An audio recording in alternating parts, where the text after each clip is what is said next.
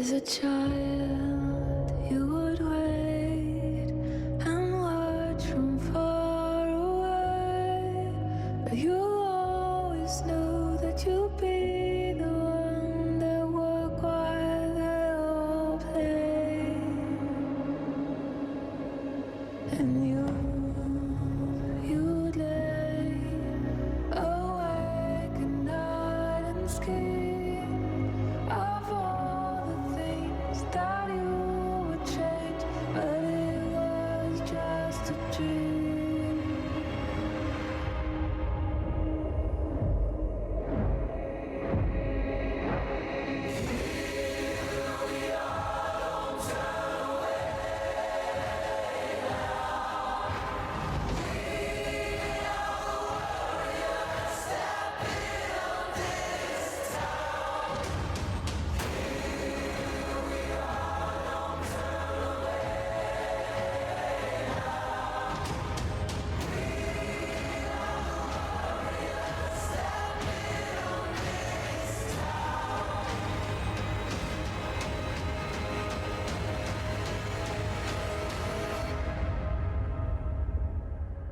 From dust.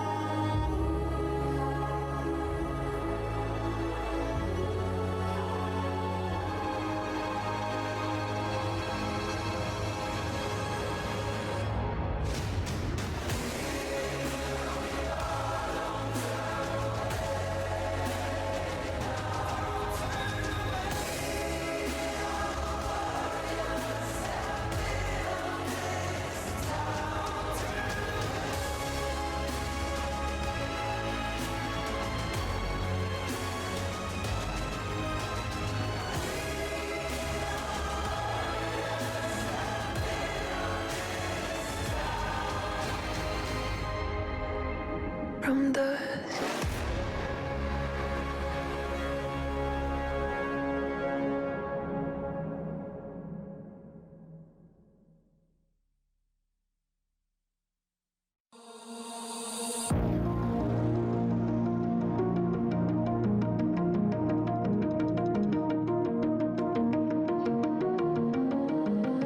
What are you willing to lose? You cover your wounds, but underneath them a million voices in your head that whisper, stop now. Another twist of the knife, turn of the screws, it's all in your mind, and it's fighting you on yourself. The storm is coming. Wow, kid, what you gonna do now? It's your reflection looking back to pull you down. So are you gonna die today or make it out alive? You gotta conquer the monster in your head, and then you'll fly, fly, Phoenix fly. It's time for a new empire. Go bury your demons and tear down the ceiling, Phoenix fly. And now you're playing with matches, come out of the ashes underneath you. A million voices in the crowd, they're screaming, stop now. Well, let them swallow the pride, you're turning the tide to true believers. Got them in the palm of your hand, you're playing God now. What you gonna do now? It's your reflection looking back to pull you down. So are you gonna die today or make it out alive? Gotta conquer the monster in your head.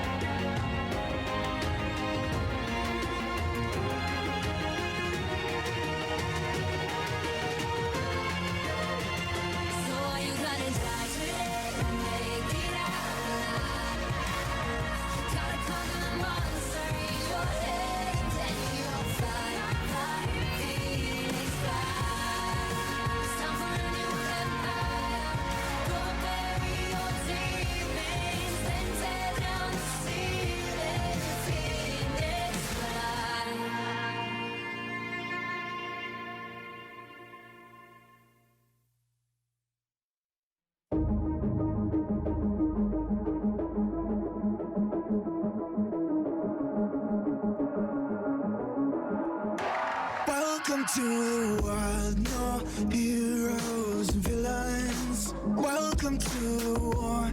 We've only begun. So pick up your weapon and face it. There's blood on the ground, go and take it. You get one shot to make it out alive. So higher and higher you chase it. It's deep in your bones, go and take it. This is your moment, now is your time. So prove yourself and rise, rise. Make them remember you. Push through heaven. Rise, rise. They will remember you. Welcome to the climb up, reach for the summit. Visions brave that one false step lead the end. So higher and higher you chase it. It's deep in your blood, go and take it. This is your moment. Take to the skies, go. Prove yourself and rise, rise. Make them remember you. Push through heaven. Rise, rise. They will remember you.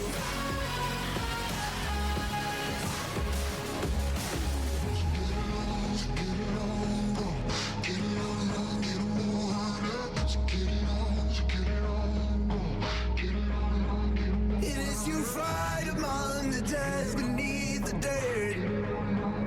What do you know yet? What do you want it? And when the giants call and ask you what you're worth, what do you know yet? When you die, prove yourself and rise, rise. Make them remember you. Push through heaven. Rise, rise. They will remember you. Prove yourself and rise, rise. Pick up your weapon and face it.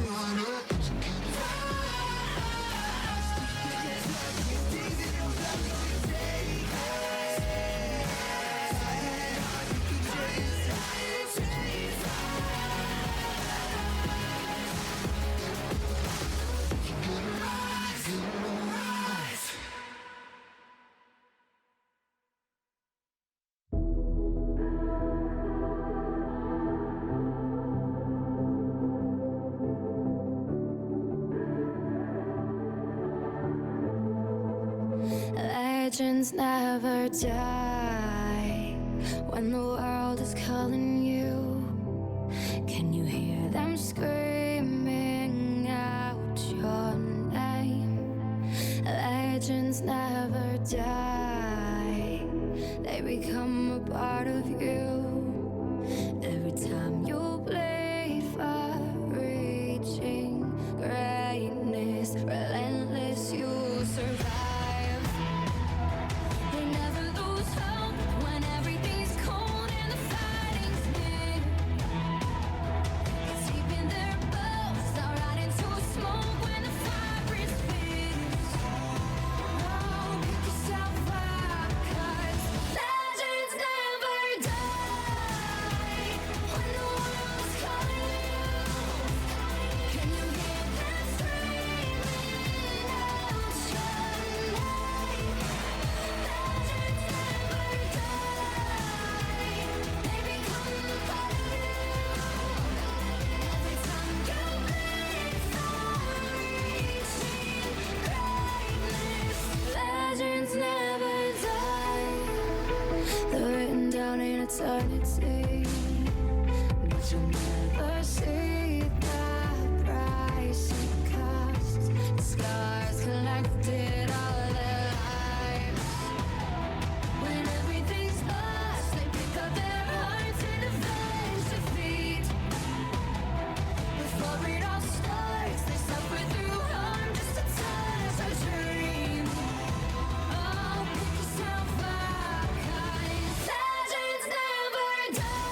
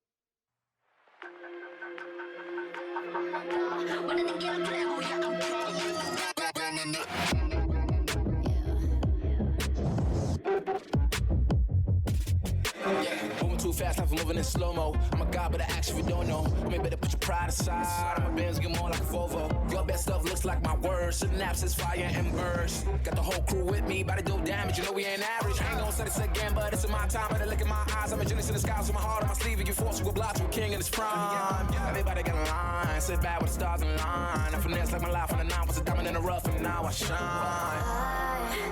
No one could stop us, they'll try, but they won't. Nada nos puede parar.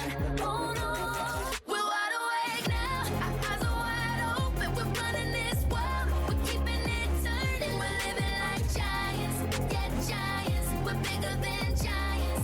We're giants. Oh, sleeping giants. Sleeping giants. Yeah, shutting it down. Been in the grind, and my people all up in this place. Spinning this thing, go to my rank. Royalty up in my veins. I'm loco, think I'm so cold. I say something, ain't no going back. Now they ask where Kiki's at. I'm like, you can't hang with that. 쏟아져 빛이 멀게 된 눈이 멈추지 않아. Once we go, 내게 더운 멜로 모든 배 빨리 달려. 넌 못 따라와. True damage we do it. True damage 보여줄게. 뭐든 쉽게. 이기든 지든 my crew make the beat fall.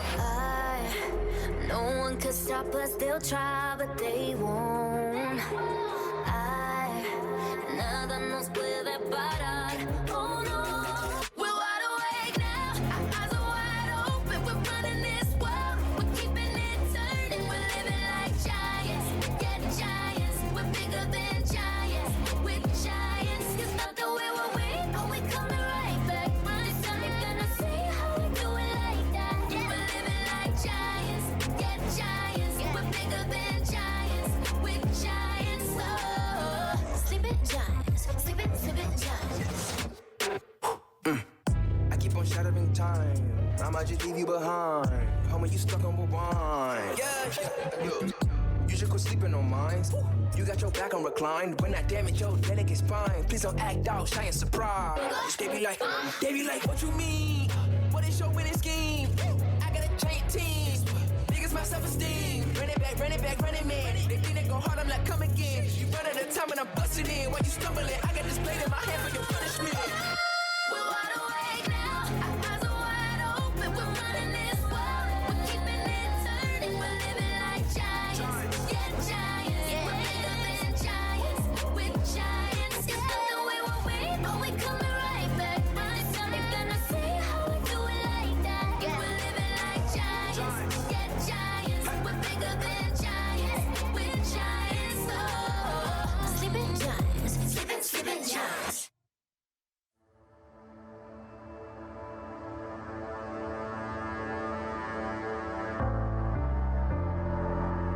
The night beckons while you dream.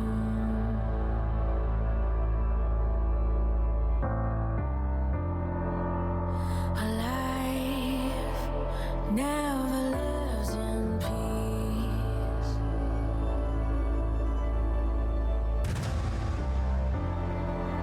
As you stand upon the edge, woven by a single thread,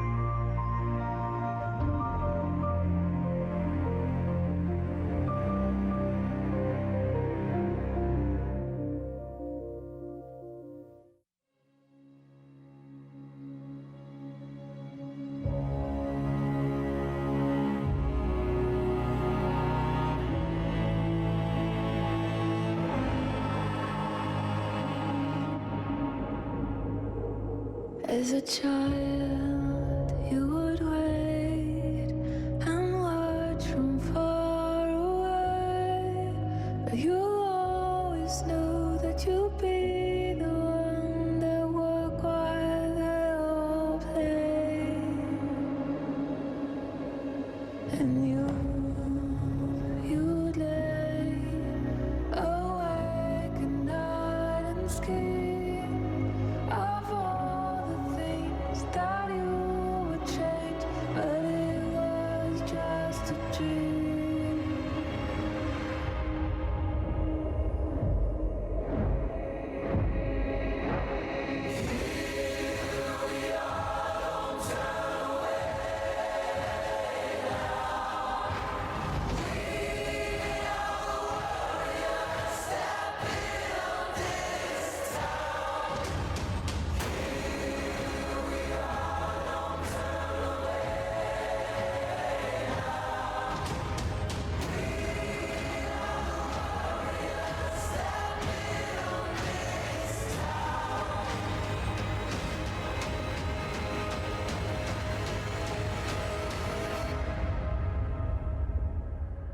From dust.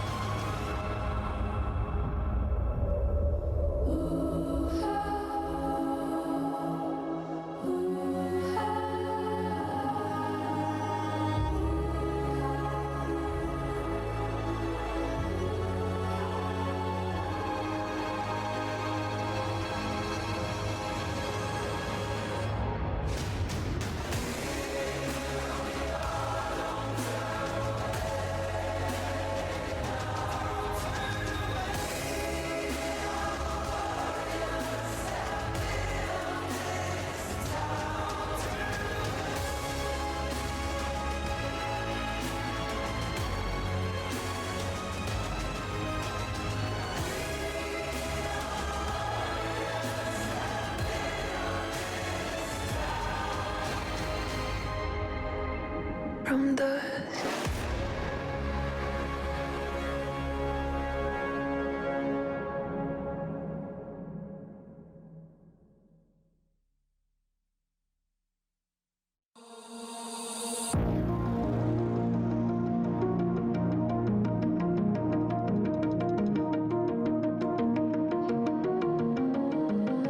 What are you willing to lose? You cover your wounds, but underneath them a million voices in your head that whisper, stop now. Another twist of the knife, turn of the screws, it's all in your mind, and it's fighting you on yourself. The storm is coming. Wow, kid, what you gonna do now? It's your reflection looking back to pull you down. So are you gonna die today or make it out alive? You gotta conquer the monster in your head, and then you'll fly, fly, Phoenix fly. It's time for a new empire. Go bury your demons, then tear down the ceiling, Phoenix fly. And now you're playing with matches, come out of the ashes underneath you. A million voices in the crowd, they're screaming, stop now. Well, let them swallow the pride, you're turning the tides, true believers. Got them in the palm of your hand, you're playing God now. What you gonna do now? It's your reflection looking back to pull you down. So are you gonna die today or make it out alive? Gotta conquer the monster in your head.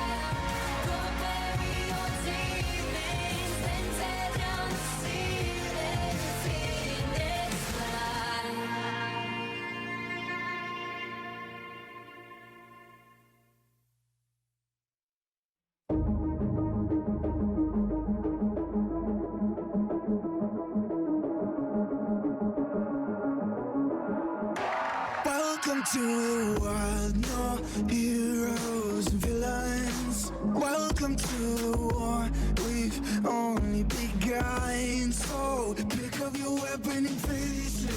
There's blood on the ground, go and take it. You get one shot to make it out alive. So higher and higher you chase it.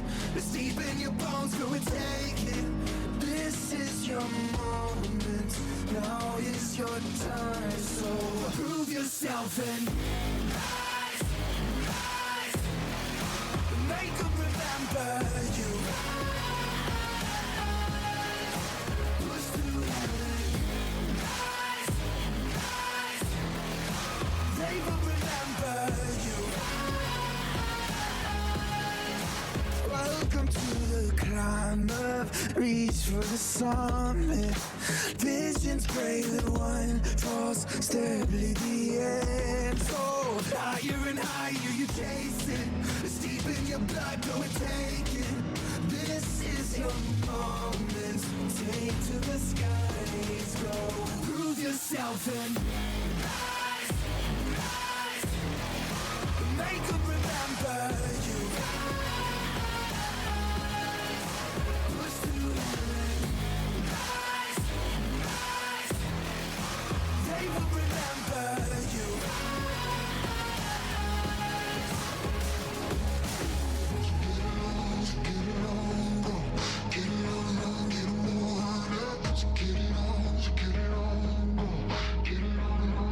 It is you fight among the dead, beneath the dirt.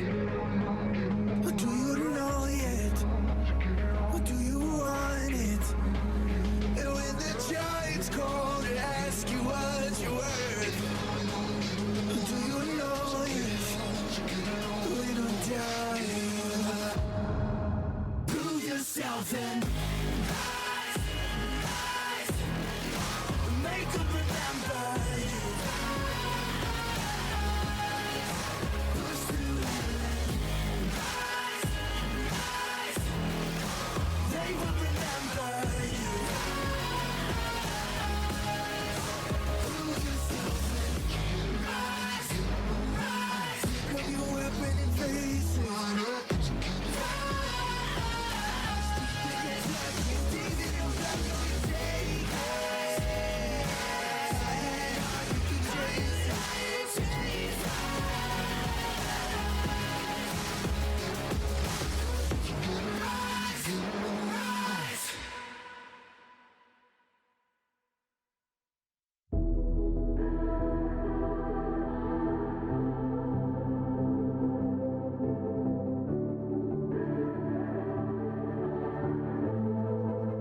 Legends never die when the world is calling you.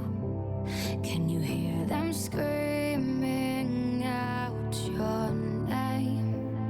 Legends never die, they become a part of you. Every time you bleed for reaching greatness, relentless, you survive. You never lose hope when everything's cold and the fighting's near.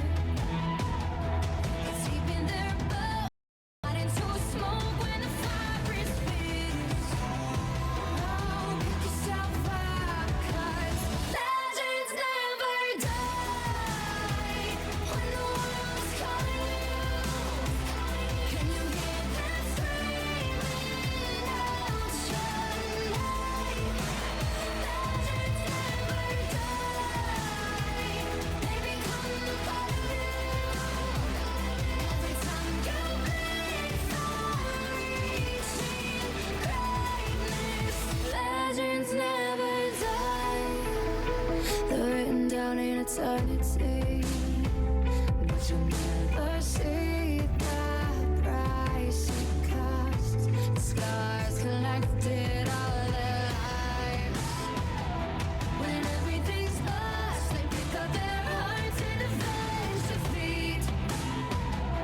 Before it all starts, they suffer through harm just to touch our dream. Oh, pick yourself up, 'cause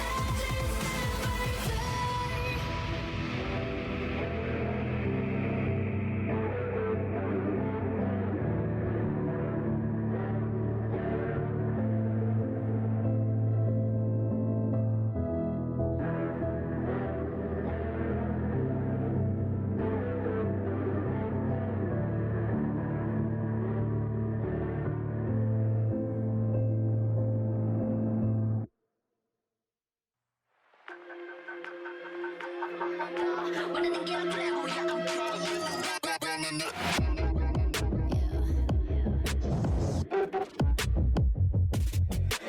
moving too fast, life moving in slow-mo. I'm a god, but I actually don't know. Maybe better put your pride aside. My bands get more like a Volvo. Your best stuff looks like my words. Synapses, fire, and burst. Got the whole crew with me, about to do damage. You know we ain't average. I ain't gonna say this again, but it's in my time. Better look in my eyes. I'm a genius in the skies with my heart on my sleeve. And you force to go blind to a king in his prime. Everybody got a line. Sit back with the stars in line. I finesse like my life on the nine. Was a diamond in the rough, and now I shine.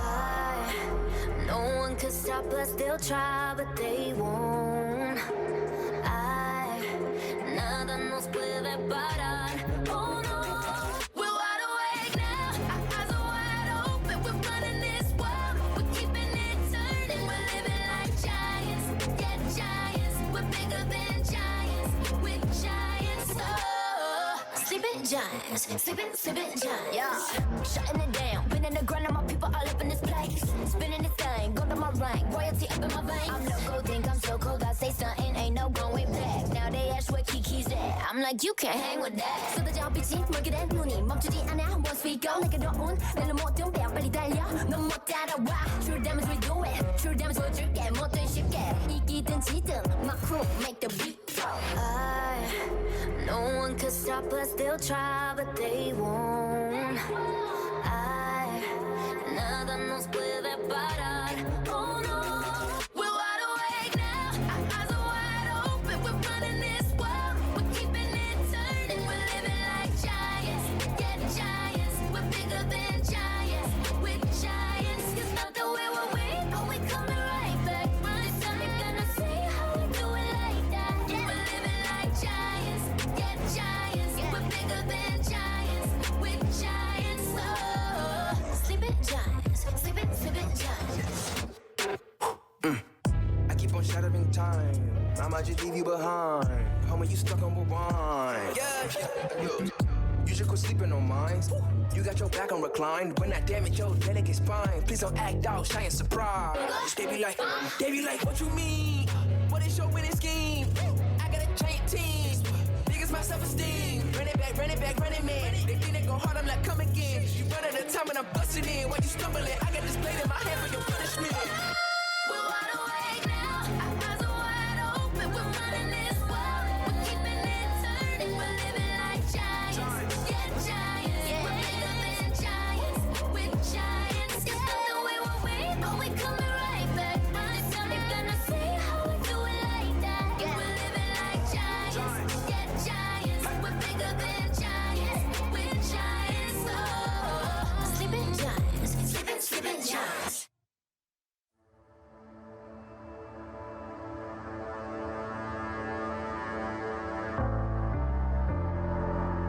The night beckons while you dream.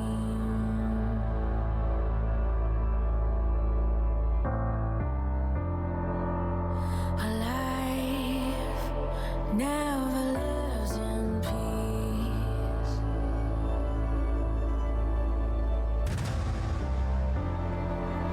As you stand upon the edge, woven by a single thread,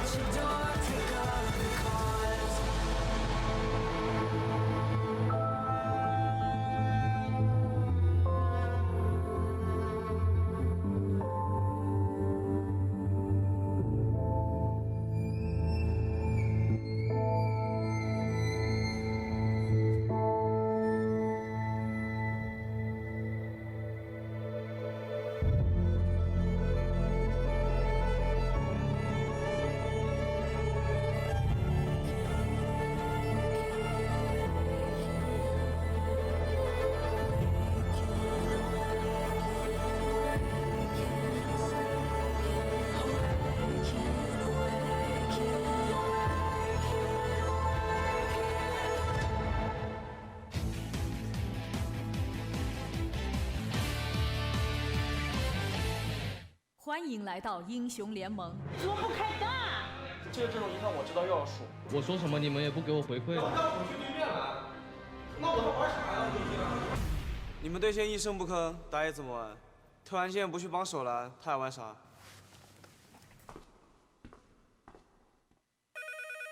喂，老板。哇，他最后一盘又没放大啊！这个人应该是思想出问题了。我没骂，我上局就没骂他，不过这一局还是有问题。你为什么不放大招啊？F4也不放，大招也不放，什么情况？对面 F4那一波第一的是我他，你为什么不放大招啊？死了放个空大，下个也放空大，我的钱死了也不放大，干嘛呢？我们以前九筒第三路在我们野区，他为什么要去他的呀？下路一直叫我去，我怎么去啊？别人一直进我野区。虽然说心里面很不爽，但找不到什么反驳的原因。入选这次奥斯大，我是非常激动的，我也会在这个舞台上证明谁才是世界第一打野。其实我最近就已经开始看其他赛区的决赛了，研究一下 MSI 的对手。我觉得厂长还是应该多去研究一下 MSI 的对手，还是少研究一下我们。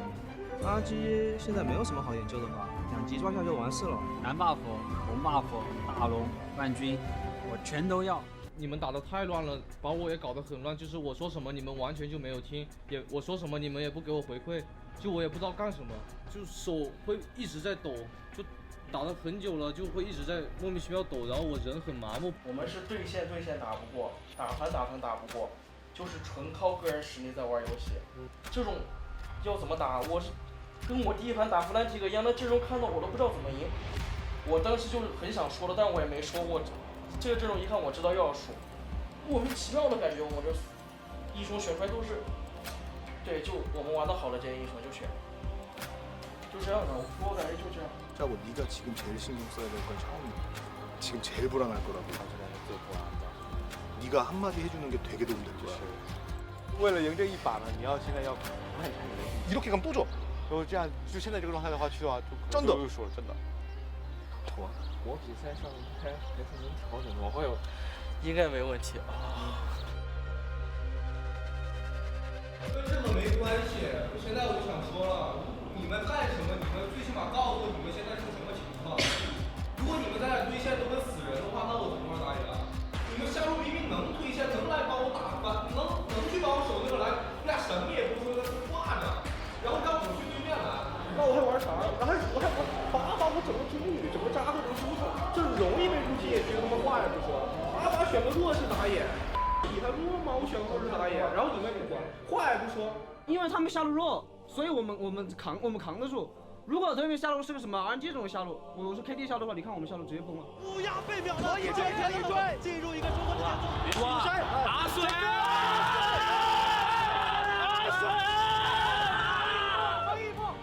一波！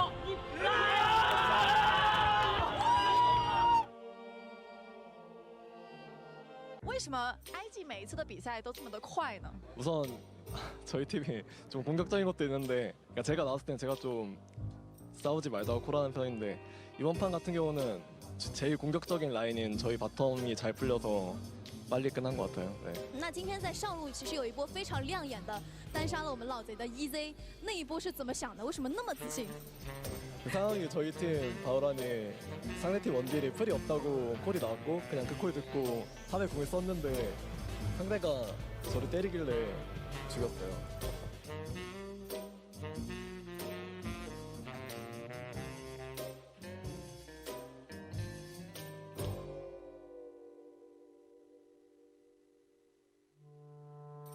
Fnatic 有一个发了一个看抽签的视频，他们抽到你们的时候是很高兴的，大家一起都笑了。Fnatic 笑了，虽然笑了，但是我们笑得更开心，只是没有拍出来。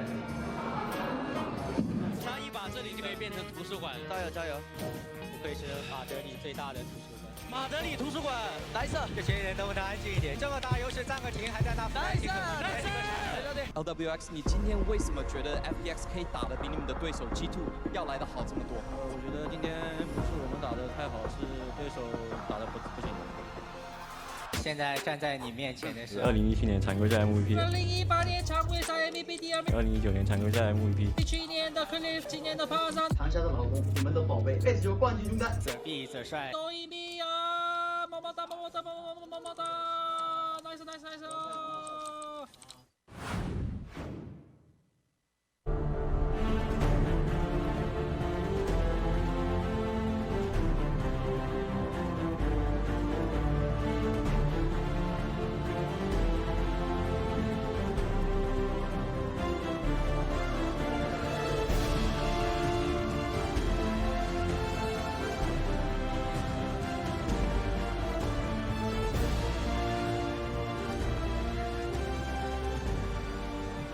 辉煌 LPL 冠军奖杯时刻已经来到，让我们掌声欢迎 RNG 卡萨。好了，观众，欢迎来到虹桥天地，在这里为您带来我们19年的第1场较量。Tom 呢是第1次参加我们的揭幕战，而 IG 已经是第7次了。IG 号称我们的揭幕赛之王。是的。LPL 和耐克正式建立长期战略合作伙伴关系。这个也是 Mako 在决赛上拿到了4000次一个助攻，是 LPL 历史的第1。就这个数据也可以体现出 Mako 已经在 LPL 已经打得非常正式了。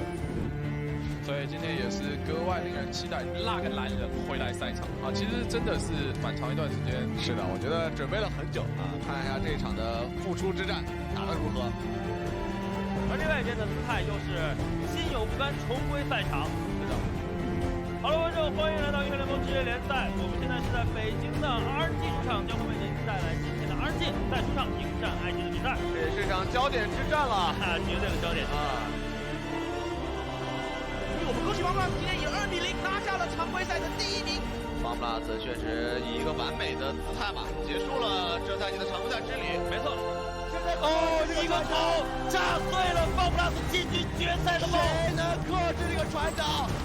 对于FunPlus来说很可惜，他们季后赛就只能止步于此了。好的，我们的决赛已经开始，IG 对阵京东 Gaming。那么，到底谁能够成为新王呢？没了，你杀得了1个，杀得了2个，但是顶不住第3个。恭喜IG拿到了他们队史上的第1个 LPL 的冠军，而且是以这种绝对碾压的方式。我的天哪！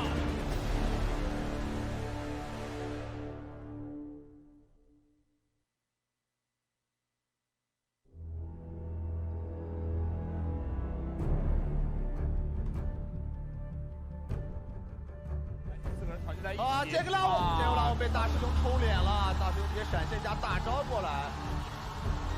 哇，最终我们恭喜 Team Liquid 在季中冠军赛的淘汰赛3比1战胜 IG， 这才是竞技体育，这才是电子竞技所代表的。因为电子竞技不是比大小，不是纸面实力，而是看发挥、看决定、看结果的。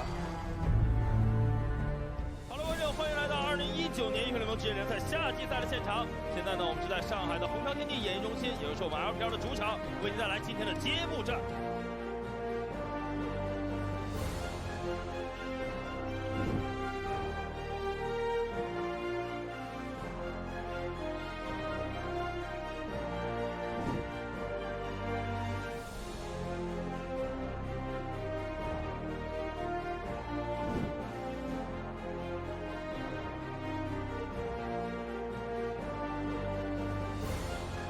从今天开始 ，FB 的生涯结束了，严俊哲的生涯开始了，谢谢大家。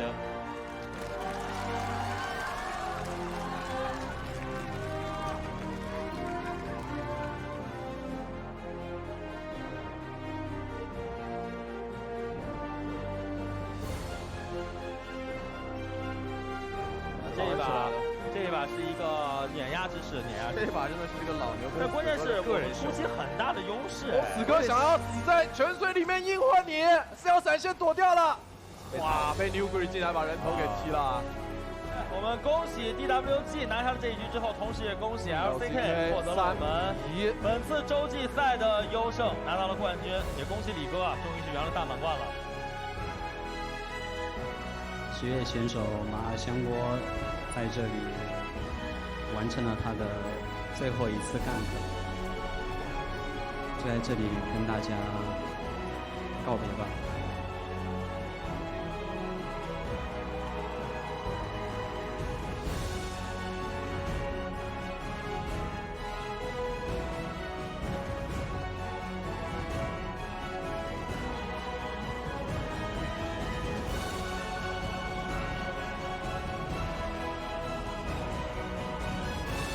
无论如何，我还是很喜欢 DMO 的。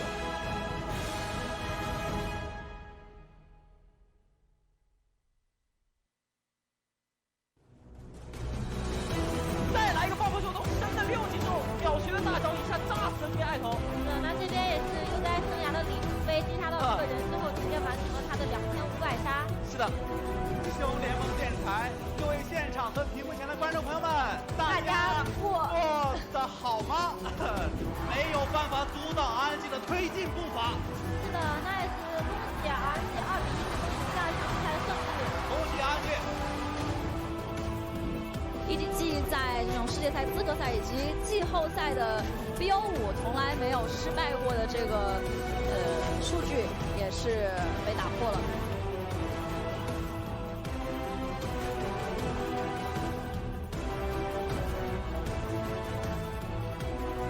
这把比赛应该是要结束了。恭喜 FunPlus， 现在对于他们而言是不是已经锁定了第1名了？对，那也恭喜 FunPlus 再次锁定了我们的常规赛第1的头衔。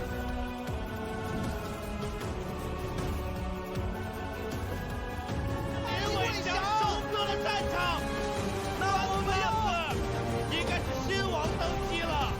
凤凰传奇，凤凰传奇，今天也是打破了他们的队史吧，算是。是的，这个夏天我们见证新王登基，帮了3比1战胜 RNG， 同时也拿到 LPL 赛事的1号种子。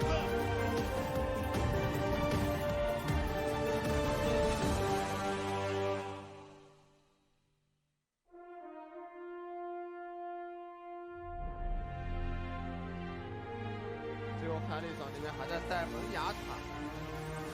这把比赛应该没了。虽然极度不愿意，但是恭喜 Fnatic。对于 RNG 来讲，他们遗憾地结束了本次2019传统总决赛的旅程。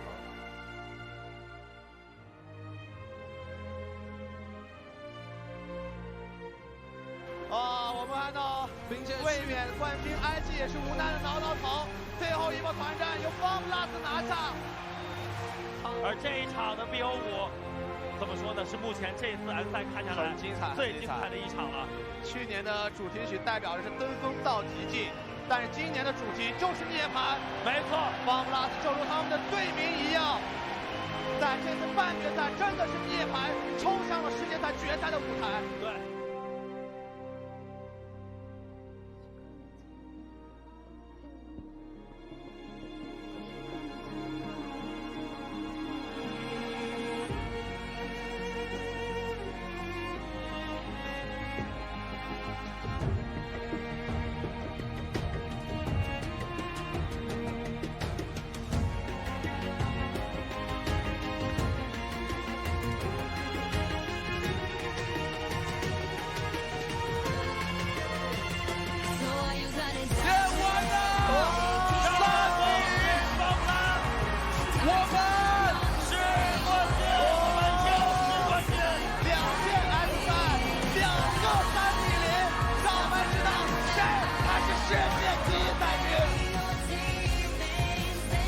我们是冠军！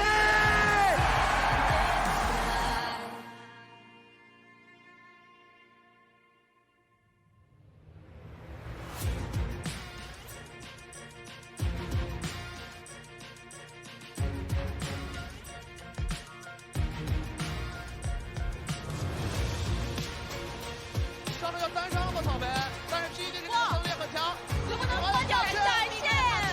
抠血，我的青春没回来。踢屁过来的等，踢过来的。哎，现在轮到 UZI 了，闪现撞墙了。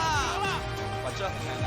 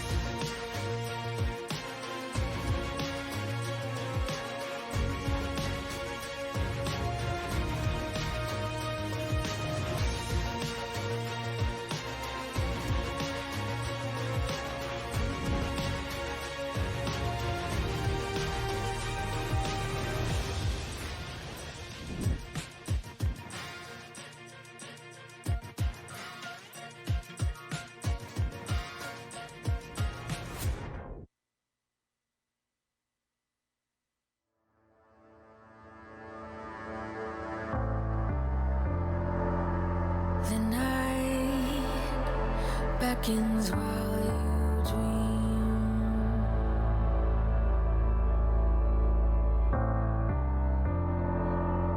A life never lives in peace.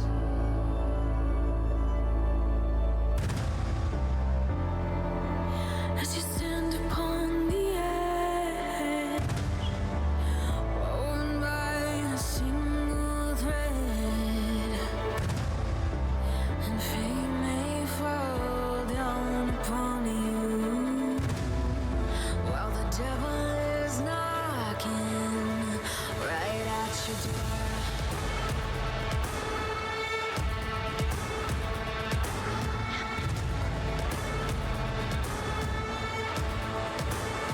So are you restless?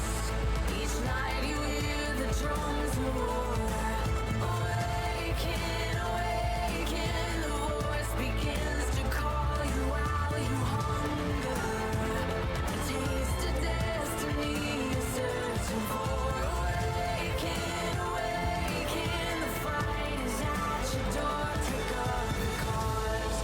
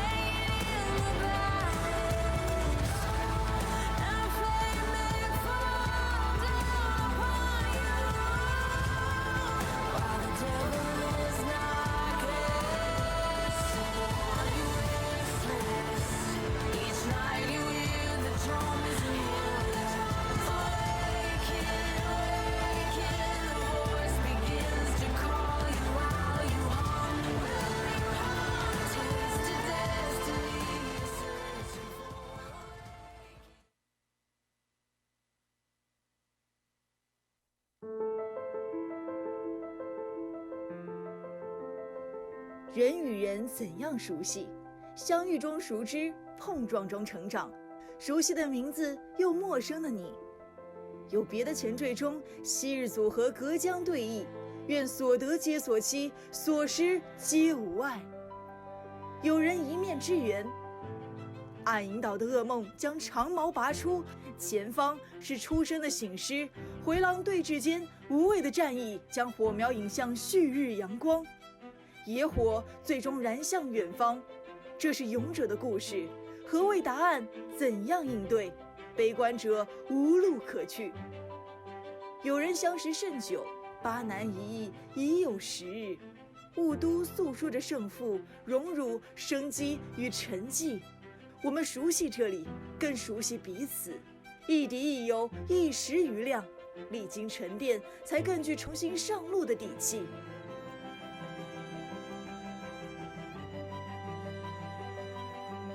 LPL， 我们永远相携。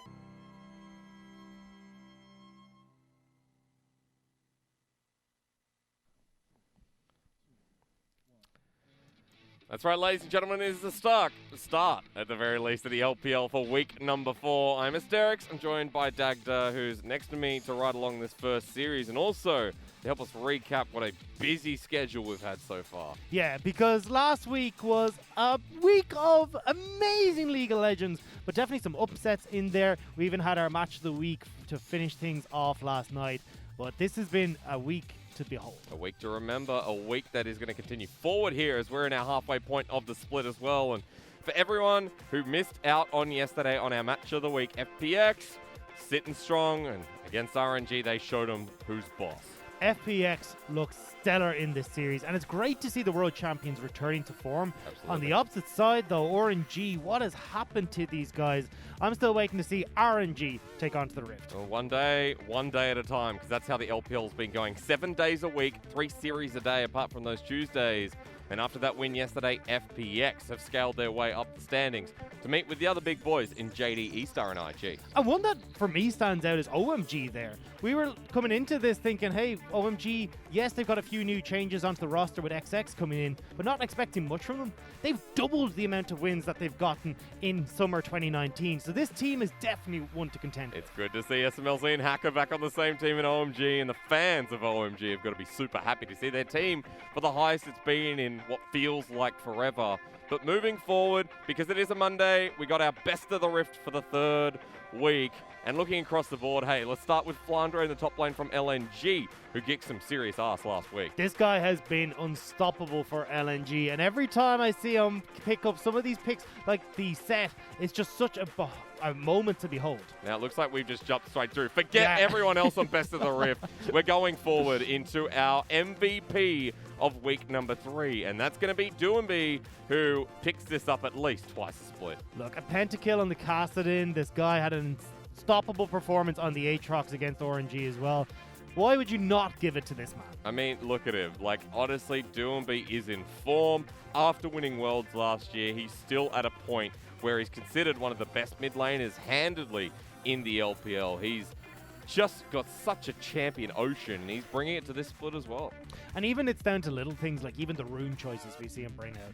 Halo Blade's Corki, it was Conqueror Rumble before this as well. This guy likes to define a meta of his own and bring it out, and nobody really knows how to deal with it because it's not what you're used to. Not even people like Xiaohu yesterday. So congratulations to Doumbé, and congratulations to our best of the Rift. We apologize, we kind of skipped past that one. But into today, Top Esports and DMO will be opening up week number 4, followed by EDG and Vici Gaming. But later on, our second match of the week, back-to-back here. First versus second in E-Stars and IG. I'll be watching that one from home, but I will have my eyes glued to my screen for E-Stars and Invictus Gaming. This is where we will see if E-Stars' Cinderella story can continue, or if the behemoths of IG can close that story before it begins. At the very least, they will still be second. 6-1 to start off the split is such a good start here for E-Star, and they're looking already like a playoff team. A win here against IG would cement them as a top 2, top 3 team moving across the rest of the split. But that's E-Stars IG. That's coming up a little bit later. Top B Sports and DMO is where we begin our journey here today. And Top B Sports, you know, against IG last time around was a bit of a bloodbath. But for those who haven't been watching people like DMO, I mean, they've had a bit of a struggle coming into the split. 1-5 start, and Dominus Esports were known as the LPL champions last year. They did make it into playoffs in spring, and ever since we've seen them falling downhill. And we expected so much of them coming into LPL 2020. They brought in Natural in the top lane, and we thought, okay, this guy can put on a carry performance. This gives a different identity to the team. But unfortunately, we haven't really seen that come to fruition. No, we haven't. And of course, remember that it was Natural and Chung Hong balancing the top lane role in that top side. Is DMO, it is a question, isn't it? What has happened to this team? What has happened to our LDL champions? Because they brought in Xie. That was such a big move. And everyone was like, wow, this team just got upgraded. We thought they were going to get upgraded, but Xie hasn't fixed the holes in the play. Natural has been taking a lot of resources in the top side, whereas it seemed like Chang Hong was just happy to be that weak side top laner. And unfortunately, despite Natural picking up these carry champions, hasn't had the performance that we really wanted to see from DMO's And top let's lane. quickly touch on Xiaopeng, because Xiaopeng was a top 3 jungler for me in spring last year. I believe Clement as well, to clarify, did really rate this jungler. And Itong, now known as Bless, as he will be starting in this first game, is a bit of a variety change, but it doesn't add confidence to me on this roster. And even swapping out Natural as well. We've got Melody now coming into the top side of the map in this game, so I'm looking to see how Bless and Melody pair up against, or with each other even, because they played on the LDL together. You're bringing in this new style, and how does that refresh DMO coming into this series? We will talk a lot about Melody coming into this one, because this is the first game we've seen him here, and coming into the main roster for the first time as well, because he played on the LDL for a couple of years in Dominus Esports Young / Sino Dragons LDL team as well. So it's curious to see why the change comes in now, but let's pause on DMO for a second because we just threw them in a hole and left them there. For Top Esports, are we throwing them in a hole? What are we doing here, Dagda? So, Top Esports for me is an absolute conundrum because when we looked at this team coming into it, it was the best mid-jungle duo that we were coming into LPL 2020 with. These guys were bigged up, they were talked about, but that's not what we've seen out of these guys. No, we really haven't. And look, it's a bit of a story, Dagda. You're the one telling it.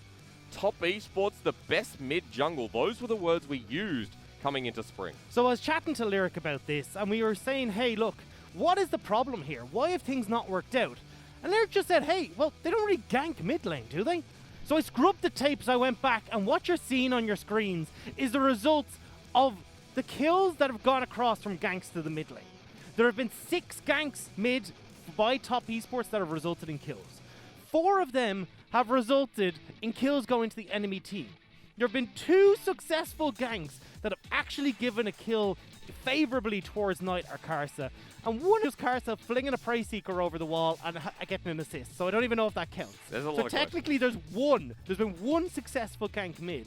And how the hell is that the case coming from the best mid duo the LPL has ever seen? I mean, that was meant to be a question mark at the end of that as well. Best mid-jungle duo with a huge caveat to the rest of the mid-jungles we've got across the league. So while there are a lot of questions right now for Karsa and Knight, I mean, up against DMO, I think we could see an expanded Top Esports in the sense that when we saw Top very recently against IG, they did look a bit revitalized. They looked challenged. But Karsa came to the table, especially in that first game against IG, with a refreshing play style. And it was great to see him on comfort picks again, like the Gragas. This was a big one coming into me for that series as well, but we're seeing him look fantastic on it once again. So I want to see Karsa now look to impact mid lane a lot more. I think there is still hope there, particularly in this series against Xie. Xie, you can set him behind, hasn't been working for DMO, so if they can take that role away, have Knight step up, and enable still 369 in the top lane, this could look great. Simple questions for Top Esports as we look at their roster. 369, Karsa, Knight, Photic, and Chocho will be starting once again. A more experienced support here for the rookie AD carry of Top. But we look across the board, Melody making the debut top, Bless in the jungle, previously known as Itong, by the way. Xie mid, Gala and Mark are your bottom lane. Dominus are trying to refresh things here. I like what they're trying to do. The biggest problem that I see is that Melody fits pretty much the same role as Natural. So it just feels like subbing out players, but going with the same style we've already seen. Well, he's got that pocket pick and the Jace that we're talking about just before broadcast. So see what influences the pick and ban here as we go into game 1. Now, Top Esports, everyone from 2019 will remember this is a red side focused team. Running into this game against DMO, I mean, nothing's changed. So starting on the blue side here might be a disadvantage as those are 3 really unique bans targeted at DMO. Yeah, they really want to make sure DMO are not off to a good start, focusing Xie in the mid lane. And this works great for Top Esports. The reason they're a red side focused team is because they love to get Knight into that counter pick position onto comfort, and what's more comfortable than Knight on the Zoe with the likes of these other mid laners that can cause her issues taken off. So take it away from Xie, who's played less than half of the games of the regular split here for DMO. But I like this because coming into this matchup, we were expecting, okay, DMO today will start Xiao Wei. What lane are we going to look at? Is it jungle with Xiao Peng versus Karsa? I can say that firmly this series, I'll look at Xie, I'll look at Knight going head-to-head, especially with the Zoe start here. And noting on for DMO, they still don't have their mid laner selected. No, they don't have their mid laner selected, but junglers locked in on both sides. Lee Sin into Rek'Sai. Karsa will have control of this early game. Rek'Sai does wonderfully well into the Lee Sin until after that kind of Black Cleaver and stuff starts to come in. But at least in this early setup, Karsa getting control, and that's exactly what we want to see from Top Esports. And also note on the Varus there for DMO, it's become pretty standard meta for A-tier pickers. Hello, Nico. So this is a counter pick against Zoe. She does incredibly well where you can toss in the Bramble Barbs after the portal has come through, lock her up, and you've got the shield that comes through from the Pot Blossom to deny a lot of that burst damage that Zoe has. So this is now Xie saying, hey look, I can fight you on your own terms, and with Bless's help, we can look to take down Knight. And with the attack speed buffs, with the extra damage, or sorry, rather extra shield coming through, and the buffs for the Nico in 10.5, a lot of teams have been prioritizing this, so I like that people are reading patch notes in the LPL, but I also like that we're back to a Nico meta, because that means more team fighting, more erratic ultimates coming through as well. A lot of roaming potential with the Nico as well. She Very does true. quite well at pushing in off of the queue. The only thing is you are into a Zoe, so that makes it a little bit more tiresome and troublesome to get out of that lane early, but definitely keep our eyes on Xie to see if he can have that impact. And I'm expecting big things from Xie now coming back into the roster. This guy's a lot to prove on DMO. To work with the new dynamic with Melody in it as well. Now take note of the bans. Top Esports have really targeted down Chocho's champion pool. While for DMO, it's more about that top lane flex. They've got themselves an Ornn. They want to keep themselves safe up in that lane. And Melody's debut game will be on the Ram God. On the opposite side for Top Esports though, I want to see them get something that can guarantee engages here, because right now that's really what they're missing out on. Rek'Sai can't always be your engage tool because she needs the flash to get into the mix. Aatrox can work somewhat, but still needs those flank routes into the fights. So the support here is going to be the big one for me. With Nautilus gone, Thresh gone, a lot of these off the cuff engage supports we think of are gone. Leona's the only one on my mind that was left. So we just see a standard composition from Top Esports. I mean, 369 is going to have fun in that lane. We know how Aatrox goes into the Ornn. Very rarely have we seen it gone the Ornn's way. But final pick here, DMO need a support as well. The big issue that I'm looking here at DMO is how do they try and deal with what Top Esports are putting forward. If you toss out this Ram God to try and start off these team fights, it allows Photix to set up with this misfortune. Heaps of damage over the rest of that team. Xie is going to be trying to run at you to get in range of that Pop Blossom. It's going to be difficult for Gala to set up with this short range Varus. So Top Esports have this great team fighting composition that can come out in the mid game and fight against everything that DMO want to do. But I will say, I look at this from DMO and I say this is kind of like an FPX 2019 draft where Crisp and LWX would pick up the Varus Tahm Kench. The ability to dive is what the Tahm Kench is all about in the LPL. It's not to retreat, it's to attack. And Xie with the Pop Blossoms you're talking about earlier, the enabled engage that comes from DMO now, maybe there's a bit of potential there for them to stir up the bottom lane. It does also set up Bless to, if he wants to, completely ignore bottom side. Okay. The Varus wants something that can be that disengage tool or help him escape in team fights, why we often see him paired with the Braum or the Thresh, this time with the Tahm Kench. So now Bless has open season. Where does he go? Is he helping Xie in this mid lane? We already talked about great gank setup there with the Tangle Barbs. Or is it to help his old LDL teammate in the top side? Forget Ornn. No one cares about Ornn. It's 10.5. Leave him in the corner where he belongs. Let the Aatrox do his dirty work. And at least, you know, we weren't looking at the top lane here. It is Melody's start, but on the Ornn, it's like, okay, maybe we'll see what happens in game 2, unless we get to that point where he is relevant, where, you know, the potential of Bless comes into play. And if you have this Nico set up and starting to run away with this mid lane matchup, well, this is fantastic because we saw exactly what Rookie did when he got ahead on the Nico. Start roaming towards the top side, you can help out in that way. You can go down towards the bot side, and then you don't need the Tahm Kench as a setup. He can be that dive tool you were touching on. Yeah, I love seeing diving Tahm Kench. That's the aggression of it. And look, seeing yet another Varus as well.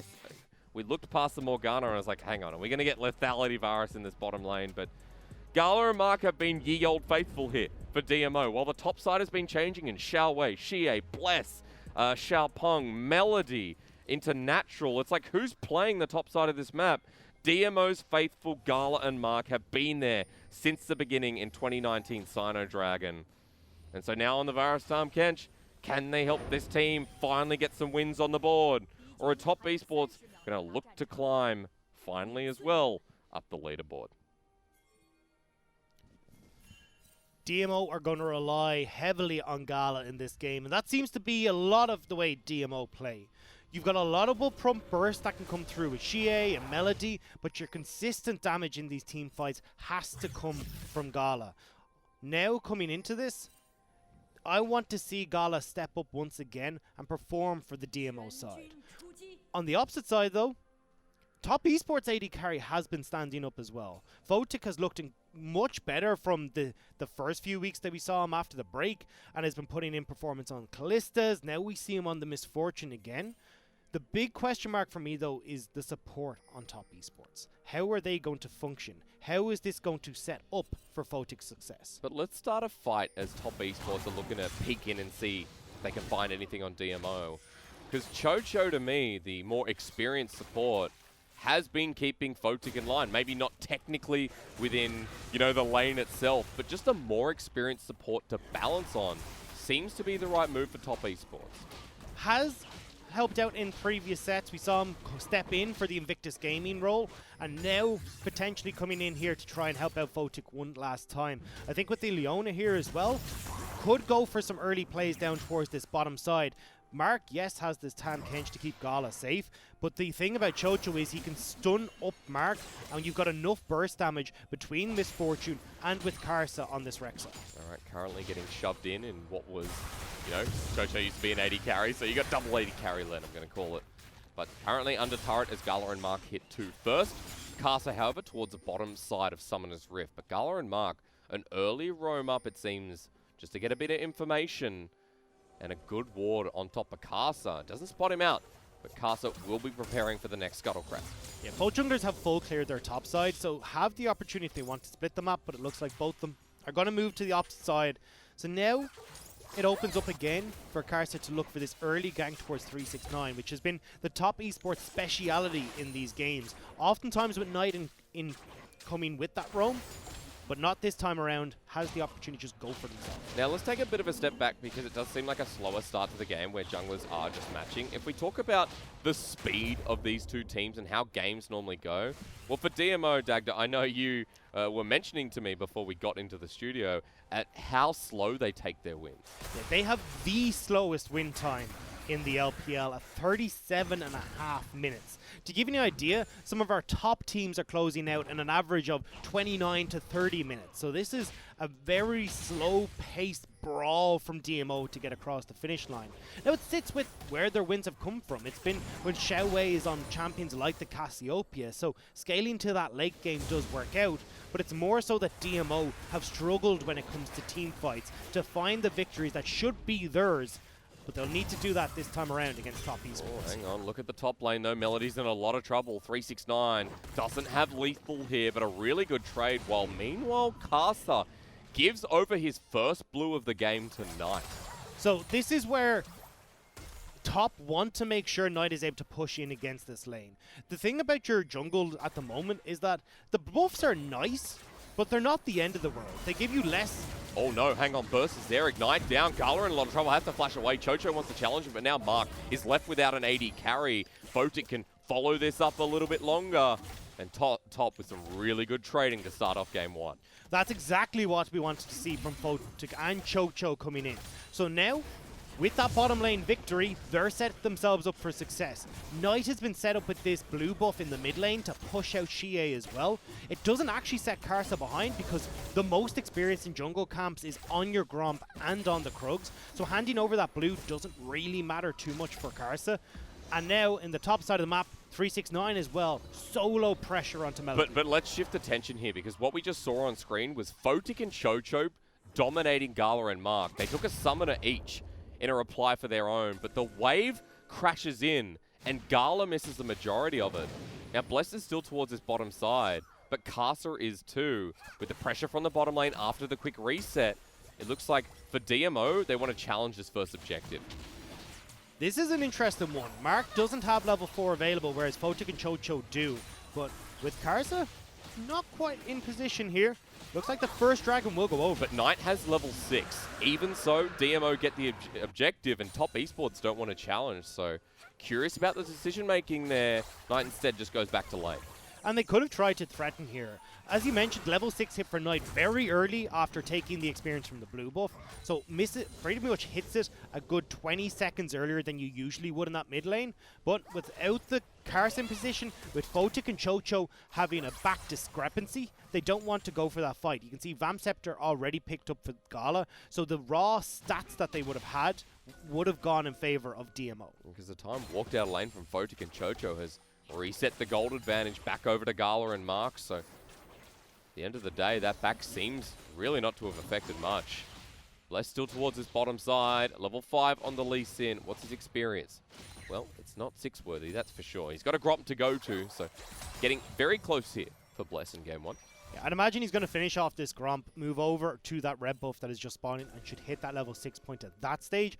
And this is where we'll see Bless starting to have more of an impact. Afraid to go toe-to-toe with Karsa just in these early stages, but now this level 6 point has been hit. This is where Lee Sin starts to win over because he's got so much burst potential with the kick Sonic Wave combo.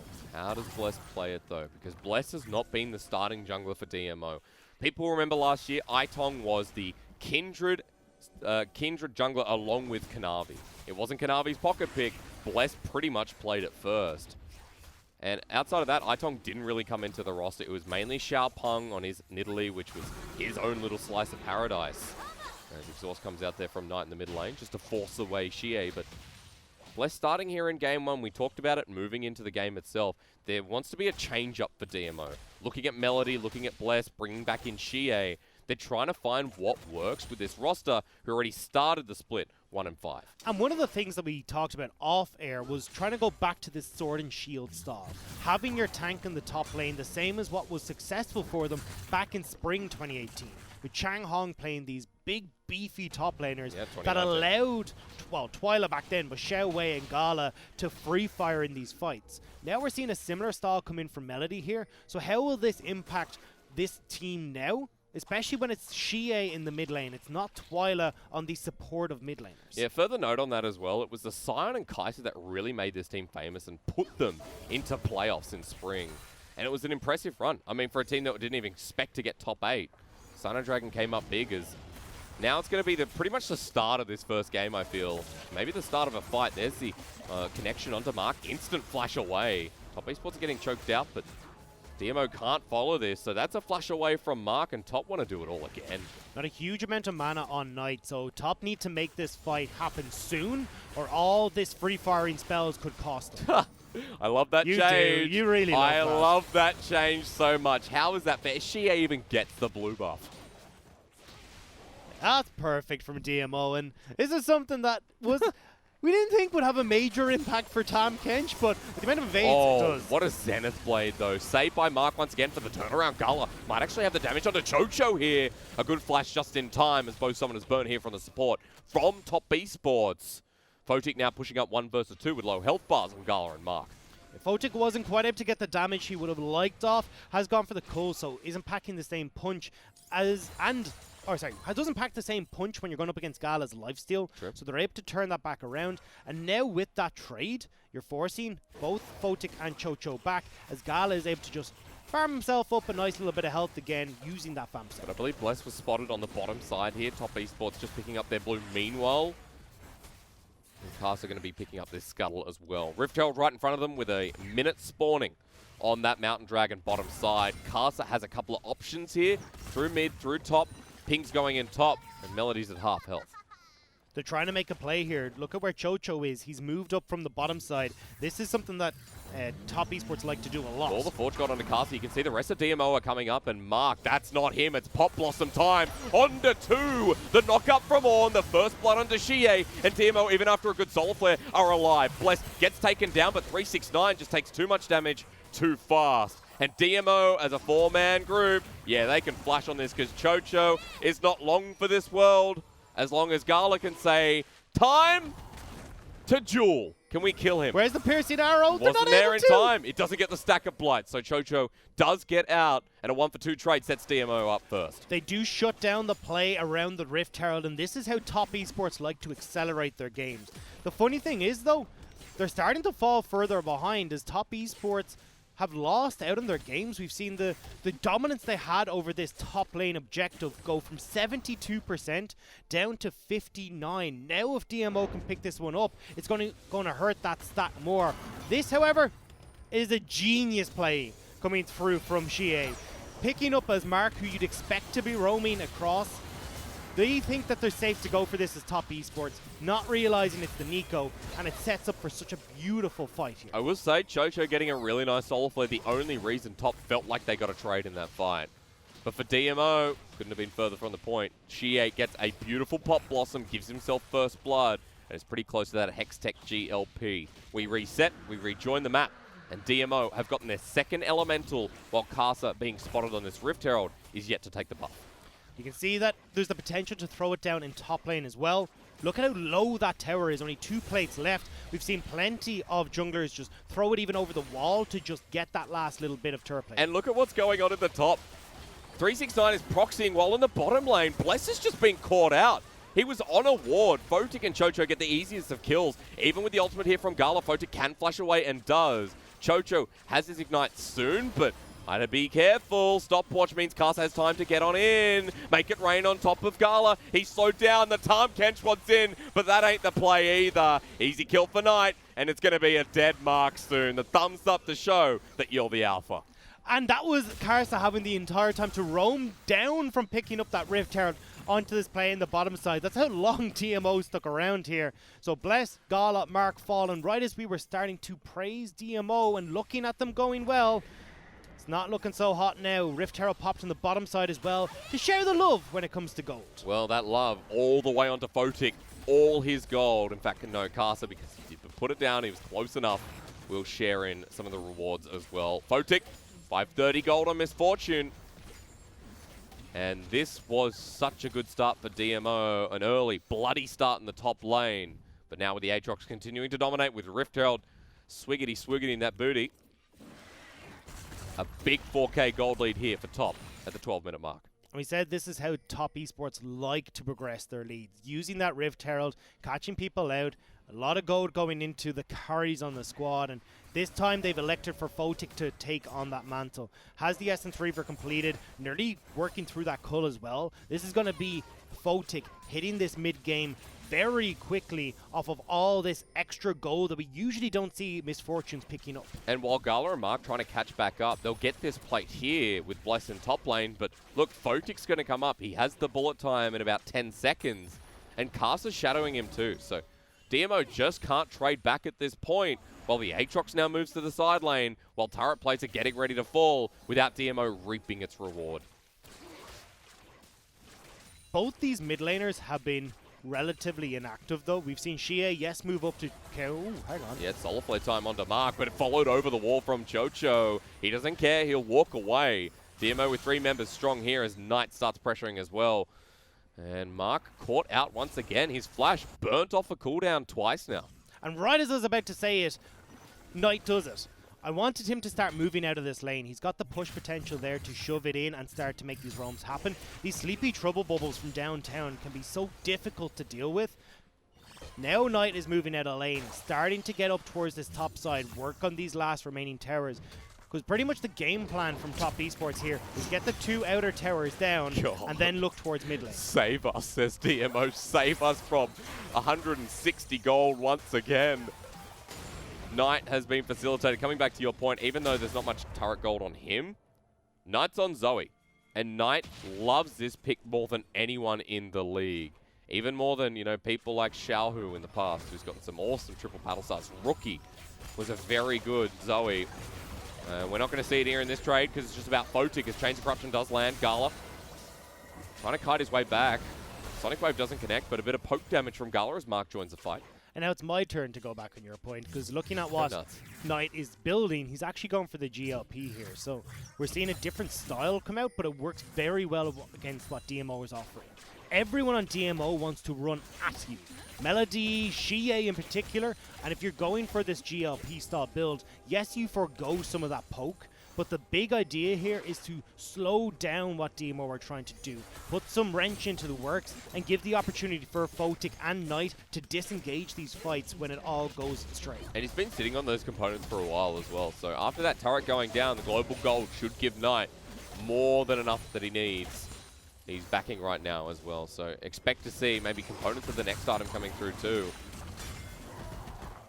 And you're looking at items across the board. Black Cleaver completed there. It's actually a proto belt, so you know what that means. We got a Lost Chapter sitting there waiting for the Luden's Echo, so I like this. He had both the components. He got himself the extra auto damage that comes through from the revolver that no one really talks about, which is huge for Zoe due to her passive. And I guess we're going to see those 2 items coming really soon now. So it looks like instead Knight is opting to just go, hey, if I can burst you out, we can't fight anyway. So looking for these poke around the big objectives like this Dragon to make sure that DMO can't set up. If he can poke out Shie or Gala, this could be massive for Top Esports. You can see it already, just making sure that they're forcing DMO back into their side of the jungle. Xie trying to be sneaky now, posing as Mark, but Caster and 369 right in front of the Dragon. They started, but they're not committing. Look at what DMO are doing. 4 members strong in the mid lane. They're going to get the shove and try and cut them off. But is Dragon still going to be there? No, it's gone. Bless walks in, has to safeguard away. Knight says, it's me, baby, as Melody has to flush away from the Soul Flame. He misses the ulti. Now he's stuck out in no man's land as the bubble is right in front of him. He has to spend time to kite away. And Photic baiting in the Sonic Wave. He says, do it. Do it, Bless. I'm big. Top Esports look to shove in this wave. 369 has already made his way down towards the bottom side. Just Zoe things apparently. Gala eaten up just in the nick of time. This is punishing play coming through from Top Esports. DMO would have loved to secure that objective for themselves because it would have set them up onto Soul Point, but this is how, again, Top Esports go focus on this top side, get themselves the Rift Herald, start cracking open these turrets, and use the extra gold they've gained to then fight for the Dragons before they become too much of an issue for them. And the problem is they just keep picking up gold. Top Esports keep harassing these turrets, getting between side lanes. And look, Bless, there's nothing he can do. Knight all over Summoner's Rift right now, and it's only going to get worse. You know he has enough gold for that Luden's Echo next back. And with Rift Herald here, really good position for Top Esports to continue this snowball. They're 5,000 gold ahead at 18 minutes. They're making it look really easy, despite DMO's early first blood. This gold lead is monstrous at this stage. We're only 18 minutes into the game, and to see a 5k gold lead is insane. Rift Herald will go over the way of Top Esports as well, which makes it far easier for them to crack open this last remaining outer turn in mid lane. And how do you try and then play out this game as DMO? You've got to be careful of Sleepy Trouble Bubbles. Karsa is acting as this mobile ward for Knight as well. Sorry to interrupt. Knight has just bought a Magi Soul Stealer off of a 2-stack Dark Seal. My man. That's what I like to see. That's confidence coming through from Top Esports mid lane. More than that, yeah. No, it's a little bit of something. He's thinking, all right. A little bit of swagger. It's going uphill from here. I mean, I was talking about it before, and we got interrupted by a fight, but Knight's priority on Zoe is amazing. He gets the respect ban from so many teams. And we've talked about it being a safe blind in the LPL, but it's just so good. He makes it look like it's a point and click. Because speak of the devil, one ult misses, the other doesn't. The bullet time comes through onto Melody. Chocho runs on in, and Bless gets the remainder of the ultimate as in comes Caster and 369. That was the Zoe AoE. Mark's like, I'm here, I'm pretending to be a Tahm Kench, but you know that Mark's already flashed away. Caster's going to get slowed on down. Good tangle barbs here from Xie. Caster will get caught out. Good for DMO. Top still haven't picked up their killers. Bless with a kick flash to pick up Knight, but he's out, he's in, and he's back away until Xie says not today. Smacks him down, and DMO have won the fight for now until they get Xie in the end. An even trade, but for DMO, who was so far behind, that's not bad. It could have been a lot better, though. Very split calls coming through from DMO. They didn't know if they're going on to Chocho. Knight was there as well, caught up in the Call of the Forge God. And we'll get it now in just a moment on this replay. But strange fights coming through from DMO. It did work out for them, but still very chaotic, very all over the place. But I like it. I mean, they're just slowly falling behind without a voice, without a word. Xie comes in with a very big moment onto Casa. Now, before we do see it, I gotta say, Bless impressed me for the first time in this game. That's all that matters. I want to be positive about DMO, and I think after that play you can be. Because that should never have been a fight that DMO could win. And Top Esports at this point in the game, remember, like, you got a Zoe with Magi's. You've got yourself a almost Luden's Echo on him as well. You got a 2-item Aatrox. Like the Death Dance Black Cleaver before 20 minutes. That was completed ages ago. As well as the IE on Photic. This is where Top Esports are going to hit hardest, though. As you said, 2 items coming through for the Misfortune. We're eventually waiting on that Luden's Echo, I'm assuming to be completed by that Forbidden Idol. And you've got the Death Dance and the Black Cleaver completed. So this is really where everyone on Top Esports is firing all cylinders. DMO are struggling a little bit, though. You have got the 2 crucial glacial augment items coming through for GA, which can help in setting up for these team fights if the Twin Shadows can catch on to some crucial members. But you can see they're waiting on Melody here, who's off on the side. The Call of the Forge God available. With ult available, and he's got his 2 upgraded items. He's hit level 13. Can DMO execute this one? Gala needs to hit ult, and he does. Who's it on to? Knight. That's the big one. They get the knock up as well, and Knight's dead. For DMO, they start this fight off right, and Caster's even low. Mark lives. Melody's so damn tanky, and Bless is like, I want to go back in. They can't kill Photic, but Melody's still very healthy, and that was just so nicely done from the team fighting team. Bless has been brought over straight to the Dragon, so they will delay by 1 for top esports, but DMO will still manage to get themselves onto Soul Point, and that was a fantastic fight from DMO. The setup coming through on the Call of the Forge God was great. It had Xie there to peel for Gala in the backline as well, so the likes of 369 and Karsa couldn't threaten Varus in that fight. You know what? Our replay observers have gone for a late lunch. They thought, nah, we don't need top esports to, we don't need to give them any more replays. They've won the game. That's what they thought. But DMO with some really good past couple of fights. And give it to Gala. That man started it all. And this is exactly how DMO used to play back in their success days. It wasn't a hyper carry mid laner. It was something that enabled Gala. This is again what we're seeing with this Pop Blossom. It may not be a Zillion, it may not be a Lulu or a Karma, but still Nico fits that utility style mid laner. Big tank in the top lane. Gala onto something he can carry with. This is where DMO were strongest, and we're starting to see glimmers of that once again in this game. It's a team fighting element for DMO that has always been their strongest, and recently they haven't been playing to that. DMO have been a team that have been shut out early and couldn't find their way back in. Now bringing Bless into this game after, yes, another early game where it felt like he was shut out and caught out. It's been a really good track of recovery, and even Melody in his debut game here is performing really, really well. There was one mistake early, but since then, Melody has been pretty on point with the way that he's played this game. Is a level behind, but that's to be expected with the way that this matchup has been going. So now DMO will start to creep back in, getting control of these side waves, trying to set up for Baron. Although top esports want to get control back for themselves on this big objective. You can see a couple of cheeky wards trying to slow this game down, because we didn't really talk about like the full-on composition and how this will roll. But on the side of DMO, like they've got an Ornn, and Ornn will always facilitate that gold gap. The fact that DMO are behind 6,000, okay, that's going to start mattering less. Melody's already got his 2 upgraded items, and 1 more level, he will start being able to give that over to the rest of DMO. And it's really Gala that we have to pay attention to on DMO. We said already, look, Melody is a facilitator. Xie is a facilitator. Gala is where the big damage on this roster is going to come from. And right now, Gala's hitting his high points. Got that Gwynsu's Rage Blade completed. Can work up towards the Wit's End if he wants to just provide a little bit of escape from the likes of this Zoe. True. Or can even, if he wants to, just go, hey, look, I'm going to be free-firing onto Karsa, 369, and probably Chocho in these fights. So maybe Ruinant's Hurricane is the name of the game. Preferably, I think he should go with the Wit's End. Okay, there's the damage coming through, though, from DMO. Also, on that note of discussion, a lot of teams do pay the tax towards Zoe with the Mercurial Scimitar. So... Scimitar? Scimitar, what did I say? Scimitar. Scimitar? Like skim milk, yeah. Non-fat sword. I've been, I remember as a kid playing RuneScape, I called it a scimitar. I'm like, I see a C. It's skim. Scimitar. Oh no. Between you saying Orangine, me saying scimitar, yeah, we make a pair. We're not going to get anywhere, no. What was the one you said earlier on? Gwynsu's. Yeah. Yeah, it's not, no, I got out of that habit. Okay. That was thanks to Preacher that I started calling it Gwynsu's.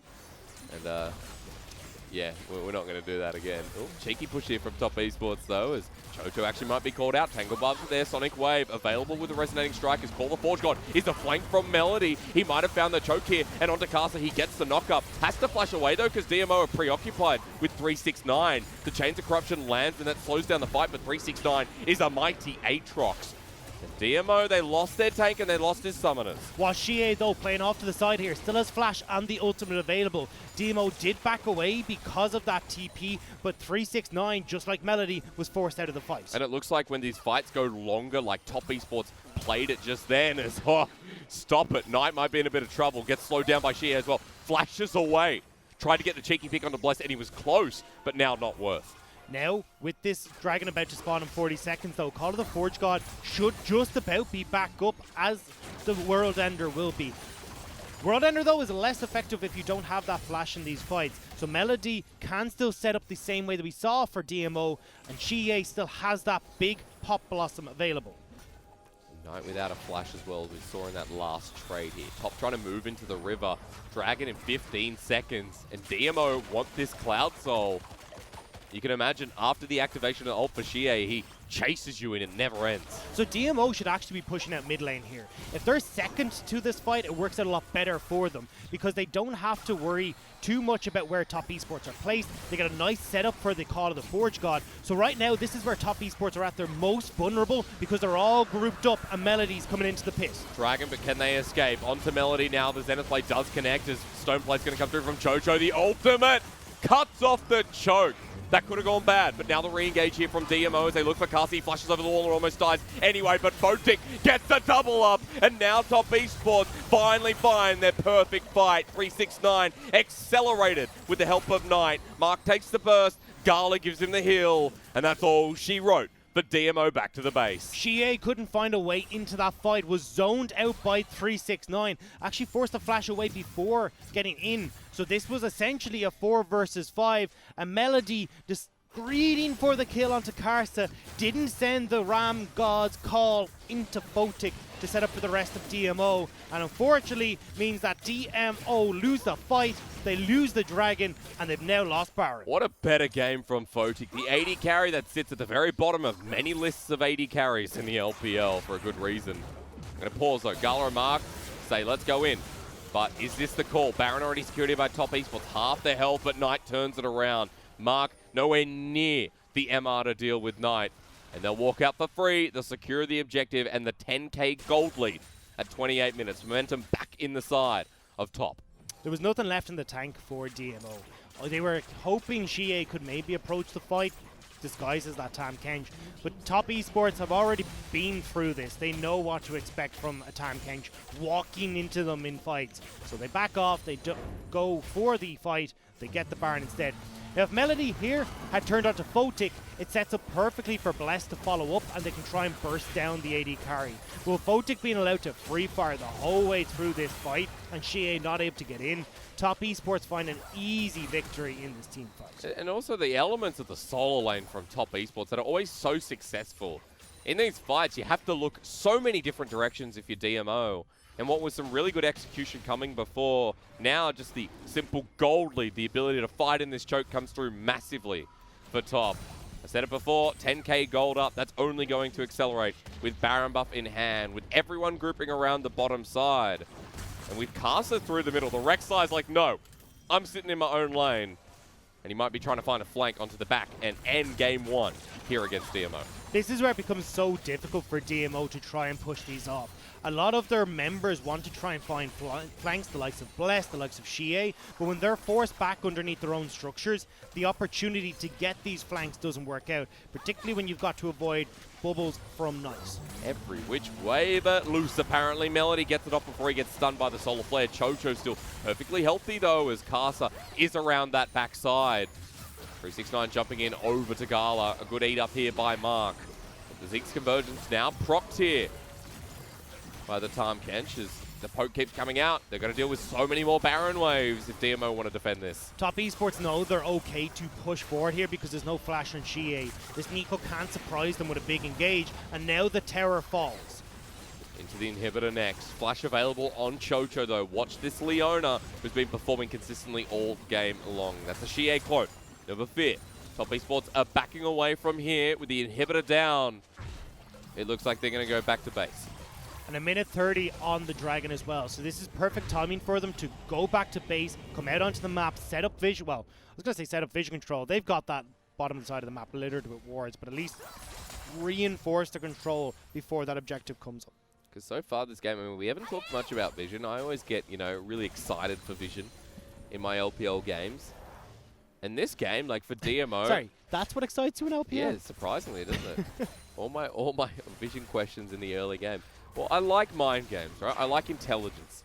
You know, I try and exert some myself, but mainly I like the player's intelligence. That's more apathetic style. And this game has been pretty good for DMO on Vision. I mean, like, a lot of teams in the past, let's use maybe LGD as an example, of the current feature gaming or past feature gamings, which we will see next series, where they've been really lazy with Vision at some of these key moments. Now, for DMO, control around the Baron area that's spawning soon, clearing out some of the Vision around Cloud so far against top esports, and even though they're in such a disadvantage, still trying to play around the gaps that they know top esports have.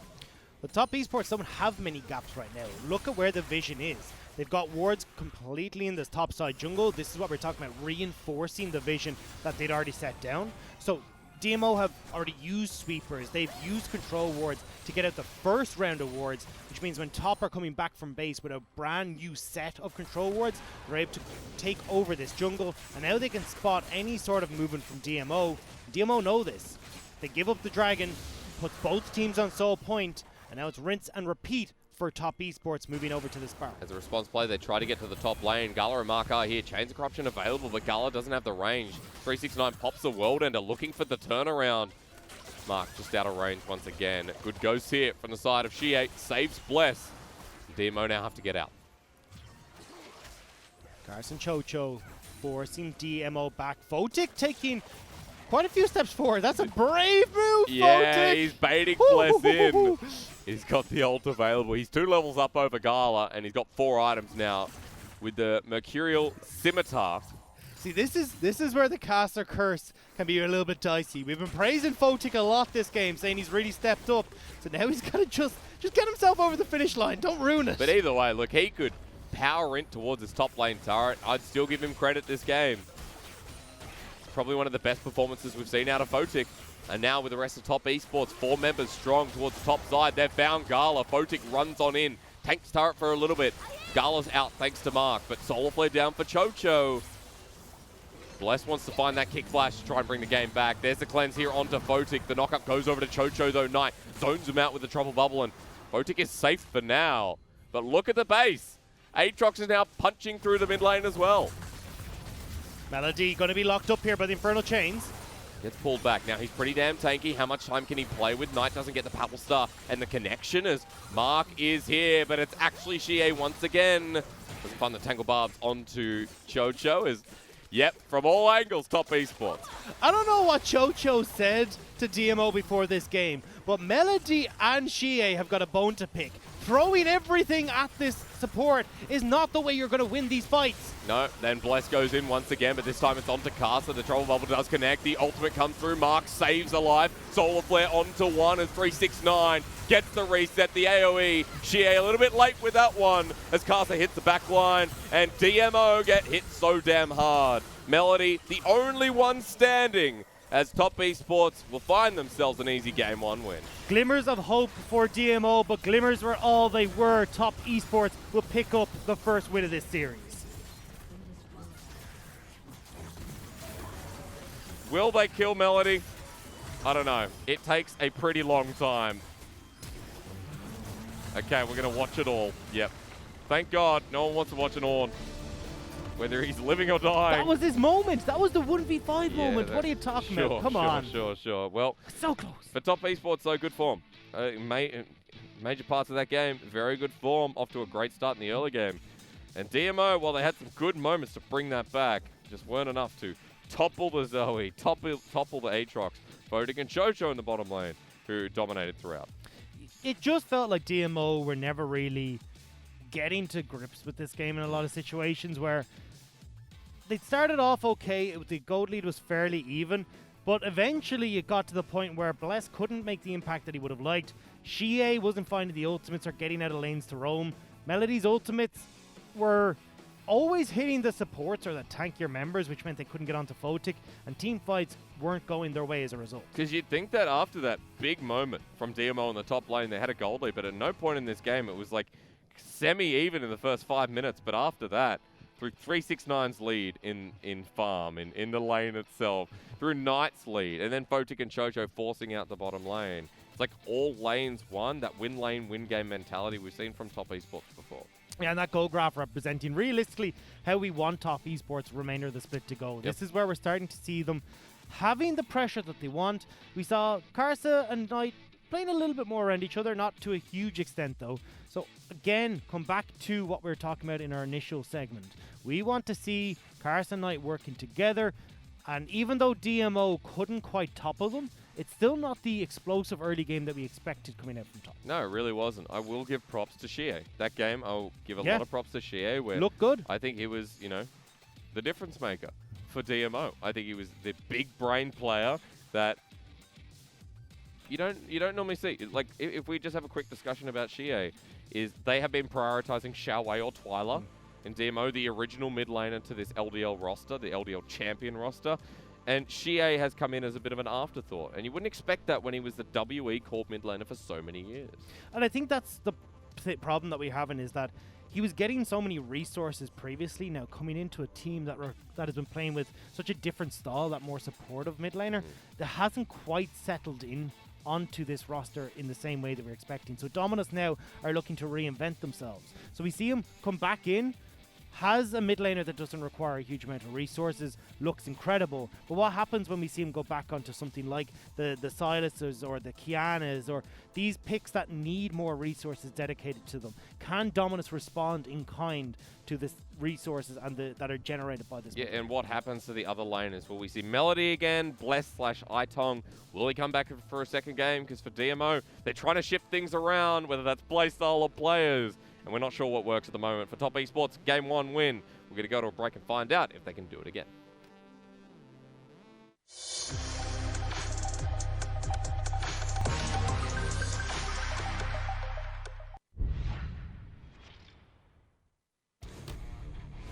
所以他也不太清楚现在是一个什么样的情况。这波真不好追，因为哎，在这里 TP 下来，闪现过去抢留人，对着两个建国大面1砍3，哇，这里感觉要打回来了呀！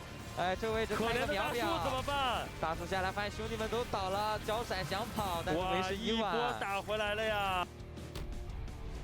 老年又想开，但勾了一下，勾了一个墙，要教阳了，这位置教阳的位置很好。直接给到，哎呦，这波直接开到川马没了。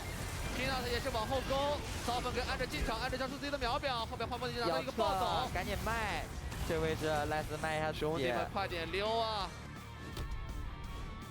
土龙魂的这个盾啊，现在泡不到人了。铲子这边往前顶，大招打了下对方的后排，刀妹进来把维鲁斯，骚粉直接被杀了。滑马这边还在打，铲子这边加里奥大招支援一下，哎，滑粉被秒掉了，滑马一直在滑。 输出位置非常好，没人能限制。现在皮纳也复活赶过来，收了一个人头，福之王拿着这个3杀，哎，要一波了，感觉赖斯活了，可以直接踢了。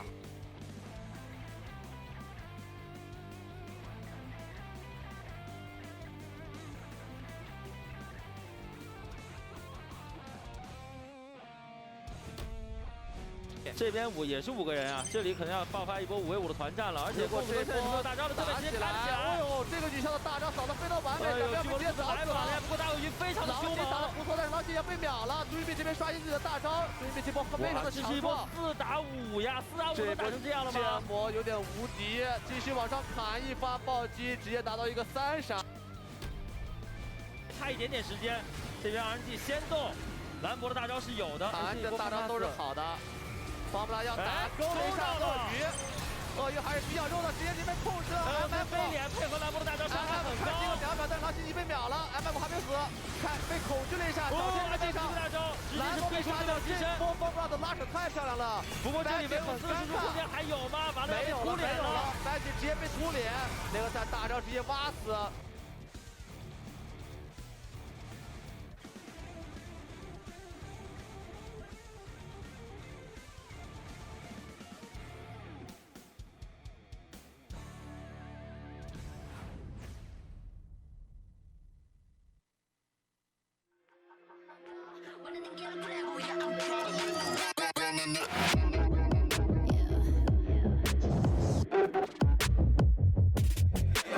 Moving too fast, life is moving in slow-mo. I'm a god, but I actually don't know. I mean, better put your pride aside.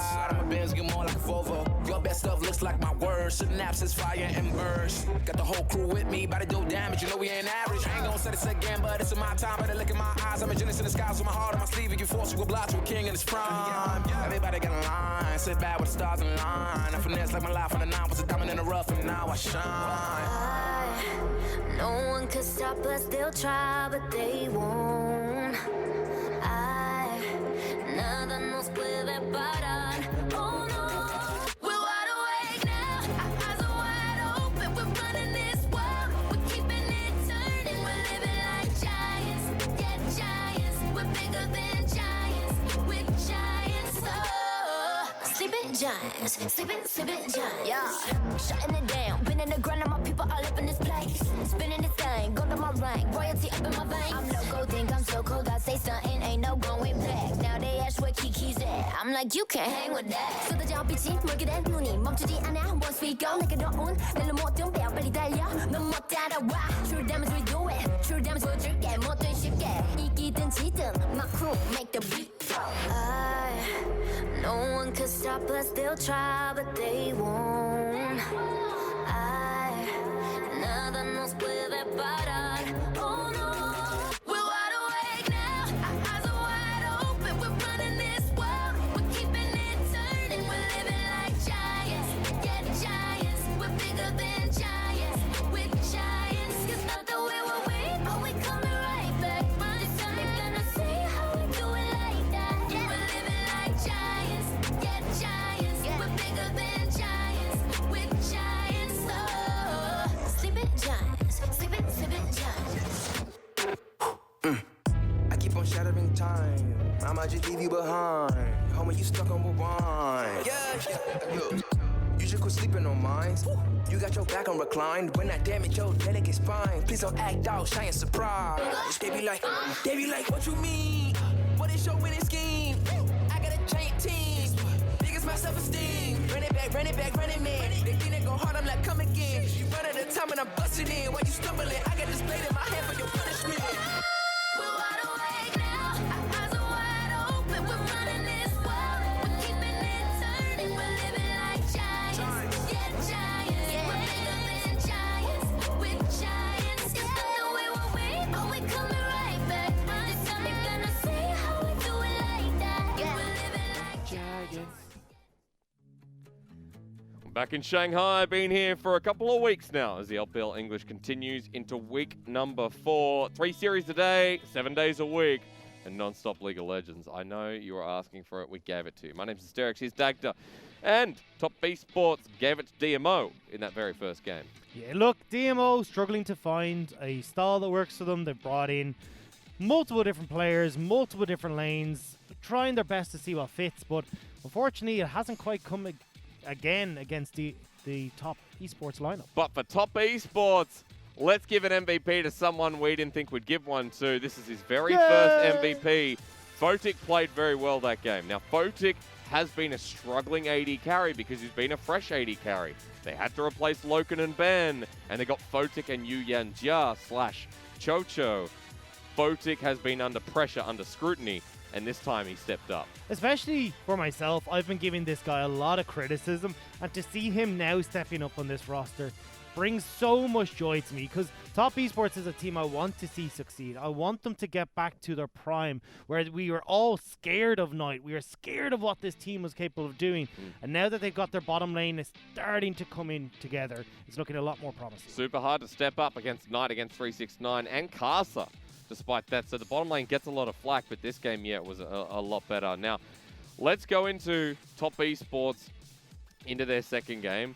This has been a roster that has been trying to get back on top, as you just mentioned there before, trying to make Knight and, you know, even 369 as scary as they once were. That was much more of a top-style game. They win lane, they snowball out of control, and they get those really, really fast wins. Yeah, and it's playing consistently towards that top half of the map, which is what we've always expected from them. Even back when it wasn't Photic in the bottom side of the map, this was the style that they went for. Doubling down on that, they're picking up both Rift Heralds, they were snowballing through the advantages 369 and Knight had gotten, and this is exactly what we expect from a roster like this. It's like a breath of fresh air. Casa coming in, your opening segment was purely about Casa and Knight not hitting that standard of the best 2v2, the best mid-jungle duo. So I guess we get a little bit of an answer towards that. Now for DMO, they're facing down the barrel of a 1-6 start to the LPL Spring. They have now put in Natural for this second game, and they've chosen their blue side, which has been more or less successful than their red. We'll have to see what Natural can achieve here. I actually liked Melody coming in. That top lane tank, I think, is something that DMO sorely miss, especially when we look towards Mark's most played is the Nautilus. 7 games on that champion. I think you need someone who's going to step up and provide that front line for Gala and Xie. But we're dealing with Bless once again, and my narrative coming in this series on the front page was Xiaopeng versus Casa, 2 of the top junglers of 2019 who have dropped a couple of slots due to both their individual performance and their team performance. Well, Bless was never really up there for me. We're going to see how he pairs this time around with Natural. Remember that Bless hasn't played the majority of this split either, so DMO once again trying to fiddle around with both their players and it seems compositions. Top Esports are also fiddling about with their bans. Last time around, we saw all that focus going to Xie in the mid lane. On the red side, though, you've got to give respect to Set. You've got to give respect to Aphelios, and it means Xie has a lot more to play with coming into this series. He does. Will there be a first pick Zoe to take, or not Zoe rather, a mid laner I should say, as Zoe is banned by DMO. Will there be a first pick towards the solo lanes for DMO to give them a bit more priority? Yes. I answered it. Yes. There will be. And it will be to Xie. LeBlanc is great here, especially when you got the Zoe banned away. LeBlanc becomes your pretty much go-to blind pick. The other one you can see a lot more over in Europe is that Syndra, but LeBlanc definitely a favorite of Xie. So no surprise that one's locked in. The up broke, don't fix it. Aatrox hovered here, and I think they'll pick up the Misfortune as well for Photic. Okay, so once again, Photic has just played lots and lots of MF. It's his main by far, with a bit of Kalista on the side. I wanted to bring up a point for DMO's draft, Dagda. Natural has been, in the past, a massive Irelia player. And we're in 10.5 with Blade of the Ruin King changes. People have opted to take Irelia on the first couple of rotations. Just saying that if you want to match solo lanes with solo lanes, Natural's a big boy. And I was looking saying, hey, the Varus is locked in. Do you know what we talked about yesterday struggling into? Is the Sejuani, which would work perfectly with your Aurelia, because Sejuani will provide that front line that DMO really need here while setting up for the Aurelia. And now we are looking at DMO going to a style that really suits how they like to play. And this is what EDG have been doing. It's been more with Scout in the mid lane on the Irelia. But this time around, Natural's seasoned champion. He's played so much Irelia in the past, it hurts. He was a top laner up there with Curse, up there with like 369, because 369 last year, that was his first year. And now we're like, okay, let's see it again. Against the Syndra on the side of Top Esports for Knight, we got our solo lanes confirmed. And as you start to scale up here for Natural as well with the Triforce, you'll be able to take over this matchup. And this is where 369 has now got his work cut out for him. But again, how does Natural play this? Because we've seen him before get these champions where he's in a good matchup. He's gotten the leads on Camille, but unable to support the team in their endeavors. Now he needs to step up. As we go into our second ban phase, though, no jungler locked in for Top Esports. Karsa's pool is going to be pinched. Yeah, it really is. Olaf has been a bit of a mainstay for him. Does Karsa go back towards his Gragas? Has been a question of mine in the past, but we still need bottom laners. The MF actually banned away by Top Esports this time around. They got rid of the center, which survived all the way to the second ban phase. So they're willing to just leave Photic the scraps. Jarvan would be the best option sorry, here. We've already got a Varus. Does good. Well, we've seen a bit of flexibility, but anyway. That's true. But with the Syndra locked in as well, I don't think we'll be moving around too much. Either way, Jarvan going to do well here into the at least early game against Sejuani. Can match the clear speed and then have these earlier ganks that can try and set you up ahead. It can also provide a little bit of a pain for the Aurelia in these team fights setting up the Cataclysm, but the rest of the team is going to have a great time against this Jarvan. Able to move around, not being locked down by the Cataclysm. DMO, this could be the composition that they've been looking for. I mean, just playing towards, you know, the solo lanes while Gala and Mark maybe sit back for a little bit until they're needed. What's going to be the support, though? Because wrongly stated that Top Esports were looking for their AD, but they were only looking for their support. And the Rakan is going to be coming through. So, Tom Kench, available. They don't want to take it. They wanted something a bit more aggressive, excuse me.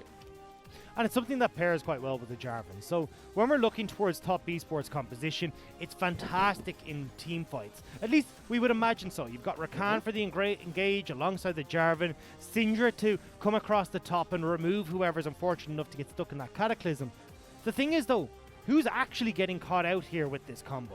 Because Ezreal's so slippery and difficult to lock down. LeBlanc is in a similar state, and Natural and Bless, they'll be perfectly fine providing a front line here to go up against what we're seeing on the opposite side. I mean, again, let's come back to the Sejuani and Irelia. The fact that, like, melee top laners are being played a lot. Sejuani's rising, really rising. Her stocks are going way up. And so there's a couple of reasons for that. So Sejuani's we got the Cinderhulk changes that are giving her a lot more damage. You've gotten the CC is giving you that extra damage on your abilities and your auto attacks, which is great for her. She's always been a jungler that is great at clearing, fantastic in team fights, which is where we're seeing a lot of our scraps happening. A lot of these games are won in team fights. So why not go back towards Sejuani if you're not going to be pressured in early stage jungling? And when you already saw the Olaf band away, the Trundle taken off the board in that second rotation, she's in fantastic slot here to take over the game. Pair her as well with the Braum in the bottom side. This is such a deadly duo. Slows everywhere, Glacial Fissure, Glacial Prison, Glacial Map. And this could be DMO's opportunity to play this game out to how they dictate and not be under any strain from Top Esports. I look at Top Esports and I say, if you're caught out, you're dead. Look at the gap close on DMO. Everyone has a dash on this team. And as we run into Summoner's Rift once again, Top just slaughtered DMO. That's your reminder. In Game 1, DMO had no say. In Game 2, with Natural back on the roster on his Comfort Camille, can we finally see that breath of life we've been asking for a couple of weeks now from DMO? DMO need coordination here, though. If they are not going in together as one, Top Esports have a huge amount of burst potential. They can solo someone out incredibly quickly with Knight, with Photic having all this extra damage coming through from the piercing arrow. So if like Natural finds his way off on the side, or you have Xie going in that little bit too quickly, this could cause serious issues for DMO's team fight. We said is really potent if they can get it right. Well, let's have a look across the board because Gala has opted in for teleport while Xie on the Ignite. So still double TP while Photic has matched the same. Electrocute on the Syndrome. No phase rush here. We got some serious kill threat in that mid lane. Oh, look towards the bottom side though. I see a cheese. The Observer has not. Observer! Let's go. Never mind, we're leaving away. Well, that was anticlimactic. I mean, Bless was nearby. If they go in for that, I tell you what, Top Esports going to get the surprise of their life. Yeah, not going to be able to go for it. So DMO and Gala, or DMO's Gala and Mark will make it safe to lane. Karsa opting here to split the map. So trying to give a little bit of help towards 369 in the top lane. So in the beginning, Aatrox, once he hits that level 3-4, will start to control this matchup because he's able to just poke so effectively. Natural doesn't have a huge amount of ability to move around here. Natural is going to walk away. And of course, going into this game, we talked a lot about the condition of Bless and Natural pairing up. So I like this for Top Esports. Suddenly it's like, okay, you got to focus the bottom lane. Could be an opportunity here for Bless, but at the end of the day, Natural on that island for now. Natural will also have spotted with that ward the direction Karsa was coming from. So Karsa was coming from the jungle of DMO. So I think Bless should realize here, hey look, my blue buff is going to be gone, but not wanting to go over into the enemy jungle to steal away their own blue because of how much push potential Photic and Chocho have on the bottom side. Top Esports could collapse super easily and was afraid of Karsa running straight from the blue buff to his own blue buff and securing that and taking a fight against Bless. You see Bless now moves towards the top side of the rift. Getting the scuttle here will put him back in a bit of favor towards this top side of the map. Going to be no spotting of Karsa. All of his camps are gone on the top side. By the way, Karsa now has 3 available As triple buff about to be coming through. Now, Knight got the first blue buff of Caster's last game. The opportunity to do that again is right here. And I think it would work great in this situation as well. If Xie is forced underneath the turret, it provides the opportunity for Knight to get out of this lane. And I think that's where we're really going to see top esports start to shine. Scout of the Week not going to connect. Good trade here from Xie. Gets the electrocute proc off, but this wave is just going to be pushing up against him. So you can see Knight actually heading towards this blue buff. We're doing it again. No, he's backing. Give him the blue. I play mid. You need your blue buff. Take the blue buff. But a bit of extra XP. I mean, at the end of the day, like if we look at it strategically, Casa now has extra bit of experience. He has a full camp to clear, while Bless is committing towards the top side. So Bless wants to try and make this play alongside Natural. The stun is available for Natural if he can land it. Yeah, but look at the distance that has to be closed. Natural still with a good bit of trading up here. And Conquerors starts, so 369 stops. You can see already Natural starting to take over this lane. This is why the Aurelia is such a strong pick at the moment, is into the Aatrox. Now, once they start to get that level 6 available, Natural will be fully in control. You can even see a very defensive build coming through from 369, opting for the Grasp with the Undying. I was going to say, that's a really different Aatrox. So the reason is so that then you can get a little bit of that health back in these short trades that Natural will be looking to go for. At least gain some back alongside your normal ability to heal up as the Aatrox. Wouldn't be surprised to see Natural seeing the Grasping the Undying and again going against Aatrox to pick up an early Executioner's Calling, but wants to actually rush straight for that Blade of the Rune King and just look to dominate this lane instead. Super curious because with the Conqueror, the ability to early skirmish, the healing that comes through from Aatrox, not going to be there, but Casa, meanwhile, is going to be starting up this Dragon. Infernal to kick us off of game number 2. And Bless is down here, but the push in mid, once again, where Knight is winning by about 5 CS, means that Casa can do this for pretty much free. There is no hope of DMO attempting to go against this. We said it already. Sejuani likes to be in lanes. Oh, hang on, nice. Hang on, that's Ignite down. Cleanse is going to come through. Knight is epically low. Xie hit level 6 first. He stayed in the wave, and he punishes Knight walking back to lane so carelessly. That's a big mistake coming through from Knight. Forced to burn his cleanse, and as Bless is about to hit that level 6 point, this could be a setup for a DMO to punish the top esports mid laner. Bless close. Halfway to level 6 right now. Going to be going towards the top side of the jungle. Caster's going to meet him though. So both junglers are about to come face to face. And the wards are here as well. So the second Bless hops over this wall, everything will be revealed to top esports. Pings are there now. Caster's already in the lane. The Vanguard's edge. Natural takes the first turret shot. Bless can't get in. Ult for nothing. Caster just throws his flag. Xie was moving up, but wasn't there in time. Now, Chocho. This is the power of Ezreal to sit in a 1v2 while the support starts to roam, but the poke comes through from Photic, so the trading is still there, and the turret plating has already been taken. Now that Gala's leaving, even with TP, this is a big dangerous start. This is the problem with the Ezreal and the Braum lane, especially when you're going into a Rakan who's got that auto attack distance on Mark. You can punish Mark every time he tries to help push out this wave. Photic has much better push potential because you can pierce him arrow through, force the lane underneath the turret every single time. And when they've been able to spot out where Bless has been, and they know that Bless can't really go for these early ganks because he's afraid of where Karsa is, they're given the opportunity to play aggressive. They've gotten 2 plates already, but Karsa wants to make top lane under his control. Now that he has level 6 as well, Natural doesn't have the Vanguard's edge. The flag and drag immediately hits. Flash is there for Natural as well, and it comes through. 369 flashes first, and Natural now has to burn his. A summoner for summoner as the ult finally comes through. Very disjointed from top esports though. Natural is playing incredibly far back, and for 369 to burn the flash to get it out of Natural. Oh, hang on. Okay, still no ult for Natural at half health, but 369's backing away. Glacial Fissure off the wave experience now available, but another stalemate in this top lane again. Look, they've gotten the flash. Maybe they can make something happen. Personally, Bless trying to go for this more babysitting stall hasn't worked out. We already said, hey, look, Knight burnt this cleanse early on. Why not make amends? Come in from Xie here, get a gank towards the mid side when you know that Natural is safe. Instead, backs up. Okay. Well, Knight has no mana. He's trying to force Xie out of this lane so he can back. But with Carson nearby, you know, maybe something could have happened. Bless now shadowing this lane as well. And Bless has had a pretty good read of where Carson wants to go across the map. We could just be at another stalemate. Yeah, Bless has gone back towards the Raptors. They're not looking to take this fight.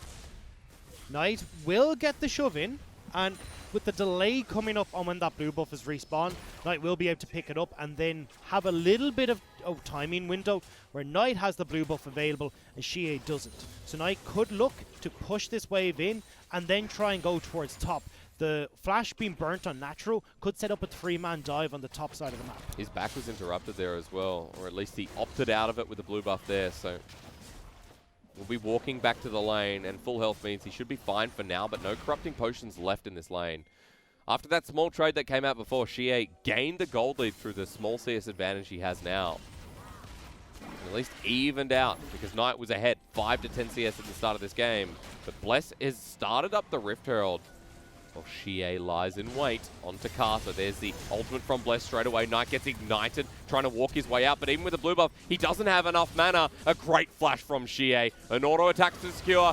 First blood again for DMO's mid laner. He won't find Carter, but will Chocho find him? That's the real one. And that's a return kill for Top Esports. They knew Knight didn't have his ultimate.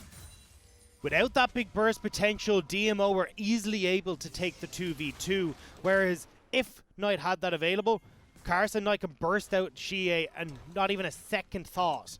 Now though, the advantage goes over, but with Chocho on the roam, they managed to turn that back around. Bless though will still be happy to turn back towards this Rift Herald and pick it up for himself. Yeah, that means that lane in the top lane could be next here for the side of DMO. Let's take stock of the game after that 1-for-1 trade. 500 gold on the side of DMO after giving first blood to their mid laner once again. But look at the top side CS advantage, 100 to 81. We'll take a bit of a flashback though, because Xie started this one off. Xie played this incredibly well. Dodges away from so many abilities from Karsa. And even the flash here might have been a bit unnecessary, but it doesn't matter. It gets the job done. And then trying to stay around long enough that, okay, I can get out of this Cataclysm. But doesn't spot Chocho coming in, and they manage to pick up the kill for themselves. Rift Herald crucially is in Bless's hands. I want to see this go up towards the top side. I love, just sorry to interrupt, I love that, like, in that last fight before we continue forward, that Xie played with his clone. Like, the clone was the one moving, pretending not to hear him. And Xie got caught anyway.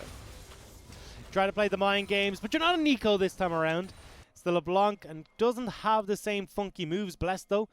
Just called it. Want to see him use this in the top side. 3 plates gone already. Xie and Bless are here, and this gives the goal that you want to Natural. So Natural now is in a state where he can take over this side lane, especially with this extra gold. Now getting the turrets down. Blade of the Rune King will be completed relatively soon, and after that, Triforce underway for the top lane Aurelia. That's 800 gold into the back pocket of Natural.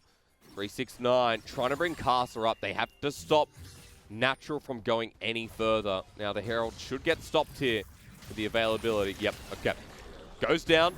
Now the back comes through. You're mentioning it before. Blade of the Rune King is finally there. And the longsword ends up turning into an Executioner's Calling. And that is a very big top laner this time around. And we can see the comparison between Melody versus Natural and what Natural does bring to the team.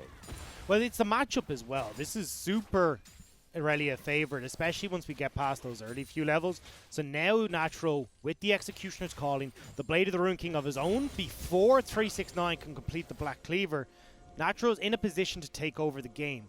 However, Asterix, this is something we've said before. We've seen it on Camille's, we've seen it on these carry champions. In the mid lane. And she has caught out Flag and Drag. That's easily done. Try to play the mind games with Knight and Carcer, but Chocho adds an element he can't foresee. Chocho's been doing a great job on these roams. Getting out of the bottom lane, realizing Gala and Mark can't collapse onto the Varus. So hey, let's go make plays around the map. That's his second kill now that he's been involved in. 2 for Top Esports. And now they're looking at this bottom side of the map, greedily looking at the tower that's low. I mean, Gala's been defending it with his life so far. There's 10 CS lead in the bottom lane, but look mid. 369 has roamed down with Knight, and Bless is the only one here. 45 seconds left to turret plating, but Teleport's coming in. Castle's like, howdly doodly, Natural. Level 10 on the Aurelia. And Castle now gets out. Okay, playing with his letters. Yeah, Natural's going to be a good neighborino there, not trying to go overly aggressive onto Karsa. Now moving down towards the bottom lane, forcing Photic and Chocho back. With Teleport burned by Natural, now gives Top Esports the opportunity to use 369s. Is going to push out this wave on the top side, so 369 can then look to make a play down towards the 2 turret plates remaining on the bottom side and get the bottom lane turret cracked open for Top Esports. Photic trying to be cheeky here with Chocho though in the meanwhile. Gala had his Flash and Arcane Shift available, so I'm not sure how that one would have worked out, but trying to capitalize on this lead that they've built in lane. Blade of the Ruined King for Photic here as well, by the way. That first item not matched with the Manamune just yet from Gala, nor the Iceborne / Trinity Force. You can often tell what build Photic, or at least the Varus, is going to go for based on the rune choice. Lethal Tempo works so well because this entire build revolves around working off of your W passive damage plus the Blade of the Ruined King passive damage, the 8% current health. So with lethal Tempo, auto-attacking so heavily, so fast, that you're able to continuously proc all these different damaging spells. If you see more likes of the Comet, well, that means we're going to go for this lethality build, because we're just looking to fire in these piercing arrows, and the extra damage from Comet is exactly how you want this Poke Varus to be used. And you'll see him in action in a short second for DMO. They want to challenge this red buff take from Karsa. They're pushing in super aggressively as Knight sets up his orbs level 11 for the unleashed power. Xie trying to challenge. Scout of the Week down, that's a big one. Xie jumps in immediately. Bit of burn damage. Red buff does go over to the side of Bless, I believe, at the end of the day. And that was a lot of fighting for not too much. As meanwhile, Natural and 369 were still fighting in the top lane, and Natural, of course, winning out every trade. Top as well, with the bottom lane turret going down, are able to make these more aggressive plays in towards the enemy jungle. And this is just them trying to slowly exert control onto this game.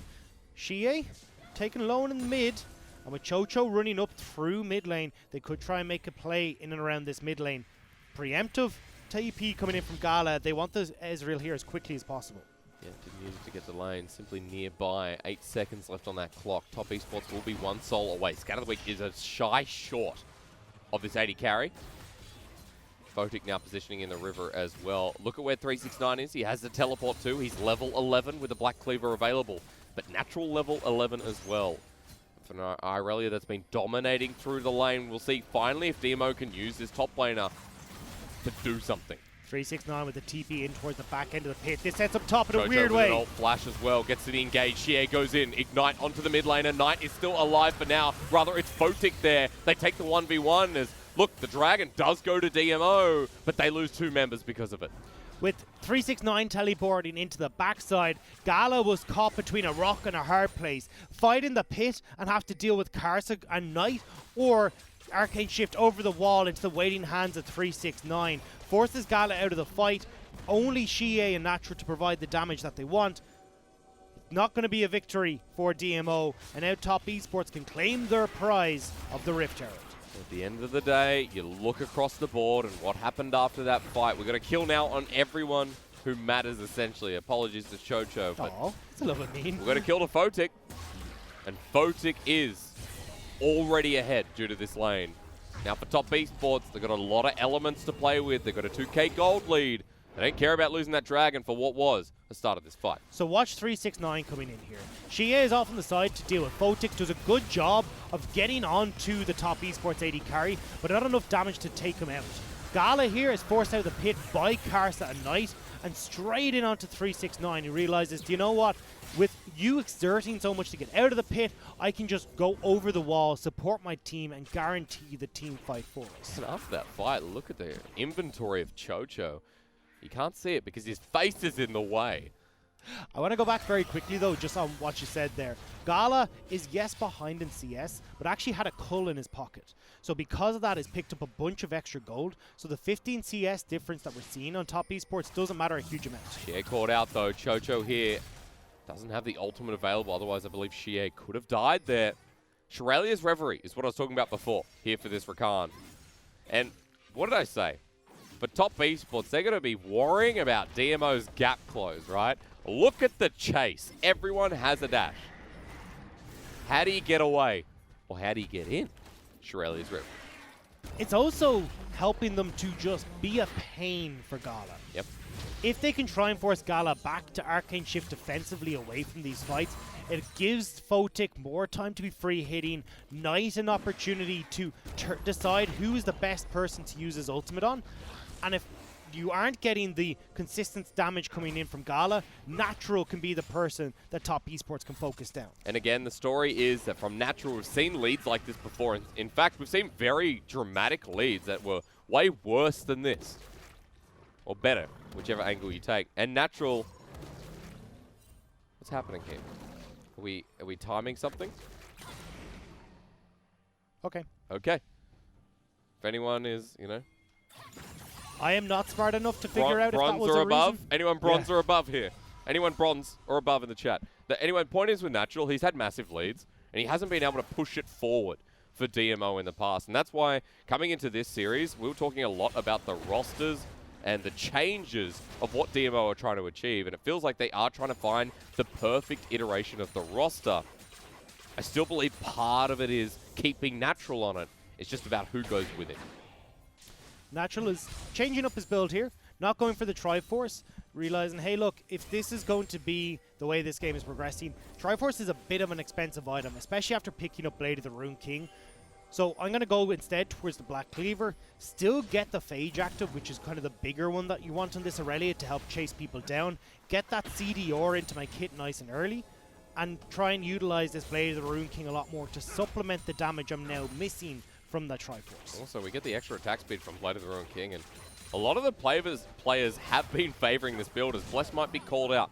Arctic Assault in the nick of time, but DMO channeling through that choke because they know, okay, we have to get some vision, we have to deny top esports into this jungle. Dragon's coming up in 50 seconds, and top are in the perfect position to look for that almost salt point.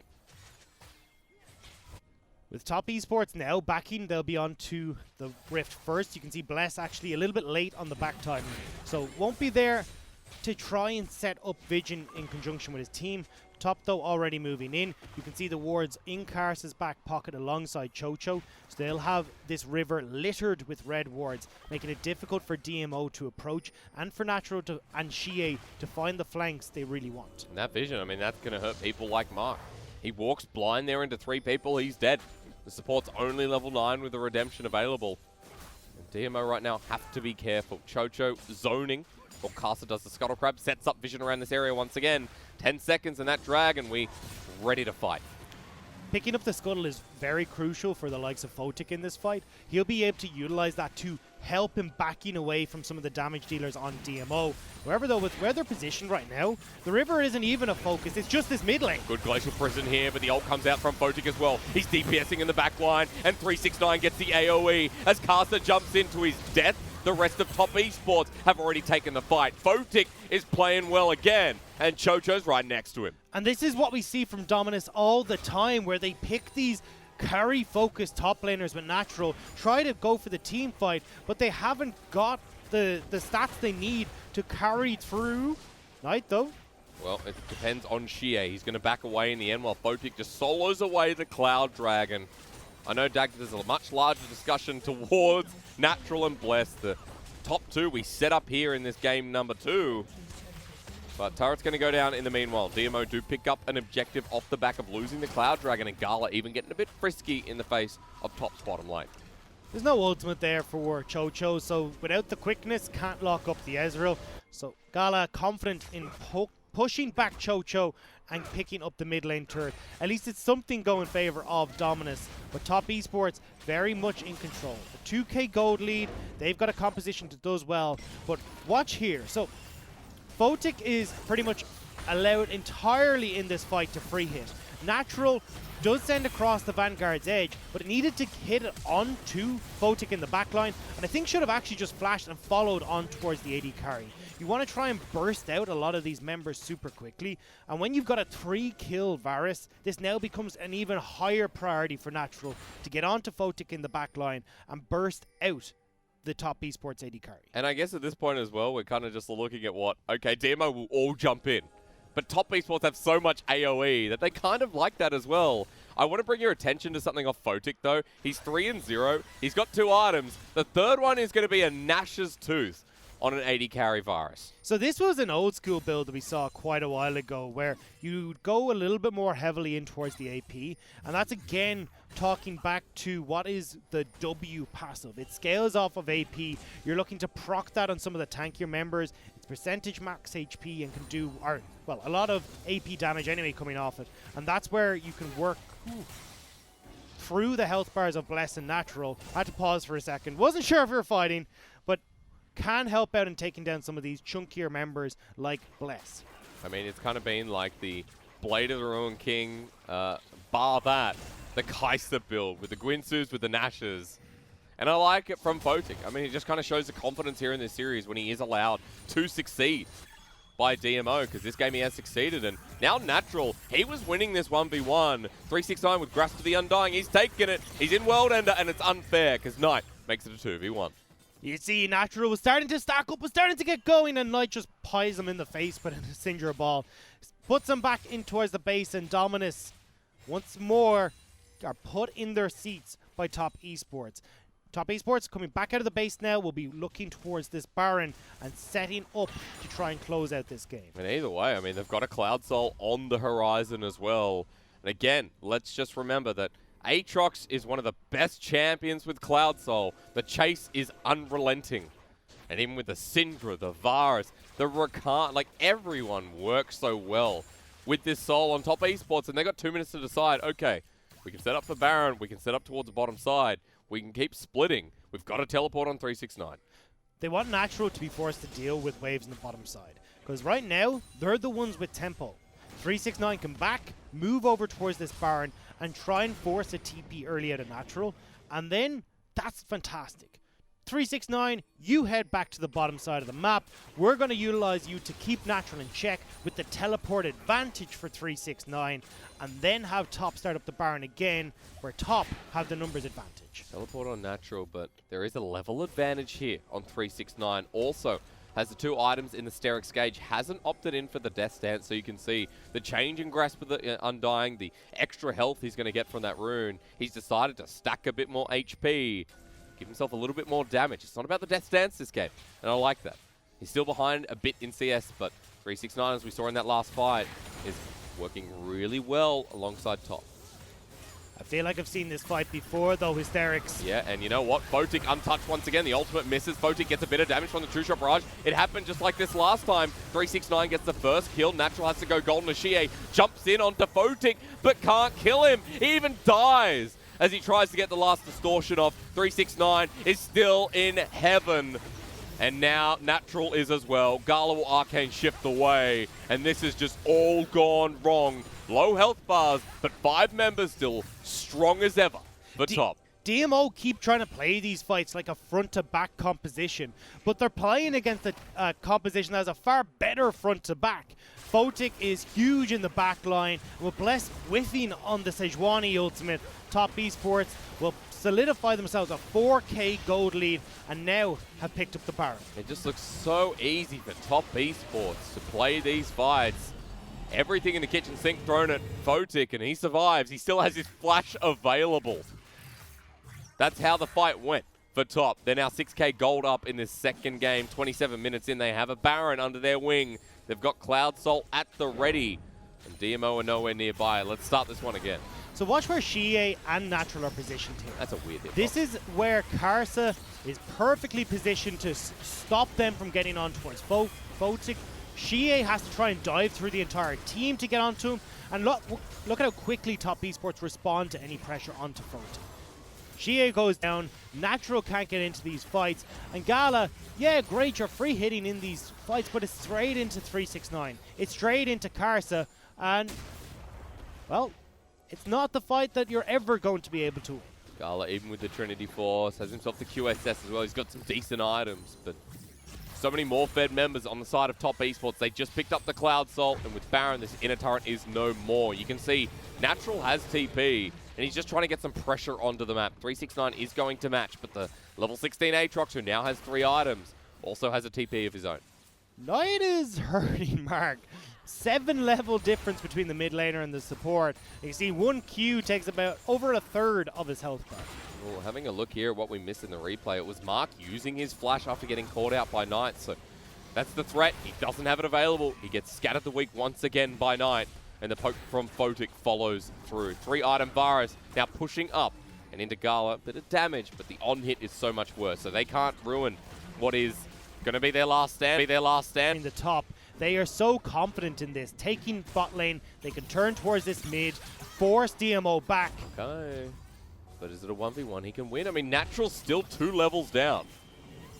369 just walks out of there. He doesn't care. He got what he wanted. The attention of Natural and the delayed back. He's still there, in fact, while Top Esports are just pushing freely into this base.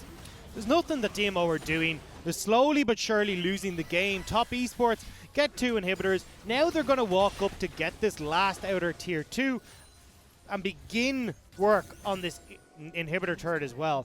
DMO are being bled out, and they don't even look like they care.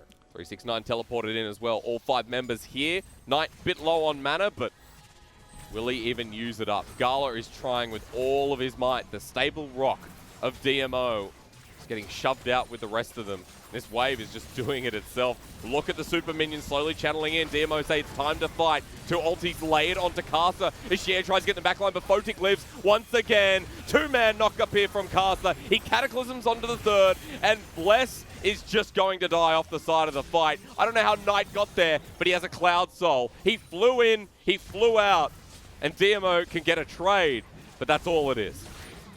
Last inhibitor goes down, and now you've got definite trouble for DMO. With Baron spawning in just over 2 minutes and 30 seconds, inhibitors would not have respawned in time. Get back to base. Help us. The minions are screaming. It's a massacre in there. Look, the little guys are trying their best. Help! And they'll be able to... Will they stop? No, top that Nexus turret. Oh, minions. Almost OP. But look at the other one. I mean, they just keep coming in. Now you're going to get doubles in each lane. 2 by 2, the minions come strolling in, and it gives the opportunity for Top Esports to get control around the Baron and look towards that Elder Drake up in just a moment after. This is the fight, though, where it looked like potentially DMO could do it. Great flash from Photic, though, means that he doesn't get hit by the chains from Xier. And Knight, so damn deep, that Cloud Soul putting in work to get him in range of Gala, who had no hope of escaping from the 4-kill Syndra, the 3 levels up on Gala. Knight is a big old boy in this game. I mean, Knight, a lot of skill involved in that ultimate as well, as we all know. Blue buff just gets 1 shot. I'm sure there's more to it than that, but he's got a Spellbinder. He's got 33 stacks to his name. Top Esports now, they want to end this one. And they deserve to. DMO against their Nexus turrets. Look at the minions coming through. How do you survive this onslaught? Mark finally ulties. It's the last stand, but already the AoE comes through. Vanguard's edge off the side. Natural tries to get in, but Photic has his way into GA while the Sejuani dies in front of their eyes, and Casa takes a quick look at Xier and Gala while Natural gets out-skilled, outclassed, outplayed by Knight's ultimate. And that's all she wrote.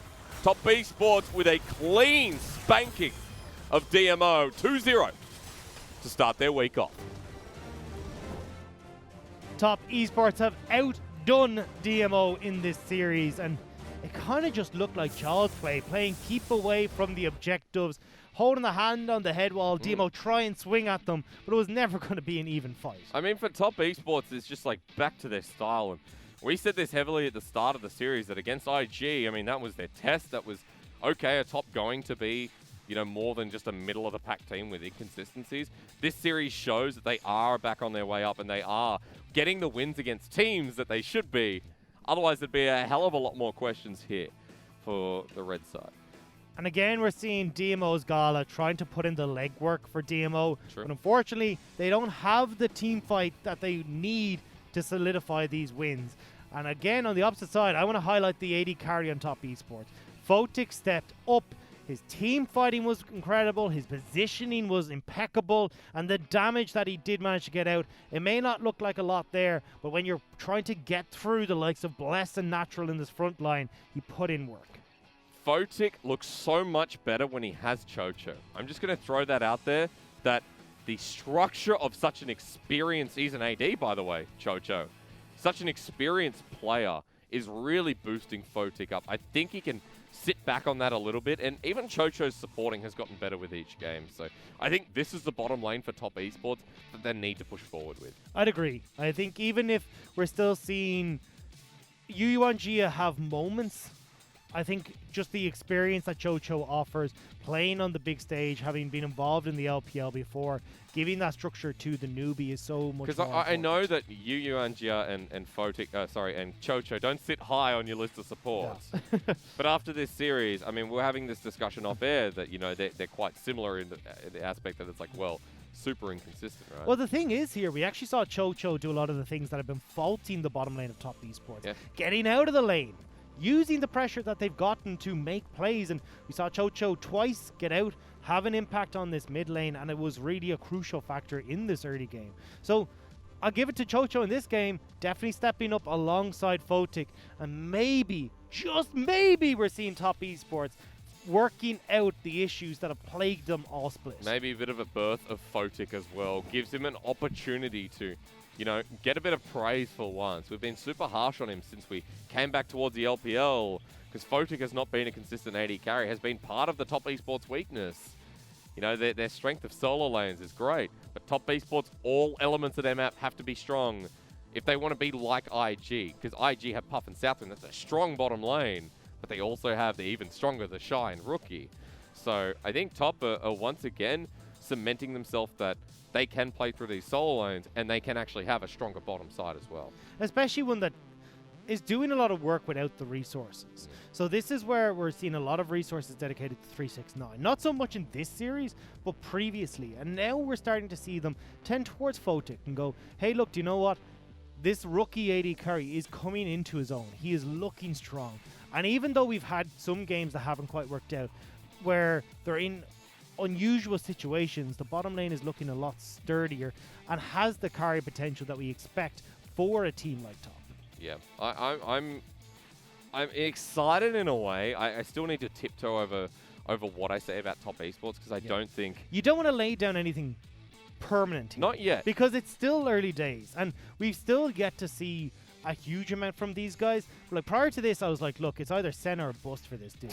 If he's not able to get onto this champion where he provides more of a utility role, well, then it's not coming together for top esports, because he can't support 369 and Knight in the mid lane. That'll Misfortune, right? Now, though, yeah, well, the Misfortune positioning has been a lot better. The Varus was a big surprise pick for me, especially when we saw, as you said, Senna still left open, the Misfortune open. There was a lot they could have gone for there, but the Varus came out, and the Varus was the pick that was perfect for that composition. Well, we've got a bit of a sneak peek at, well, it's not a sneak peek, you've already seen it.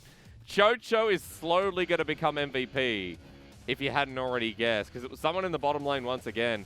But you were talking about his roaming. And yeah, it's not something we honestly see from this top support. No, oftentimes it's Chocho or Yu Gia staying in the bottom lane, and we were thinking, okay, this is to babysit Photic. It's to just make sure they're not losing. But now this is what we want to see from top esports. They're starting to solve their problems, which is opening them up to influence the rest of the map. Chocho here put on a prime display of how supports can play in this meta. If you've got a pushing lane with Varus, you've got a Braum on the opposite side, you can't easily engage against that AD carry. Get out onto the map, punish that Braum pick, and make sure you're influencing elsewhere to secure yourself a goal. There he is, 0015. He went past Bond and he kept on going. This guy doesn't look back, and 94% kill participation, that's what you look at. But you know what I look at? 121 vision score in an under 30-minute game. That is impressive. That is a very impressive score, and Chocho should be proud of his performance here today. And it has been us two looking at this bottom lane and going, hey, can they stand up? It has been swell, it's been perfect, and I want to see them now continue this out throughout the rest of the split. Bit of a legacy of top esports supports coming through. I talked to Kat yesterday. He casts it over on the Chinese side of the LPL and previous Dan Gaming support. You know, he was a bit of a legacy. He was a great support. in his own right. Chocho is slowly getting to that point. This is a good sign. I would love to see how Top now go against JDG after this series. Yeah, that's what I was going to look at, JDG, but also my eyes drift towards Sunday, which is their match against OMG. Because OMG is another team that have been stepping up and taking it to the top of that table. And I want to see how they fare against top esports now that they've started to figure out their own game plan. Or do they end up reverting back to what we saw previously when pushed to the brink? You have to think that for top esports now, a bit more confidence in their play. It's since the IG series, which they started 2019 spring with, where you go, okay, like this is our foundation, this is our base. That feels like a late foundation built for top esports through competitive play. Game 1 was fantastic, and in both these games, they had control and they didn't let it slip. Seeing a bit more Casa on that note as well, where I think Casa's being more consistent in these series. And I'm not sure what's changed exactly. It just seems to be they're clicking better together. A little bit. Photic feels like he's not as scared anymore. He's playing without the nameplates on. He's going forward in lane. He realizes, hey, look, even whatever I'm against on the opposite side of the map, I know what this matchup is. I know what these champions can do. Because we expected a lot from Photic coming in from the LDL. Came up from top esports LDL team. It wasn't like they didn't know what they were getting with this guy. Yep. Now we're seeing them come up, working as a team. The team fighting is really strong from this side. And I want to see if they can go up against JDG and OMG, two of the top teams in the table. A much-needed win for top esports either way, though. 4-3. DMO sync to 1-6. A lot of questions with them. However, we're going to go to a break. When we return, EDG and Vici Gaming coming up as our second series as we're progressing forward and building up the rest of your day.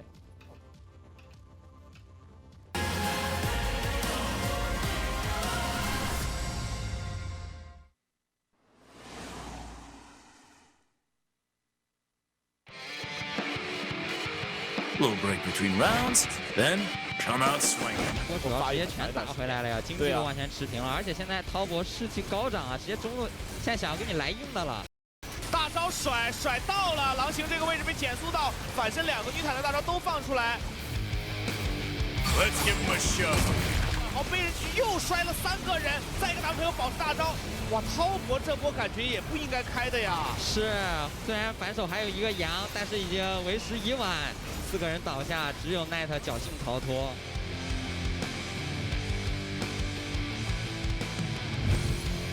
Knock me down, I'll get right back up.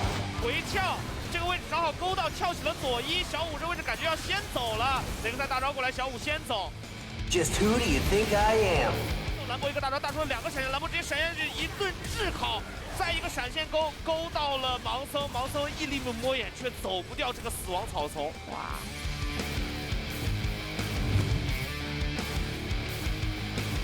I always shoot first. 有点刚好，因为针眼插的比较靠外，看不到。是这个针眼隔着一条大龙，但是这边就想开团，羊叫过来。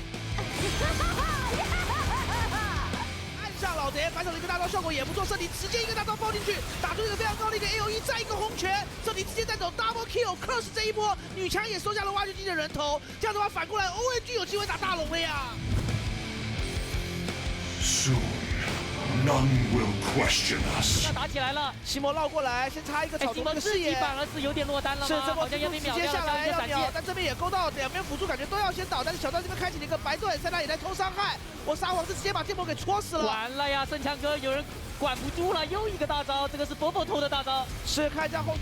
Give yourselves to Shurima. 哇，这个墙直接推到了3个人，只剩国豪1个人，最后是被圣强哥给斩首。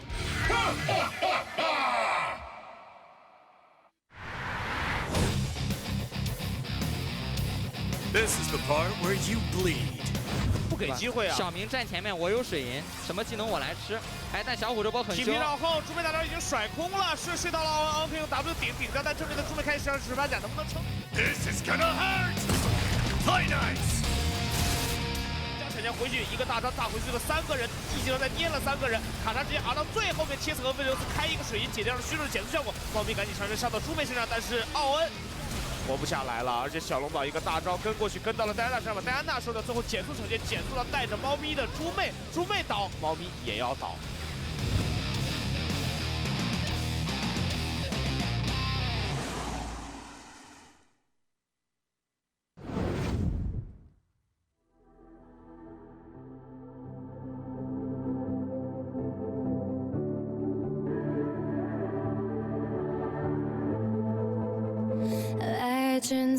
never die. When the world is calling you, can you hear them screaming out your name? Legends never die. They become a part of you. Every time you play for reaching greatness, relentless, you survive. They never lose hope when everything's cold and the fighting's near. It's deep in their bones, they'll ride into smoke when the fire is fierce. Oh, pick yourself up, 'cause legends never die. When the world's calling you, can you hear them screaming out your name? Legends never die. They become a part of you. Every time you bleed for reaching greatness, legends never die. They're written down in eternity, but you'll never see the price it costs. The scars collected all their lives. When everything's lost, they pick up their hearts and avenge defeat. Before it all starts, they suffer through harm just to touch a dream. Oh, pick yourself up, 'cause legends never die.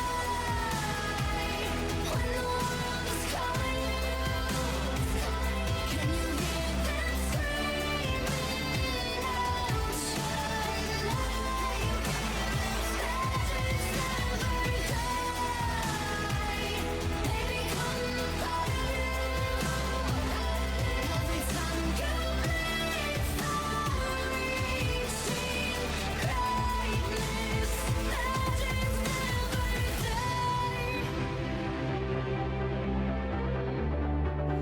When the world is calling out your name, begging you to fight.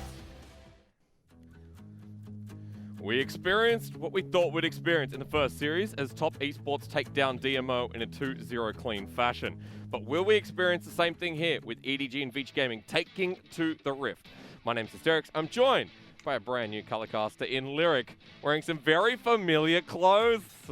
Yeah, pretty familiar. You know, went down to a nice Australian shop here in Shanghai. Oh, yeah, man. I know that shop, man. Open for business always, apparently. But welcome to the desk. It's good to have you here. For EDG versus Vici Gaming, two kind of unsuspecting teams with so much changing, especially on the EDG side. Yeah, EDG kind of having a rough start to the split, you know, having to change up the roster because of, you know, current events going on, but looked a bit better recently. It really did, didn't it? But let's start with the side of Vici Gaming. I always like talking about Vici because they're a team that I thought this year were coming into it as like top dogs, like top 8 for sure, guaranteed. They have not been that way. They've been going down a real downhill. And I'm concerned that we're just going to see the same 4 splits.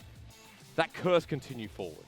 Yeah, Vici have been struggling kind of ever since we remember a couple years ago when they got relegated, then got back into the league.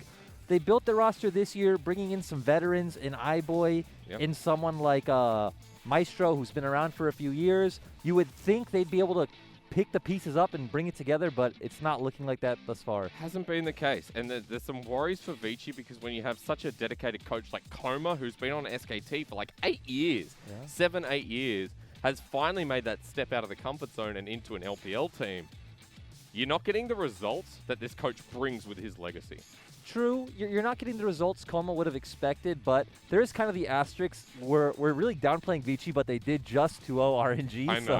I know, but I have to be realistic and still look at Vici starting 2 and 5. Let's transition over to the other side. EDG recently have been performing okay, better than expected now.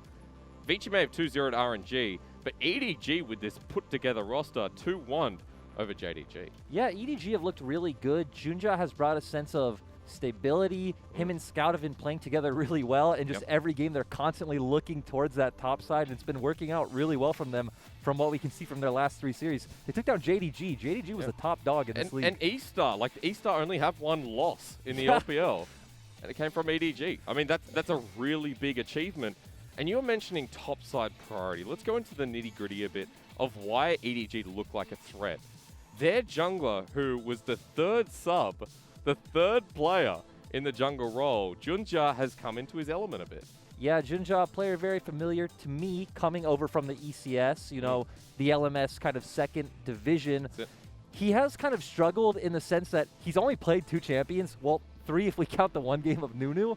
He's pretty much just a Sejuani and Jarvan bot, but hey, you know, if it's working, it's working. That's right. We got a little bit of a look on him here as well. Now, we had a lot of talk about the top side, but Junja has been quite flexible in the past couple of series as well. Yeah, the thing I just like about him is he really plays to his laners. He's not this jungler. Like, he knows he's the rookie coming in. He doesn't need you to support him on his invades and this kind of stuff. He's going to play the Sejuani. He's going to play the Jarvan like we just talked about, and he's going to try and get his laners ahead. When you have laners like Scout and Hope who play so well, why wouldn't you? And what I love is the fact that, like, we're seeing a meta where his Sejuani becomes ever so relevant. If that's what he's going to play, well, Scout facilitated that in the JDG series. We saw the Irelia coming through, and in this patch, it's like, okay, cool. We're going to give a bit back, but we're also going to help push this team forward with the thanks of this new jungler. Yeah, it's a really good thing when you have a mid laner like Scout who really has a champion Ocean, that when you're playing things like the Sejuani and the Jarvan, Scout can play anything. Scout can pull out the Sylas, he can pull out the Irelia, he can bring out the Kiana, these champions that really pair well with Junja's champion pool. Well, largest champion pool, or at least one of them here on Scout. Now, started out in the last series, but Aldi is going to be going up against his former team. Always on Vici, and now back over to the side of EDG. That's a larger story, but going through the rosters yet again, Cube starting in the top lane, Ike starting in the jungle, more importantly, Forge, iBoy, and Maestro here as well. And obviously the big storyline for this match is iBoy going against the team he pretty much spent his whole career on. But just this series in general, you have a lot of like cross-pollination between teams. Like you said, Audi was on Vici. Maestro actually started as a trainee for EDG. Yeah, and that was so long ago as well. Then transitioned over to Snake/LNG. Cross-pollination. I like that lyric. Let's go into game 1 with these cross-pollinated AD carry top laners and see what we get out of it, because Vici Gaming desperate for a win on the board. And in game 1, already you can see some priority bans coming through with targeted towards Scout with a Zoe and a Zir. Yep, we already talked about that Scout is really the big player on this team. These target bans, I don't think Scout minds. Again, Scout can play anything, you know, down in the deep blue sea. But EDG kind of surprised me with the Aphelios ban, because they have been one of the teams that tends to stay away from that. And they say, hey, we're okay giving you Aphelios if you give me Misfortune. Now, as long with the changeover in players and everyone's kind of played each other or been on each other's teams, I want to also draw attention that when you pick up that AD carry, I go, yeah, but where is the Misfortune ban? Both these AD carries, 10 games apiece on this Red Pirate. Yeah, both of them picking up the Misfortune. Like you said, 10 games, that's pretty insane. Everything else is like 2. EDG always willing to trade, say, hey, you get Aphelios, we get Misfortune, but both teams are now saying the Misfortune doesn't matter. The kind of surprising thing that we didn't miss, we didn't talk about in draft, is Set. Cube has not played Set yet in the LPL, so EDG kind of saying, hey, Vici, we want to see if you play this champion. They don't. Very strong topside 2v2, which we already talked about for EDG. Yeah, that melee range that enhances the Sejuani, and it just goes to show you how much priority they do put on this pick for Junja. In the first rotation red side, Vici do answer, taking away the Irelia and the Gragas, going to Ikes. Yeah, and these two teams are very similar in the sense that since we've seen Ikes and Forge back just in their last series, and even going back to week 1, they really like to play these mid 2v2 skirmishing type champions, which obviously is what we said EDG like to do as well. Both of these teams are very focused on skirmishing and team fighting, not really getting into like the nitty gritty of, hey, like let's get these early game invades and stuff like that. So we're gonna have two very similar styles coming out on the Rift this game. And there's that Misfortune we're talking about a little bit before, going over to Hope. Make that game number 11, and iBoy's like, okay, now what do I play? Yeah, so we're probably going to see some AD carry bans coming out from the side of EDG. iBoy has played absolutely everything this split. He's played Tristana, Kog'Maw, Kai'Sa, Xayah, Varus, Senna. He's played everything. So EDG here, I assume, are going to want to look to ban out some strong laning phase champions like the Varus. But from the side of Vici, you really want to ban out solo laners that can go up against the likes of Forge's Irelia. Because what are we looking at that would go up against the Irelia? The Zoe that's been taken in the past has already gone. Scout's Azir, which is prioritized, is already off the board. What else does he have left in that champion ocean? You can either ban things that would neutralize the pick, like a Lissandra, or maybe something like a Pantheon, which you would just want to go toe-to-toe in the 2v2 Pantheon Sejuani versus Gragas and Irelia. Okay. But they're banning supports. They're banning supports. I was about to say, not the direction for Vici Gaming here in game number 1. They're like, no, we don't want to give Mako his priority. And Mako has been really good with these playmaking supports in the past. Thresh is also at the top of his list. And going to that point, Mako has only played 3 champions this split of LPL. He has 7 games on Nautilus, 3 on Braum, and 3 on Leona. Really? That's it. Okay, well, not a champion ocean for Mako at the start of this one, it feels like. That Leona's still available here. Kai'Sa ban, by the way, from EDG towards iBoy. We've been seeing a bit of an influx of the Halo Blades Kai'Sa here in 10.5. Yeah, we've seen a bit of it once we get kind of forced down further into these champion pools, and it really becomes a decision of, well, what late game AD carry am I going to take? Am I an Ezreal player or am I a Kai'Sa player? Still not really a meta champion. So now Mako is really left to his Braum. That's what I would assume we see him pick up. Okay. He can go towards something like this Yuumi, but Yuumi Misfortune I don't really like, because if then, let's say Vici picks something like a Blitzcrank, it's a 2-for-1 deal, right? Yeah, the package deal. I like that. Now, you want to talk about Mako's champion pool again? Or we should look at the solo lane. First, let's look at the solo lane. Mordekaiser locked in. Now, Doombe's pretty much been the only one to flex this towards the mid lane. Set played mid very rarely here in this league. Yep, Set. Both champions can kind of go in either direction.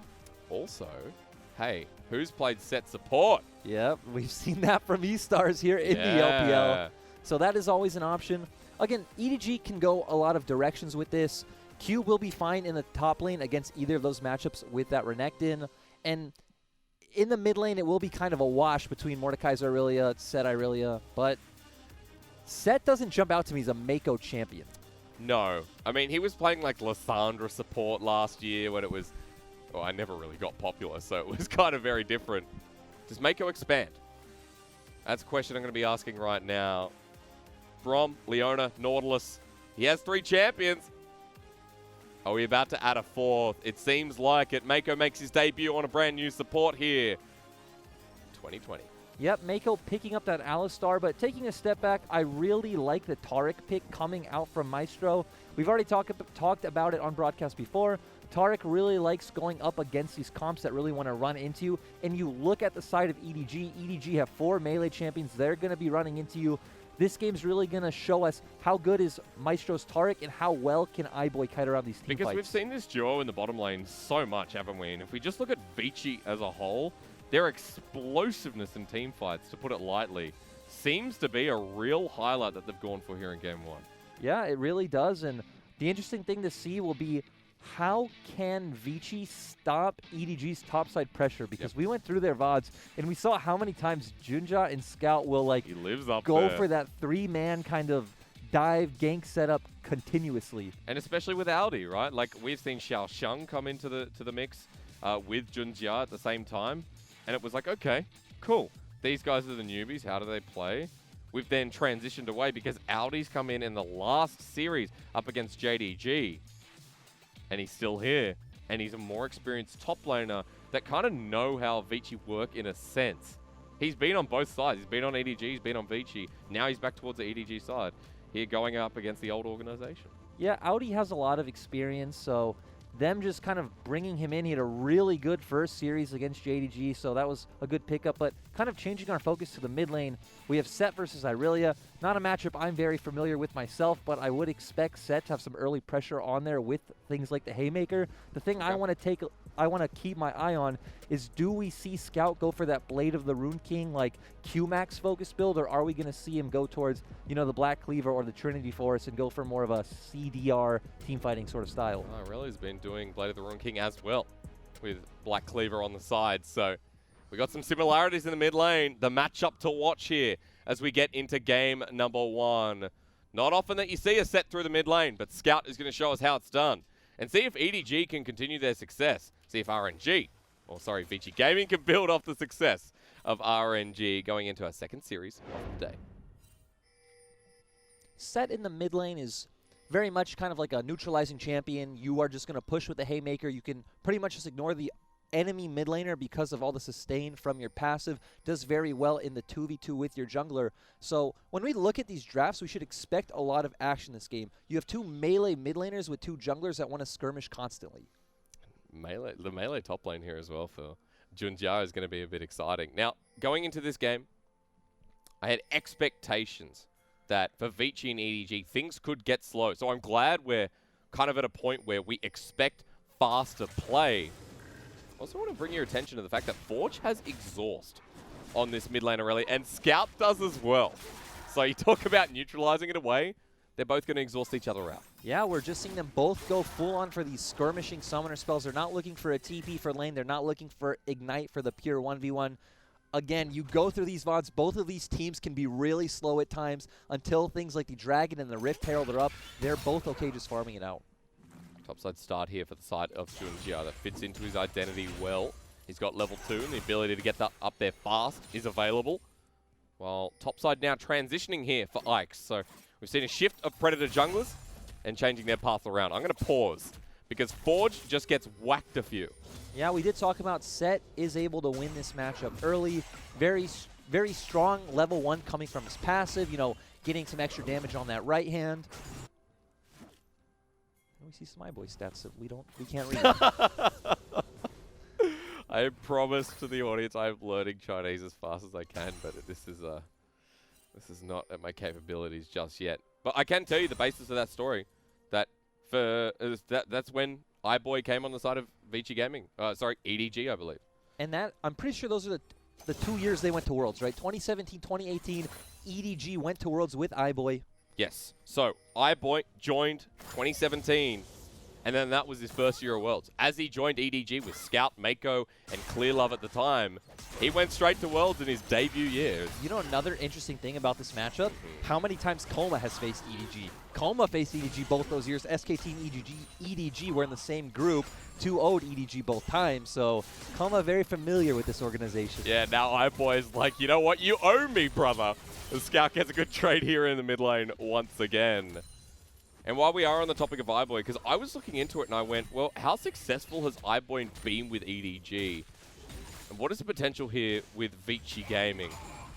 Both those years of Worlds, you know, iBoy was kind of the 80 carry to watch, in a sense, but when you get knocked out of groups, when you kind of fall short for a team like EDG, levels in the jungle, the Dazzle is flashed on by Maestro, and Mako has to flash himself, but the turnaround, Junjia gets the first blood of the series. As for iBoy now walking away, double TP on the horizon as well. 2 Ren stacks available, but they're already away as Cube runs on in. Mako has to pop away. A flash burnt as well, only heating up as Cube gets himself the Conquerors, but the fight stops there. An explosion, as we talked about, and a 1-for-1. Really overconfident play coming in there from Maestro. You are only a level 3 Taric flashing in where your team can't really follow up on the damage. Mako just easily able to, you know, get the pulverize and EDG just bursting him down. It's going to be a big start. I mean, honestly, look at the side of Junjia. The Sejuani picks up first blood.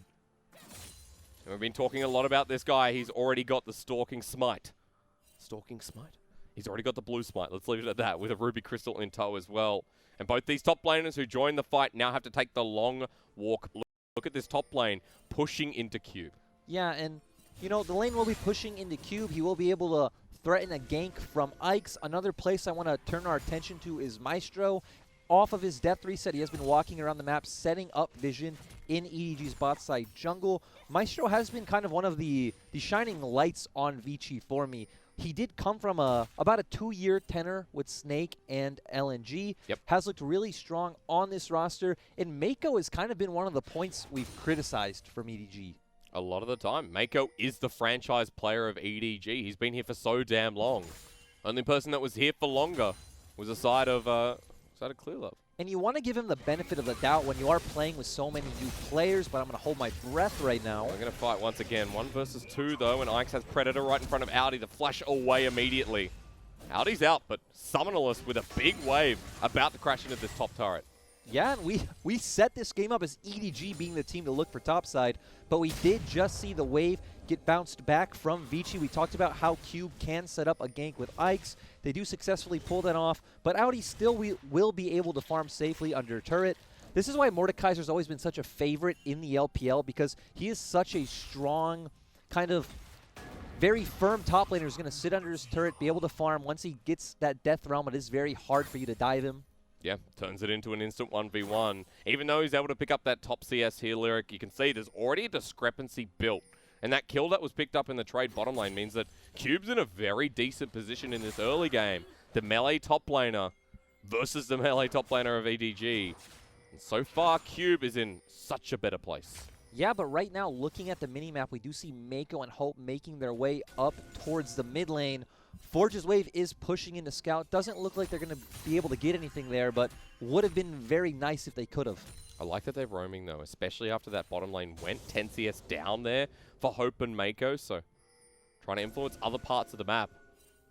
Junjia in position. Remember the passive with Permafrost. We talk a lot about this when we see the Aurelia pairing. The same with Set here on Scout. Yeah, just Sejuani with melee champions has always been considered really OP by pro players. Very good in regions where you want to constantly skirmish, so Sejuani is always a staple in LPL when melee solo laners are in meta. Yeah, and a lot of the time, that does happen. So we can always expect her to make the return. Scout with better training here in the mid lane. Now, is falling behind by about 10 CS. As I want to have this lull in the action, which we might not get in this series, to have a quick talk about Forge. Forge has been coming in as of late here on Vici Gaming. He started out the split, and then we saw a bit of a rise of Zika coming through, I guess the more rookie-style mid laner. But Forge in the last series, on his Kiana, on things like his Jace, has been performing better, more like the Forge we saw, filling in for rookie on IG. Yeah, so Forge does come as a big prospect from LDL. He was on IG Youth. They did win the LDL last summer. We saw him sub in for about 4 series last year on Invictus Gaming when Rookie had to go back to Korea for family issues. Yep. They did go 3-1, and a lot of people are like, whoa, maybe IG should keep this guy Forge. in the mid lane. That's right. Hey, we loved Forge back in the day. We got a bit of a break. We saw him once again, and this is where we're at Vici Gaming, who have the potential. But meanwhile, let's look at what's started here. For Vici, they're going to be looking for the trade of Herald in the top side, but EDG really fast on this Dragon. At 8 minutes, they start with Infernal, Ocean coming next, while Ike's now a bit slower, but will start this up. Yeah, EDG being on point with the objective control so far. They are kind of hovering towards that top side, which is really interesting because one of EDG's big weaknesses to me this split is they've always been really late on rotations for objectives. That's how we saw them end up falling to Rogue Warriors. Rogue Warriors kept starting up Barons, and EDG were just too slow to even realize it was happening. Yeah, communication across the board wasn't there. Vici will pick up this Rift Herald. And further on that point as well, it's really hard when you have to make this last-minute substitute. I mean, Lyric, you've been a coach for years. You know, you went to Worlds, brother. I haven't been to Worlds. I haven't even watched Worlds, except from home on my computer. Who am I? How dare I talk to you? But anyway, the point is, like, Junjia and Xiao Sheng, when he was in this roster, had to fill in really last minute. Audi is kind of the same too, due to the fact that Jinu and Xinyi, if I'm not mistaken. And Jie. Jie, excuse me. More importantly, Jie were unable to come through. They were in a different part of China. They're now back in Shanghai doing self-isolation for 14 days, as confirmed by EDG's social media. So it's been really hard for this sub-jungle to come through and actually deal with the pressure that EDG fans have for them. I've been talking for too long, haven't I? Forge gets ulted back into the turret. The exhaust finally comes through. Ultimate directly forward. And Forge, is he going to get punched? A good recovery, actually. Forge is still going. The flash forward still looked pretty cool. And this is what we always see out of Sejuani's once they hit level 6. That lane gank with a lot of champions. We saw it especially with Camille last year with the Hextech Ultimatum. Is just It's pretty free. You just, again, lane gank, throw out the R. They should be dead. Forge almost looked like a master. We thought he outplayed it and got away, but EDG are able to secure that kill. Hey, we were complimenting Forge. It would have worked so perfectly, but Scout now with his first kill of the game. And look at what he's building towards. Already had the Ninja Tabi. He's got himself a Vamp Scepter. That'll be a Cutlass soon enough. And even after burning both of his summoners, he now goes into a lane with a better CS score. And we'll have a look at this one again. We just see Set coming out with that huge ult. Sejuani waiting in the wings, coming from a lane gank. We see the use of both exhausts here, and it should be relatively easy for them to finish out. But Forge showing some really good mechanical play, but he got doesn't matter. Hey, after all that, when you're dead and you get a flash from your enemy mid laner, you go, okay, that's a lot better. And we do see that Scout is going the Q-Max Blade of the Ruined King set. A lot more for dueling and looking for those 1v1 trades in the laning phase and inside lanes. Everyone remembers the W-Max that we saw when Set got released. So, the knuckle down. I mean, a bit of a surprise to me.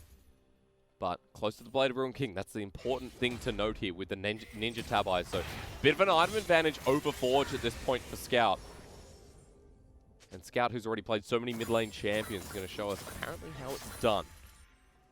And we did talk about that this game would be a slower paced game coming out from these teams. It is what they are known for. The only time we've really seen EDG kind of accelerate the pace was in Game 3 against JDG, where they did end up putting 705's Mordekaiser, I think it was 1-8-0 by the end of that game. He bullied 705 in that last game, and that's where like the top die really came into effect. But let's transition, because top die might be happening here. Audi on a bit of an island against Cube and the rest of Vici Gaming. Rift Herald's going to be used top, and what's the play towards the bottom lane? Because at the moment, Vici look uncontested here to give more gold towards this top Renekton. Yeah, I really like this out of Vici. We don't see iBoy sitting under tower. He steals the red buff. Oh, Chilling Smite into the ultimate. Is he going to pay for it with his life? He says, give the red buff back. But iBoy, with a beautiful flash, he's outie. I know, I can't use that in this game. I apologize. Yeah, and this is the LPL. We were kind of praising him for that steal, but putting himself in too much risk. Junja just jumping in there. iBoy having to burn both summoners is really huge for these team fights and puts more pressure on Maestro to play well with these ultimates. You could see just then, Vici Gaming get a free drink. They get a free Warhorse because of that play as well. iBoy getting out means absolutely no return of play. And I want to bring your attention to that Renekton who just got solo turret, or shared turret plating gold on the top side. Cube is up 20 CS with the Black Cleaver. That bottom side return kill has actually put Vici's top laner in such an accelerated state. And the thing I want to point out is when you're playing a champion like Mordekaiser and you aren't able to just straight rush that Leandries, it really does hurt your play pattern. We already see he did have to pick up the Seeker's Arm Guard for lane, so his big power spike is going to be even further delayed. And with the Hextech Revolver, with the Kindle Gem there as well, a mesh of items right now to the side of Aldi. Vici Gaming starting off this dragon, and it's going to be gone in an instant. Much cleaner stuff from the side of Vici Gaming. You know, if we want to revisit their recent games against RNG, I mean, there was a cleaner performance against RNG. It feels like they're spiking up and they're kind of finding their niche, their style here in the LPL. And they are really getting to, like, dip their toes into this improvement for the fact that, you know, okay, the RNG win is really legit, but with a match like this against EDG, we did say EDG do like to take this early game a lot slower, so Vici largely getting to dictate their own pace, and EDG aren't even contesting anything. They're not. They're just sitting back and waiting. Maybe waiting for an opportunity. This could come down to the fact that we've seen the three games with Audi. They've gotten really strong pressure top laners, 2 games of Renekton and 1 game of Set. Him getting forced onto this Mordekaiser against the Renekton could be EDG saying, hey, we don't know how to play this game when we can't continuously use our topside pressure. Yeah, we're going to have to go through Scout instead, something like that, because the Set was picked here into Forge. Or rather, the other way around. But reset a little bit here. As the pressure on the top side concludes, you can see through the mid lane, everyone grouping up. This is more like the EDG we know. And Vici are willing to match. Yeah, and a big thing to look out for if we do see a skirmish right now is can EDG get on top of iBoy? They do have a really bulky lineup themselves, so they shouldn't have to worry too much about Forge or Cube. If they can shut down that DPS in the AD carry position, we get a good bullet time out of Hope. EDG will be in a good position. They will. But can they deal with Maestro? Don't forget that ultimate is available as well.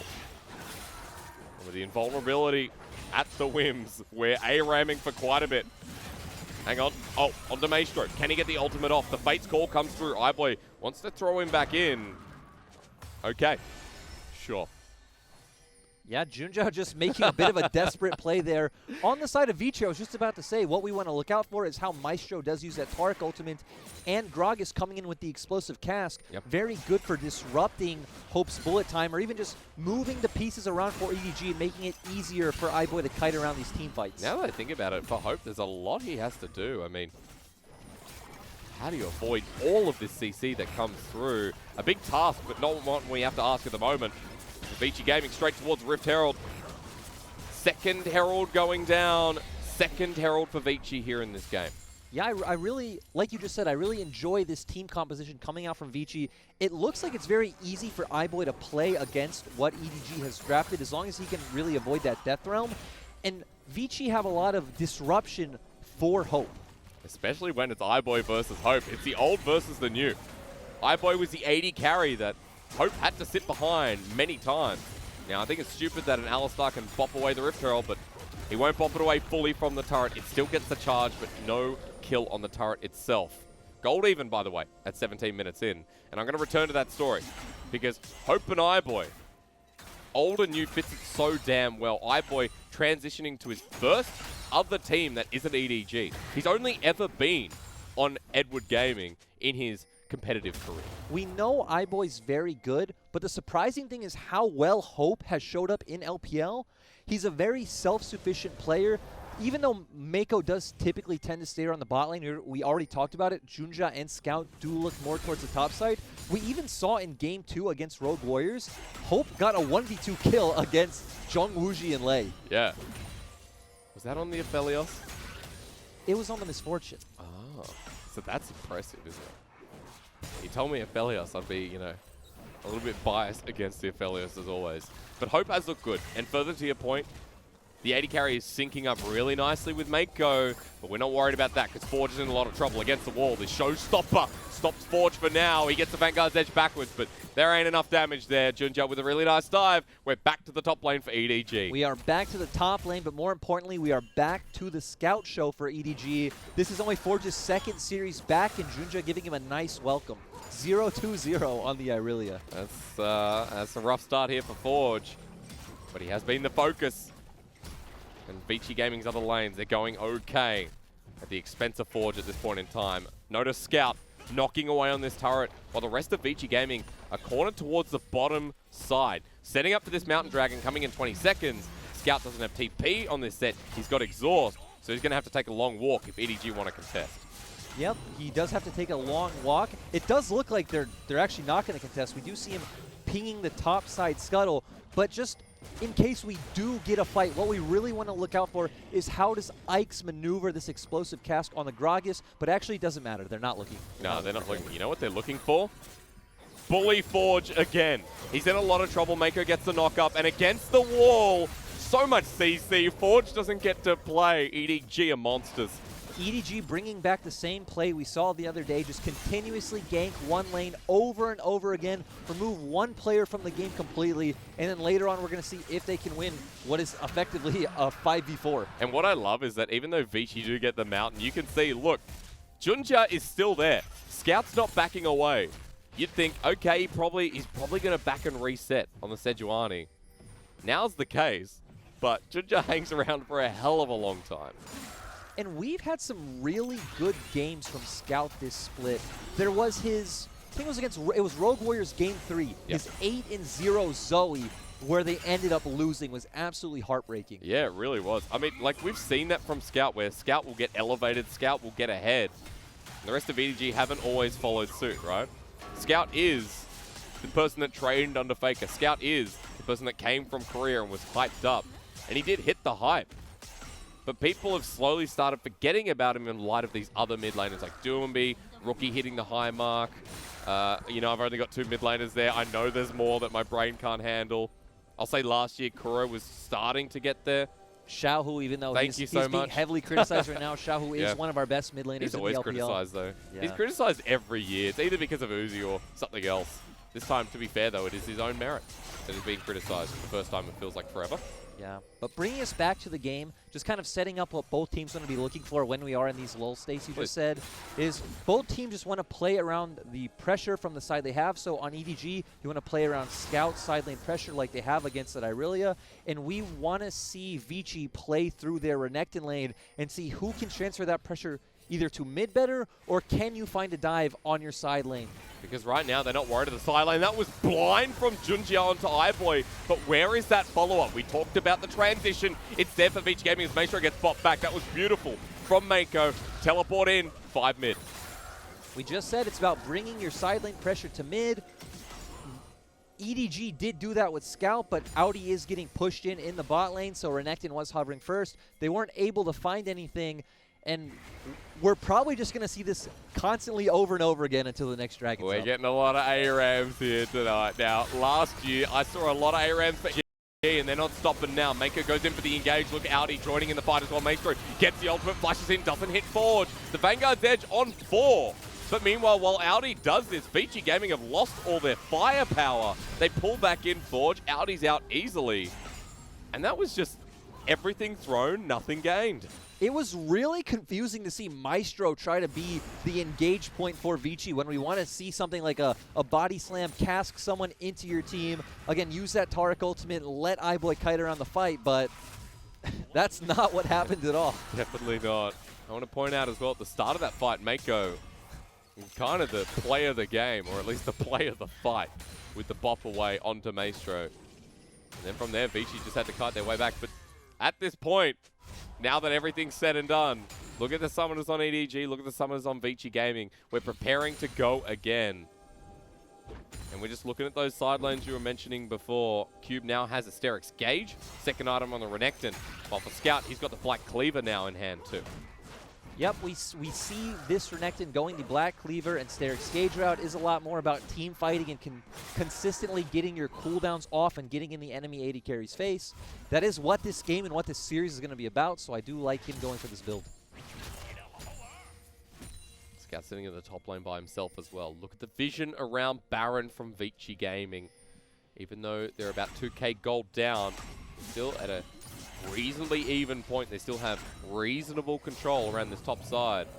And a reasonable hold on mid. Forge able to catch this wave means, okay, we're able to reset. See what we can do bottom side with Mountain spawning in a minute. Yeah, we see EDG transferring Scout from the top lane, which they did set up to push in, stealing this red buff, and they should be able to keep their vision down first and say, okay, Vici, walk into us blind and set up a team fight that they want. We're back mid. We're back in the mid lane. Audi doesn't have TB, but look, he's like, hey, boys, you want me mid? Okay, I'll get bot, then I'll be mid. We've been mid for about 40% of this game so far. Yes, we have, and we are gonna stay mid probably for the next 90% of this game, honestly. Oh, hell yeah. Makes it super easy for me. I know we're going to fight mid and nowhere else but mid. We're going to Dragon up in 20 seconds. Now, the perks of being mid is that you can just walk down and start facing off for that Dragon. But right now, Vici Gaming have the priority in the brush. They're pushing up. They're denying vision from EDG. So will they stay here? I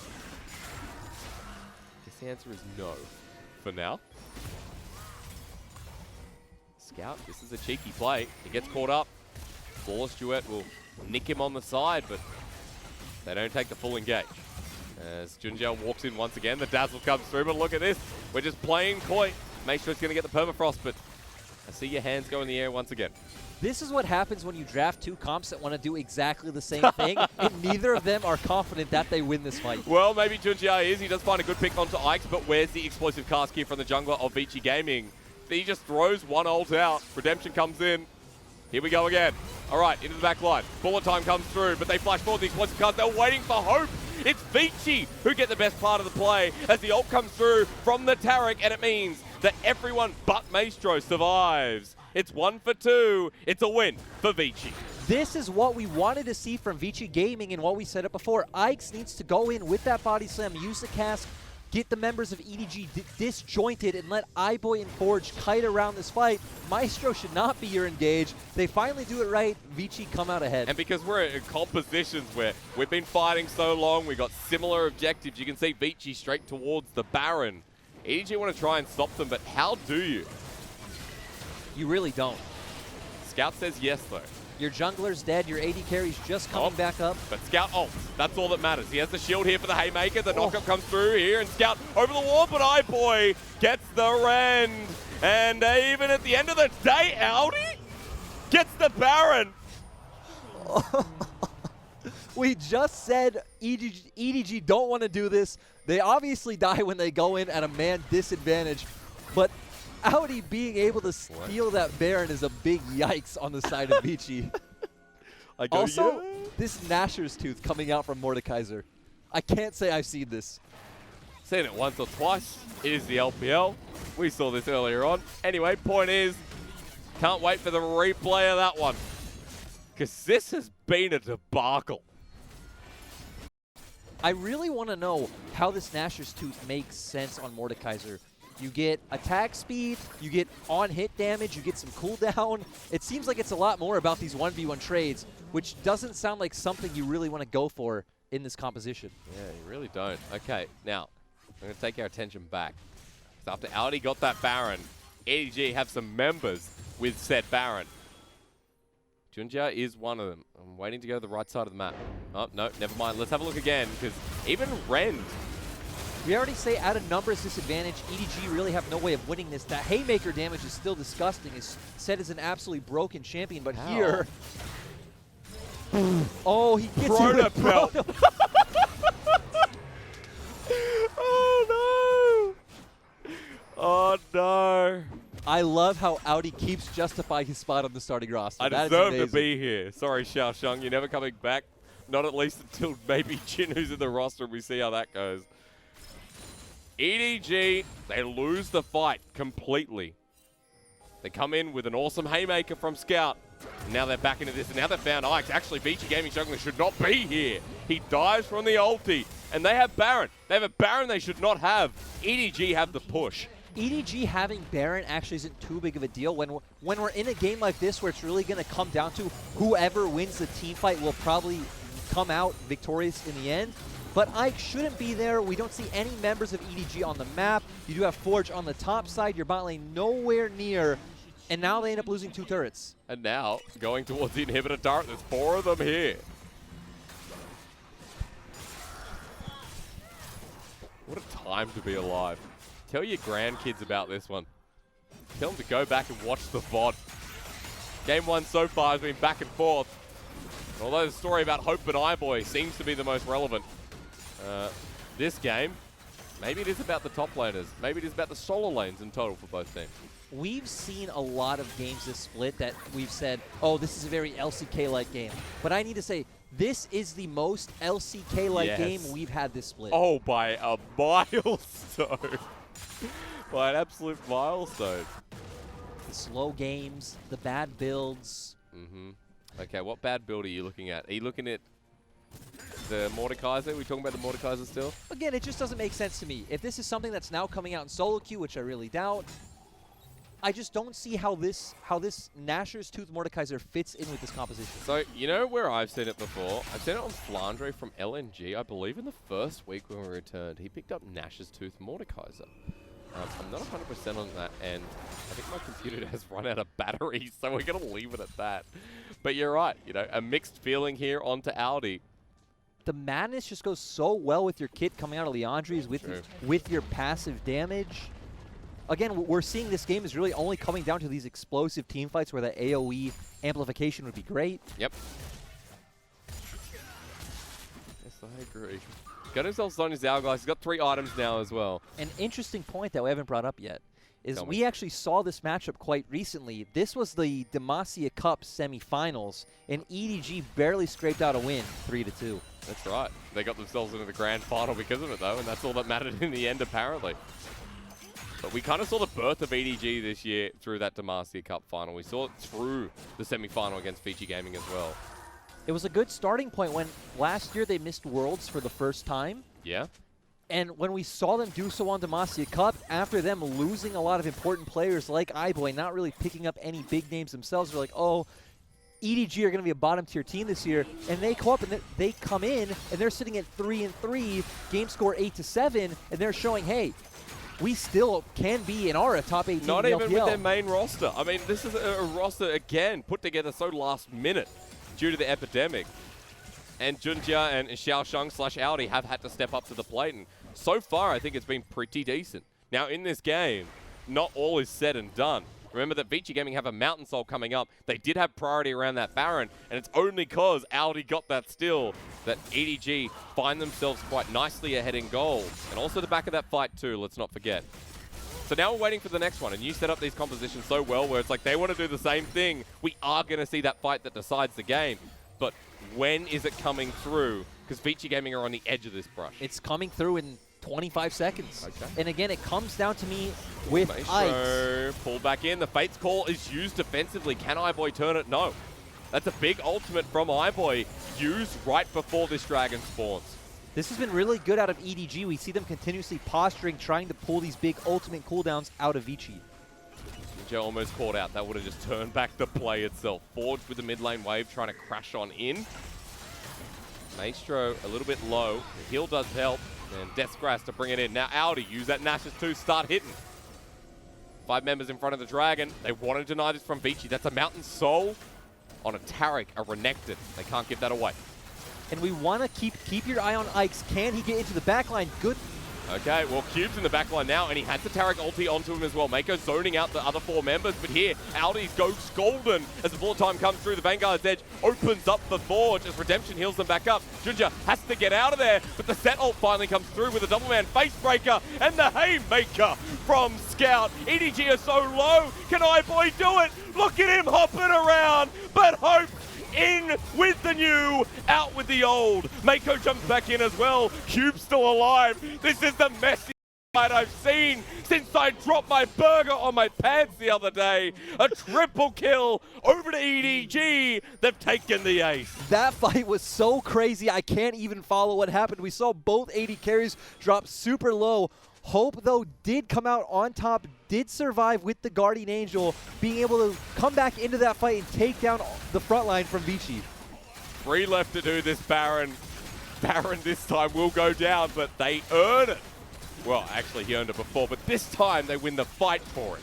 And we talked about Vici's win condition is that fight is getting onto Hope. They have so many disruption tools to get onto Hope. They have 2 Mountain Drakes, and you have a bunch of tanks who are building resistances. You should have been in a really good place, but EDG kiting out the fight well. All right, your turn. You got to tell me what happened here because I have no idea. We see Cube jump straight to the backline, putting on a lot of threat to Hope, but we see Ikes got knocked away by Mako, isn't able to get the cast, stopping the bullet time. And here it actually looks really good for Vici on the re-engage. But again, Mako doing such a good job with the headbutt pulverize combo, and Hope just being able to dish out a ton of damage on the backline. We see here just flashing in, getting that one last auto, and the GA coming in really clutch. He's able to just clean up at the end of this fight now that Vici have no damage. all it took was that one auto, and Hope wouldn't have killed iBoy. Maybe iBoy is able to re-engage. Now I know what a play-by-play feels like. Yeah, how the hell am I meant to hit that? Look at the damage. What? No, bring that back up. That was like 20,000 from each team at the very least. Yeah, but now we get to see how do EDG use this Baron. EDG have been the superior team at using their side lanes this game, so that is, you know, a positive thing to note. But we're back mid. Do you think we're going to talk about side lanes with Vici 5-stack mid? Scout's still up in that side lane, speaking of the Devil, though. But he's willing to take the trade. iBoy gets a bit of damage onto Junjia. Vici, this unit, continues forward into the turret. But we see Set coming from the flank. Ooh, miss of the ult, though, onto Junjia. The Arctic Assault available. Dazzle. iBoy has the Ren, Vanguard's edge. Junjia in a lot of trouble now. Scout comes in a little bit late, but he knocks back Cube into the turret. But the ultimate is there. Taric does it once again. Maestro does well, but now Ike's caught on out with that explosive cast used earlier in the fight. No one dies. No one dies. But EDG with Baron and the regen, they walk forward. I honestly feel like we're just watching two people with giant sacks of potatoes whack each other because, like, we just have 8 tanks in this game. Not tanks specifically, I guess, with Irelia, but, you know, a lot of bruises. Yeah, exactly. Yeah. And no one has the damage to take anyone down. Really unfortunate roam timing for Scout right when Maestro does use that ultimate. I feel like they would have been able to find a pick otherwise on the side of EDG. Turret's still going to go down. Inhibitor's still going to go down, though, for EDG. And they've still got a big gold lead, the biggest one in this game. We're 35 minutes in. Baron's got 30 seconds. The game won't end here. And there's still a Mountain Soul on the Rift in about 1:10. Yeah, 1 minute and 10, we will get that action back. Both teams resetting right now, gonna buy those control wards. And again, team fighting is much easier when you're the team that's denying vision against your enemy. So who can ever get on the map first, get priority in the mid lane, which EDG really don't need to do since they have an inhibitor, the team fight will be much easier for them to execute. And we might actually see, you know, a more decisive fight as well. So far, it's been so back and forth. And I will say, even though, like, I've had a good chuckle at this game, it has been one defining ult that has changed everything. A great example in that last fight was the explosive cast used at the start, and they almost find Ice. They have to back away. Vici Gaming lose their advantage. And EDG relying on that once again. Junjia level 16. This is Big Frank the tank here from EDG's jungler. And we're, like you were just saying, even with one key ability, it's just coming down to even one small mistake. If Hope takes one too many autos or iBoy, that could be the deciding factor in these fights when, again, your compositions are so similar. When iBoy especially has got 4 items, if he dies, that could all be over. They pull back Cube, Mako takes the engage. Is this it? If you're EDG right now, you really want to try and wait out these Guardian Angels that are coming up soon. iBoy pulled back in though, that's the AD carry. He's playing on a knife's edge, and he can't be. Cosmic Radiance now up and available though for Maestro. And EDG know it. Around the dragon, we dance again. Our eyes always stay Whoa! iBoy! Cosmic Radiant's going to come through. That will save his life, but the ultimate used because iBoy's caught over the wall. The Vanguard's edge as well used. As Mako says, it's go time, baby! Flashes, gets Maestro out, the face call, saves his life with the explosive cast, does do something. Cube gets into the backline, while Aldi does the same. He's got iBoy in the death realm, but iBoy kites around. He lives until Hope says no! It's me again! Make it rain! It's a bullet time! That EDG say no more! It's my time to shine once more! Hope's got a quadra, and Ice is the pentakill! Out with the old, in with the new! Hope showing why EDG stuck with him and coming up huge in that team fight. Now they get the Nexus at 38 minutes into the game. Run it down, make these fights end. What a unique game to start off this series. Vici will fall, but EDG continue their run. What was iBoy doing with that aggressive Q forward over the wall? A lot of questions, sir. There are a lot of questions, I think. Actually, at first it looked okay because EDG weren't decisive enough. They didn't expect that to happen, and they could have jumped on him right away, but still getting a very good death realm from Audi, putting iBoy in a really bad position, and then Junjia just being right next to him. Right next to him, and I have to say that that game was so... It was a nightmare for you, I guess, with all the fighting and the A-ramming coming through, but it was also, like, a question for me a lot of the time. A lot of these fights were built off of one mistake, one ultimate. Like iBoy starting there, the Cosmic Radiance has to come through early. I don't know, man. Life. But that's why when you see games like this, there really isn't too much to explain. Again, you have two teams wanting to do the same thing. It's about who can execute that better.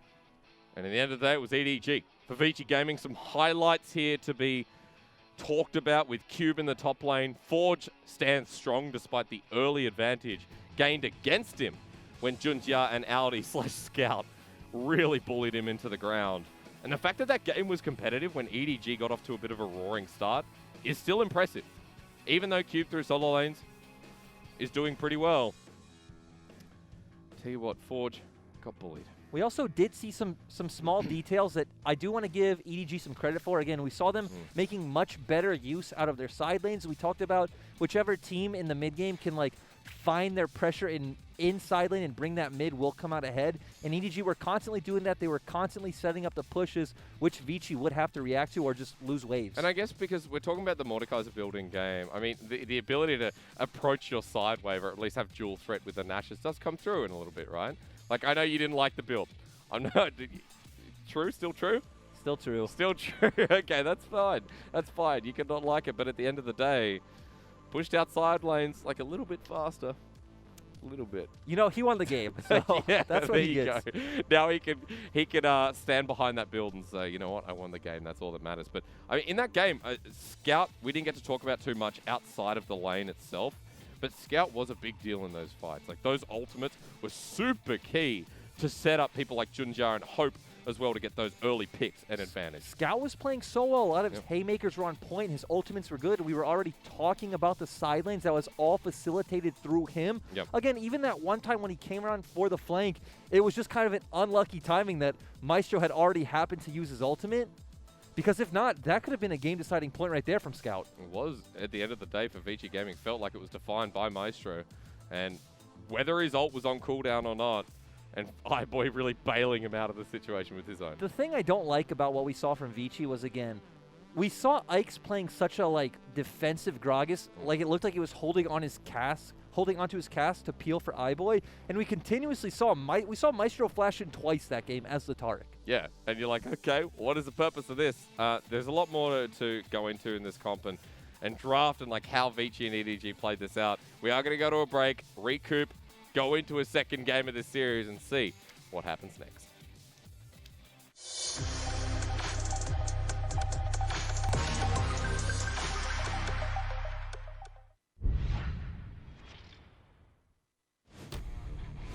其实 Knight 现在，但这个装备啊，这个装备法穿没有出来，大招直接留了，打了 Fantake 一个闪现，上面给自己队友奶一口，但是泰坦可能要被留，找不到地方勾，只想回身勾一下，没有勾到人，看下个神呀，回身大招给的是杰斯，再来一个大了4个人，大还不错，球队他大的不错，白金就直接大分割了。这波打赢了，妖姬是杀掉了杰斯以后，鳄鱼也是把兰波给杀了。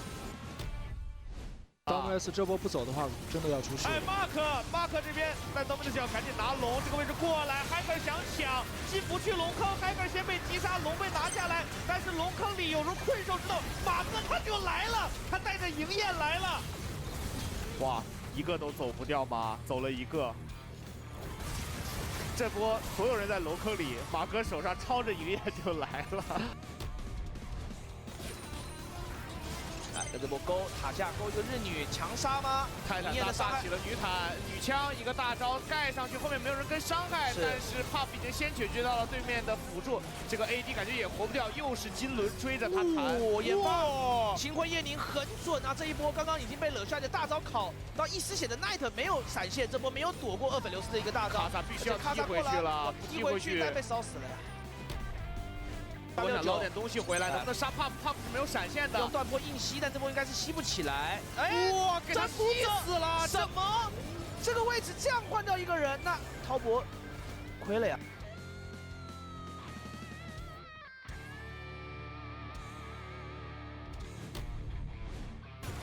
把交易技能抱歉，刚刚没闪，这边一勾。没闪交被闪到。是。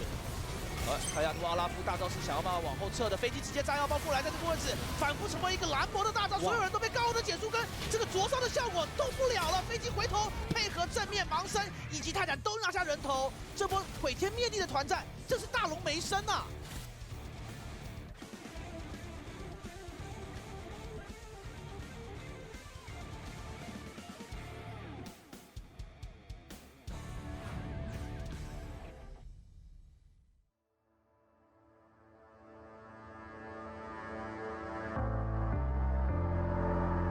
The night beckons while you dream.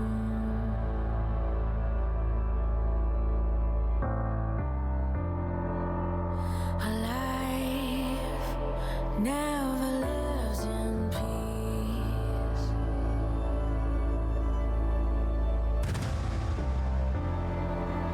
As you stand upon the edge, woven by a single thread, and fate may fall down.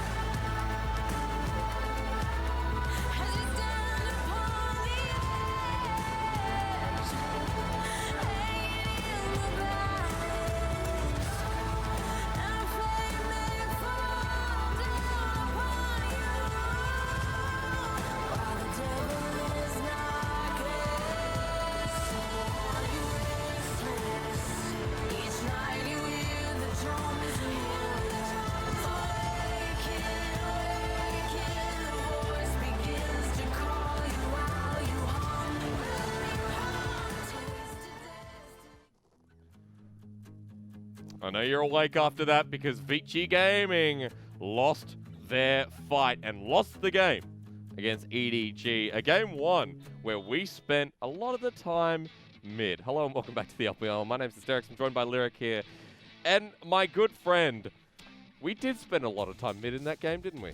We did spend a lot of time mid. Again, both teams drafted very similar compositions that wanted to do very similar things. I like that EDG did a really good job at shutting Forge out of that game. Yep. So it felt like mid was the right place to look. Yeah, because Scout on this set, you know, I think it's his 11th unique champion at this point on my list. And Scout looked great, but who looked even better? The new jungler coming through. He's not always going to be on this team with Jinu and Jeje coming back. But I tell you what, at the moment, he deserves this MVP for game number one. Not really reserved in throwing out the ultis. They came out whenever it was off cooldown. They really did. A lot of them just whiffed, but still, Junja probably making a good argument for, hey, I should be on this roster. This team works with me. We have a style that has been proven to work. He should be the backup jungler. Okay, good luck to Shinyi, who's coming back as well. But I just want to touch on Junjia and this play style we set up going into game one, where attacking the top lane was what they wanted. And we came into like 10, 15 minutes where, okay, Scout's in the side lane. Let's go help Scout.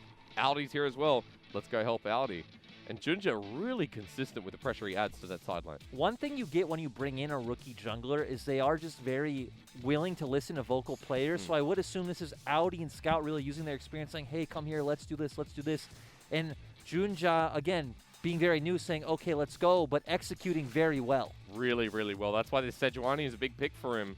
And we've seen teams in the past go towards, okay, let's actually ban this away from him because it is really decent to bringing EDG together. And what I loved about Sejuani meta, was it last year? Yep, last year. Not really in the LPL, but around the world. Where it gives the solo lanes a bit of freedom. You see, melee champions coming out that necessarily wouldn't exist if the Sejuani wasn't there. Yeah, typically works both ways, right? When you see things like Irelia in the meta really brings out strong Sejuani players. Yep. When you have things like Set that can be flexed between both lanes, we have the Mordekaisers. It works really well to, again, just link up with the Sejuani and have a very stable player in your jungle. Because we started that early game with the Sejuani, then we started talking about other elements coming through, and while Scout was a big factor, it came down to the 80 carry versus 80 carry matchup in a way, where iBoy was on the tip of his toes in some of the fights, and Hope really walking forward aggressively, actually just targeting his old sensei, senpai, what do you call teacher. That's the one. Been watching a lot of anime recently. Hope showed he's very consistent. He's not the type of player that's going to go for these flashy, really aggressive flash forwards and stuff like this. He's going to play back. He's going to do his job. And again, we see iBoy trying to be the aggressor in a lot of these fights, and he paid for it. Well, especially with Maestro, who had to use his ult a couple of times to bail out his 80 carry. But then, to be fair, iBoy used his ult to bail out Maestro a little bit. So I'm surprised that some of the stronger elements on Vici Gaming, not necessarily hitting the mark, but they weren't as consistent as we've been led to believe after their win against RNG.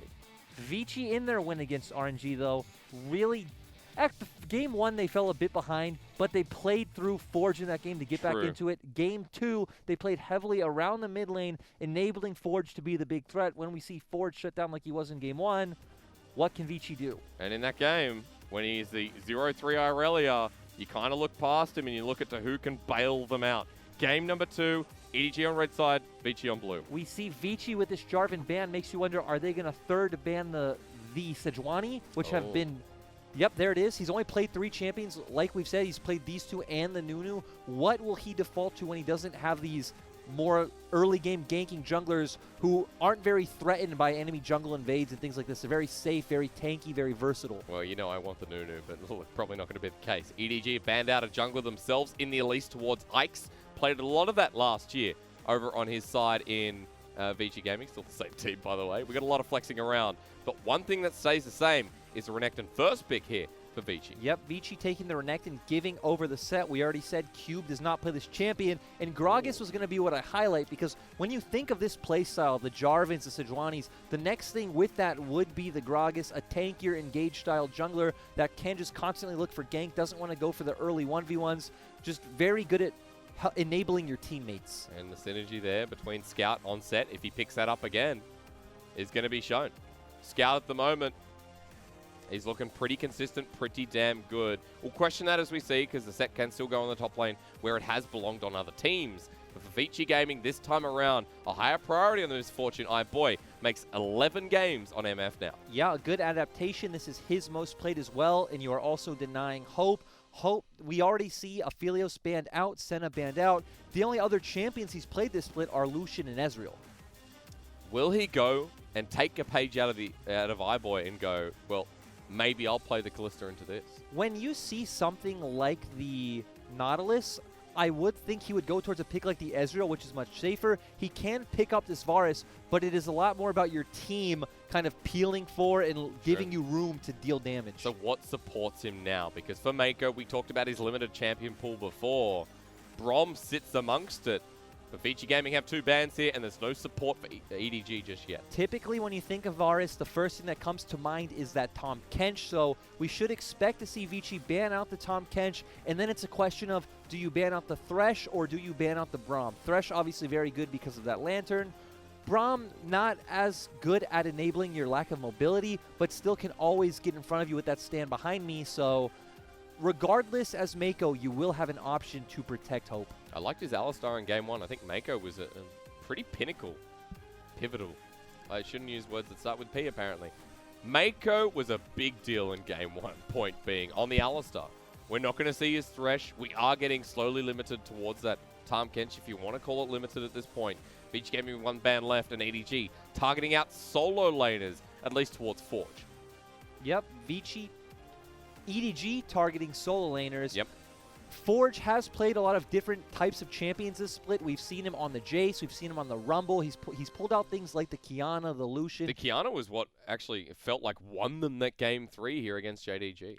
Yeah, it is 10.5, and I think Kiana took a bit of a hit, in a sense, from mobility boots getting increased price by 100 because yeah, she's a very weak early laner, so she has to stay around for another extra wave for her to get that gold and buy that item. Well, Forge still has it available. He's got a couple of mid lane champions available because EDG took the route of banning away the Olaf, while Vici didn't want to see this Nash's Mordekaiser once again.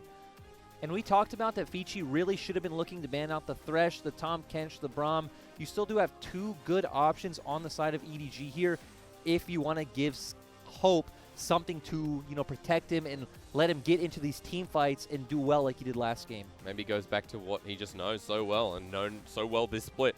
Mako with yet another game of Braum. That's 5. And now a solo laner to finish off EDG, while Vici have to decide what they're going to blind into either mid or top. I would expect to see Vici here pick up something like the Lee Sin. Ix has played it before. We already see so many junglers taken off the table. There isn't really much you can lean back on. And then it's about what can Forge take into the mid lane. It's always hard guessing the mid lane champions when we have players with champion pool oceans in the LPL. But is Forge one of them? Do you consider Forge with a large champion pool? Well, having a look across now, I would say the answer is I'm not sure. Yeah, I was going to say, we still have a flex pick in this Echo. It could go either way. Yeah. Blinding mid lane Echo would be pretty strange, but... So I do expect this Echo to go towards the jungle. Right now, Vici are hovering the Kiana. Kiana is a pick we've highlighted for Forge. So you have good mixed damage coming out in your mid-jungle 2v2. Both of these champions are a bit slower going into the game, though, so we can expect a very similar game to Game 1 so far. Okay. Well, I like the sound of that in a way. What's the final pick? Do you want to Maokai this game? No. If you're going to pick a tank top laner, I've said this before, things like the Poppy that do so well against the likes of Renekton really shut down these champions that jump in just makes more sense to me. But this is the LPL. We get a Maokai once again. You have Set in the mid lane. Scout once again manning that champion. Very good matchup into the Kiana. I expect to see good things from Scout once again. Yeah, I am happy, though, to see Forge back on this Kiana. I said it again that, well, I will say it again, that Forge was a real big deal in this JDG series. And Forge on Kiana looks right at home, right up there with his Jace. And it's not often you see an Echo jungle. A lot of other regions aren't experiencing this right now, but Beisheng from WE, the person that's been spamming this the most, Ix is a very unique jungler. He likes J4, and he really did last year. So this is a big question for me towards Ix. Yeah, it's a bit different. He actually has a very similar style to Junja in the fact that he prefers these like team ganking junglers. He's played the Sejuani himself. We typically see him on the Jarvan. We saw him on the Gragas last game. Echo's a lot more of a solo queue style champion. You have a really good clear once you get that runic Echoes, and you're really good in skirmishes and dives, so we do want to see some aggression coming out of him once he hits that level 6 mark, and that's not really what we've known Ike's and Vici for. No, it really hasn't been. Hey, take me through, though. You were mentioning, you know, the similarities of Game 1 to Game 2. Are we going to be spending our time mid once again? Yes. But okay, sorry, continue. When you draft something like a Kiana and a set, again, these melee champions, you really want to be continuously fighting with your jungler. Some differences with these comps, though. So looking at the side of Vici, I do expect a bit of a slower early game. We need to see that Echo get his jungle item. Okay. You are going to have pressure in the top lane that you can play around. And the name of the game for this composition is skirmish. Not necessarily these big 5v5 team fights, but a small 3v3, a 4v4 over here. Create chaos and use the mobility of your Kiana and your Echo. I like the sound of chaos. I like the sound of skirmishing here for Vici Gaming. Eyes on them. Down one game here in this series. And EDG have already brought the tempo, have already brought that big win. See if they can continue all the way. 3-3 on EDG, 2-5 on Vici Gaming. EDG red side and back on Scout's set. Yep, and look, speaking of Scout's set, looking over to EDG's comp, we just set up Vici really want to skirmish. EDG are a lot more about these full-on 5v5s when you have these strongest point for each team. He believes Vici in the early game have a good, strong point. We did talk about that Vici do have stronger skirmishing champions, which in the early game you don't typically see these full-on 5v5s, so Vici will come out ahead, especially when you have stuff like the Renekton, but EDG going for an invade with their Braum. Ibo might be called out. Winter's Bite is there, starting with the parallel convergence from Ike's. Red buff is sitting there and waiting. It's 1 minute 45, and no jungler has started a camp. Yeah, I want to see what Ike's does here. Typically, you would see a champion move over to their, let's say, Raptors or their Wolves, but you really can't do that when you've started your W on Echo. Well, Forge is nearly dead in lane. He has Electrocute versus Conqueror on Scout. And because of that, Junjia can just push in. Let's go. Drink something, but is about to get slowed down. Parallel convergence doesn't hit, but the shield comes through. Junjia hits right back. No jungler has started their camp. Ike's can't start his camp. We talked about you don't have any solo wave clear with your W. It is very hard. He can move over to something like his Wolves or his blue buff, but he will have to blow his smite. Going back to that mid lane 1v1, Set is one of the strongest champions in a 1v1 at level 1, to where Kiana really has nothing to work with until she can pick up her elements and use her Q. Stop it! Stop bullying Ike's. Look, Forge is like, my mid laner's missing, I'm sorry. Scout's got level 2. Ike's still hasn't picked up a camp, and Junjia's coming over. But now Scout might have bitten off a bit too much, as he might have to flash here as well, and does. Forge gets off the Ignite, and Scout will walk away after burning both of his summoners. Bully was the word we used to describe how EDG's been playing as of late. We saw it there once again, but EDG could have settled for the advantage of Junja being able to steal away Ike's jungle, Scout getting a bit greedy, thinking maybe he can get that 1v1, Cube reacting well, and Scout has to blow both summoners in the end. The only bonus is that Audi was able to get somewhere in the wave, but that won't be worth it. Junja now towards his Raptors as Ike's is in river. That's how long it's taken for him to hit level 2.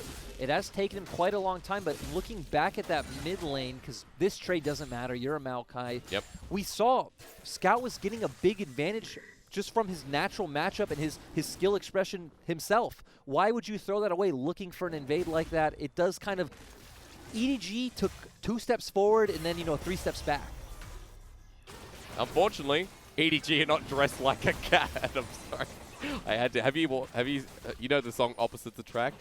Oh, you know? sorry. Take 2 steps forward, take 3 steps back. Is that a big thing in Australia? No, it's not. It's from the 80s.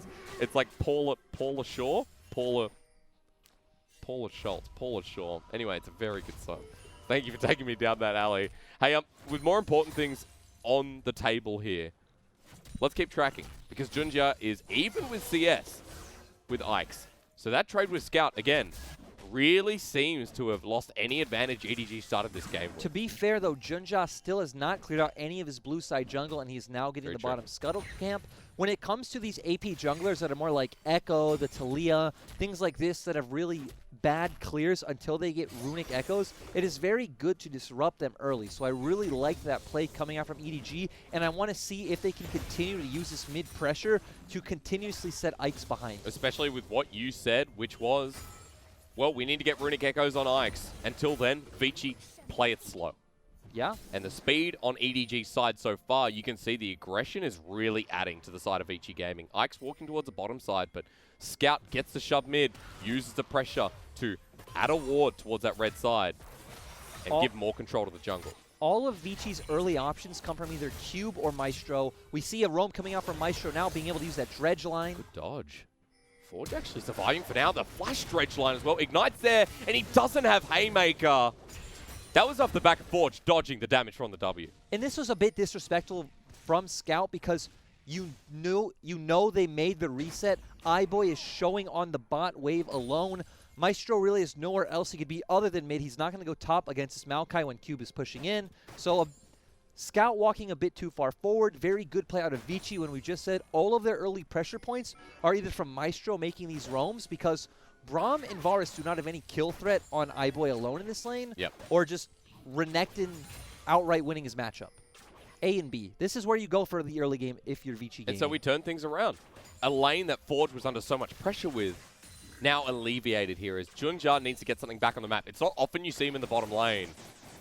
Here he is anyway. Has flash. Will not use it. I guess that's the peekaboo. 2 games in a row now we say typically you don't see Junja in the bottom lane, but this series EDG are changing it up.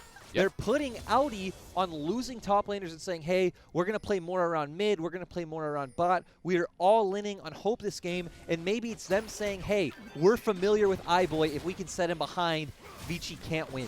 Well, putting Hope in a winning position, I mean, before, that's what we saw a lot here with Jeje. iBoy going to be burnt out a little bit, so in the 2v2, it's a small win for EDG, but meanwhile, Scout in a bad position again. That ult doesn't connect. It would have gone into the parallel convergence, so Scout just walks away. That's 1 against Forge as Maestro's caught out here, and guess what? He's dead. Okay, Junja doesn't want to give it to Hope, so first kill of the game over to EDG.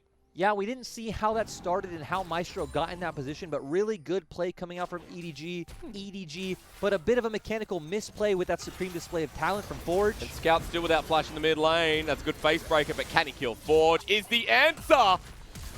No. But boy, oh boy, was that close. It's nice to see teams changing things up because we saw game 1, Vici struggled so much when Forge got set behind. Are we even going to get to the fight at this stage? We've just got so much skirmishing on the side of EDG and Vici. And again, we said skirmishing is the name of the game for Vici. So if you can make this a bunch of 2v2s, 3v3s, 4v4s, you feel good with this Kiana, with this Echo. And with the Echo, that is well on his way to Runic Echoes. Oh no, I see what I've done. But Ike's using the flash in that last trade, and he's also got a kill to his name now. And Hope really just bullying this matchup after all the jungle attention he's gotten from Junja. We see that CS lead coming out in the bot lane, and now he's even opening up an experience lead. Hope is going to hit level 6 much before iBoy, and then you have a lot of threat from that Varus ultimate. You see that Mako's just so impressive as well with the Braum. Look at where iBoy is, still walking to lane. He's nowhere close, so this next wave is going to be crushing in. And Maestro's struggling to defend. 20 CS now as Hope looks to reset. And the conversation in the first game and over this series has been the old AD carry versus the new. EDG had Hope on the wings for ages, and iBoy was the only one blocking it. Yup, EDG once again showing that Hope was a good investment. It's a good thing they didn't go out and buy some kind of star AD carry. They believed in this guy, and they are giving him the resources. Touching on the point you made about Mako, Mako looks really good on these types of supports. We've seen Mako struggle on being able to match the roam timings and the engaged pressure on things like the Nautilus and the Leona. When you put him on something like a Braum, where he can just stand next to Hope and help him get to those big, strong teamfight points, Mako looks phenomenal. That's why when we had iBoy in the roster as well, I think it was around the time of like the Cogmore meta with Mako was propping up iBoy. Now can do the same here for Hope. As Vici Gaming have picked up the Dragon. Maestro roaming once again. Scout almost getting caught out, but that was a nice haymaker. That's just the power of set. When you come for these quick trades, the damage bar comes up, and the true grit comes right back. Yeah, that true grit, that shield is really Just really broken, honestly. There isn't any other way to describe it. It's like a crazy laugh. Like, yeah, it's broken. I tried to describe it with, a nicer word, but I really don't think there's any way you can go with that. There's no way. And we see another good thing about Vici getting Forge ahead is we talked about how Qiyana is one of the champions who really feels that 100 gold hit to mobility boots because her laning phase is so weak. So they did accelerate that. She didn't really feel that pain point as much this game. This game, even though he has it, you can see it's kind of the difference here. Still only has that long sword versus maybe extra couple of wards in the back pocket, maybe towards that next longsword as well, because the Umbral Glaive, well on its way. Sorry, I had a bit of a brain freeze there. Yep, we do expect to see the Umbral Glaive, a very cheap item, very efficient in the long run for being able to clear out those wards so easily. And Qiyana is the kind of champ who really wants to affect the side lanes. That's why you see your rush mobility boots. So right now, Vici are just being very proactive on the map, very different from game one.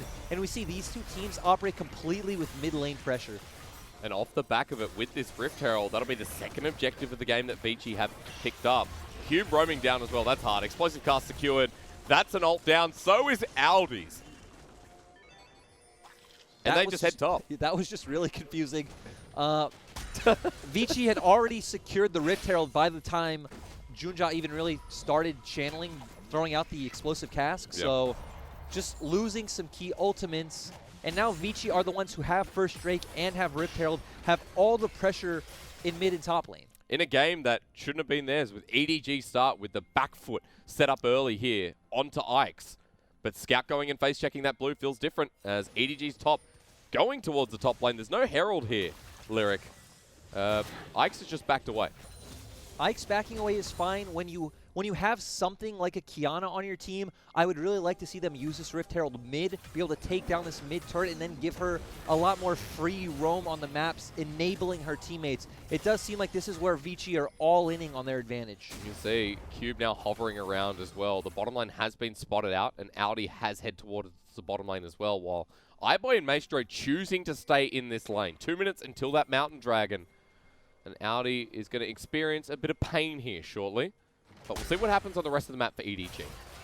Yeah, we're going to see what happens on the rest of the map. If you are Audi in that situation, you are fine, you're a Maokai, you don't care about getting resources. So we really want to see, again, what does Scout do with this pressure? What does Junja create with these dime opportunities when you are on something like the Gragas? The wave is not set up, and now they are giving time to Vici to respond. And look, on the way, Forge is coming. Doesn't have the full item complete, but might get spotted out here. Ultimate onto Junja. The burst damage through the explosive cast disengages. Forge is quick, and he stops the play from happening. This is just EDG skipping steps, in my opinion. I would have really liked to see them just go back mid, Junja and Scout together, get that push in from mid, give EDG's bot lane the time to set up the wave, and then look for the dive. And because of that, with Vici, you can see 3 members here. Quick bit of turret plating as well. And here comes the Rift Herald. Now, it's not mid like you wanted before, Lyric, but it will actually open the map and give Ike's time to go towards mid lane. Yeah, Vici setting up, getting gold onto their AD carry. iBoy has always been a star in the LPL, so it does make sense from a team point of view that they would really like to get that gold onto him. I just think it would have given your team more options had you opened up the map from the mid lane. That's true. They are heading now there. As Maestro's on his way. Herald won't get a second charge, but more importantly, you saw for the last 30 seconds, EDG was so deep into that topside jungle of Vici Gaming. And it was just simply to give pressure to Hope and to Mako, who still haven't gotten this turret.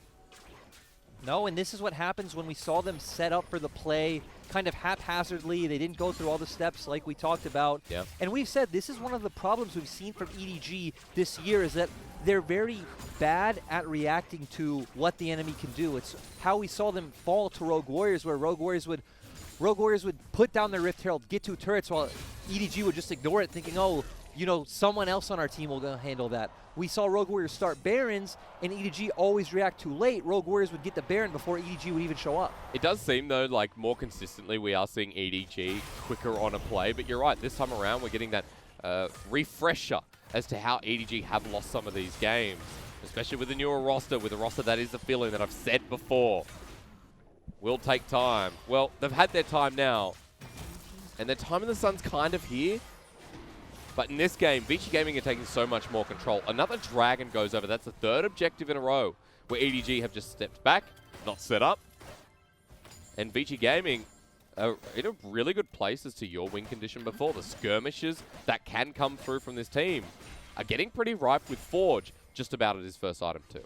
Oh, there it is. We see both play styles and win conditions coming out from each team. We did say EDG want to look for these big 5v5s. It makes sense that since you've fallen behind early, you want to give your carries and your team more time to scale up. You feel really good with this big, beefy front line. Vici, of course, executing on their win condition as well. Oh, but that's the 3-man ultimate and Forges out. Burns the flash as well. But the ult was burned by Hope, who tried to find himself a mid laner.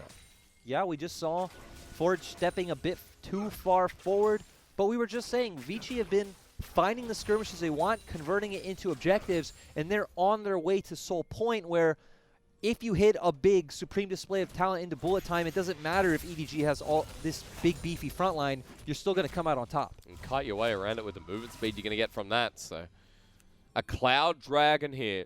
And remember, with people like Cube as well, that's just such a big benefit. As for Vici Gaming, they're ahead by about 500 gold in this game. We've got a Baron that we're not going to talk about spawning, more likely the Rift Herald in under a minute. They're heading up towards the top lane to prepare for this one, but Junjia looks like he's ready to contest. So a couple of backs coming through here to set up for the 4th objective of the game.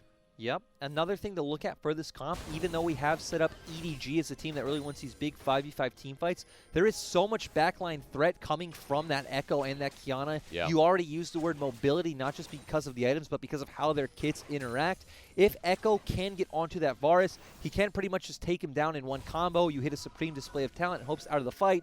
We saw this with Suning the other day, where they tried to draft 4 tanks and put Huanfeng onto the Varus himself. Yeah. It didn't work. It didn't work out. It did not work out. That was a bit of a different story. I mean, that game was like similar in a way where everything was thrown out the window towards one fight.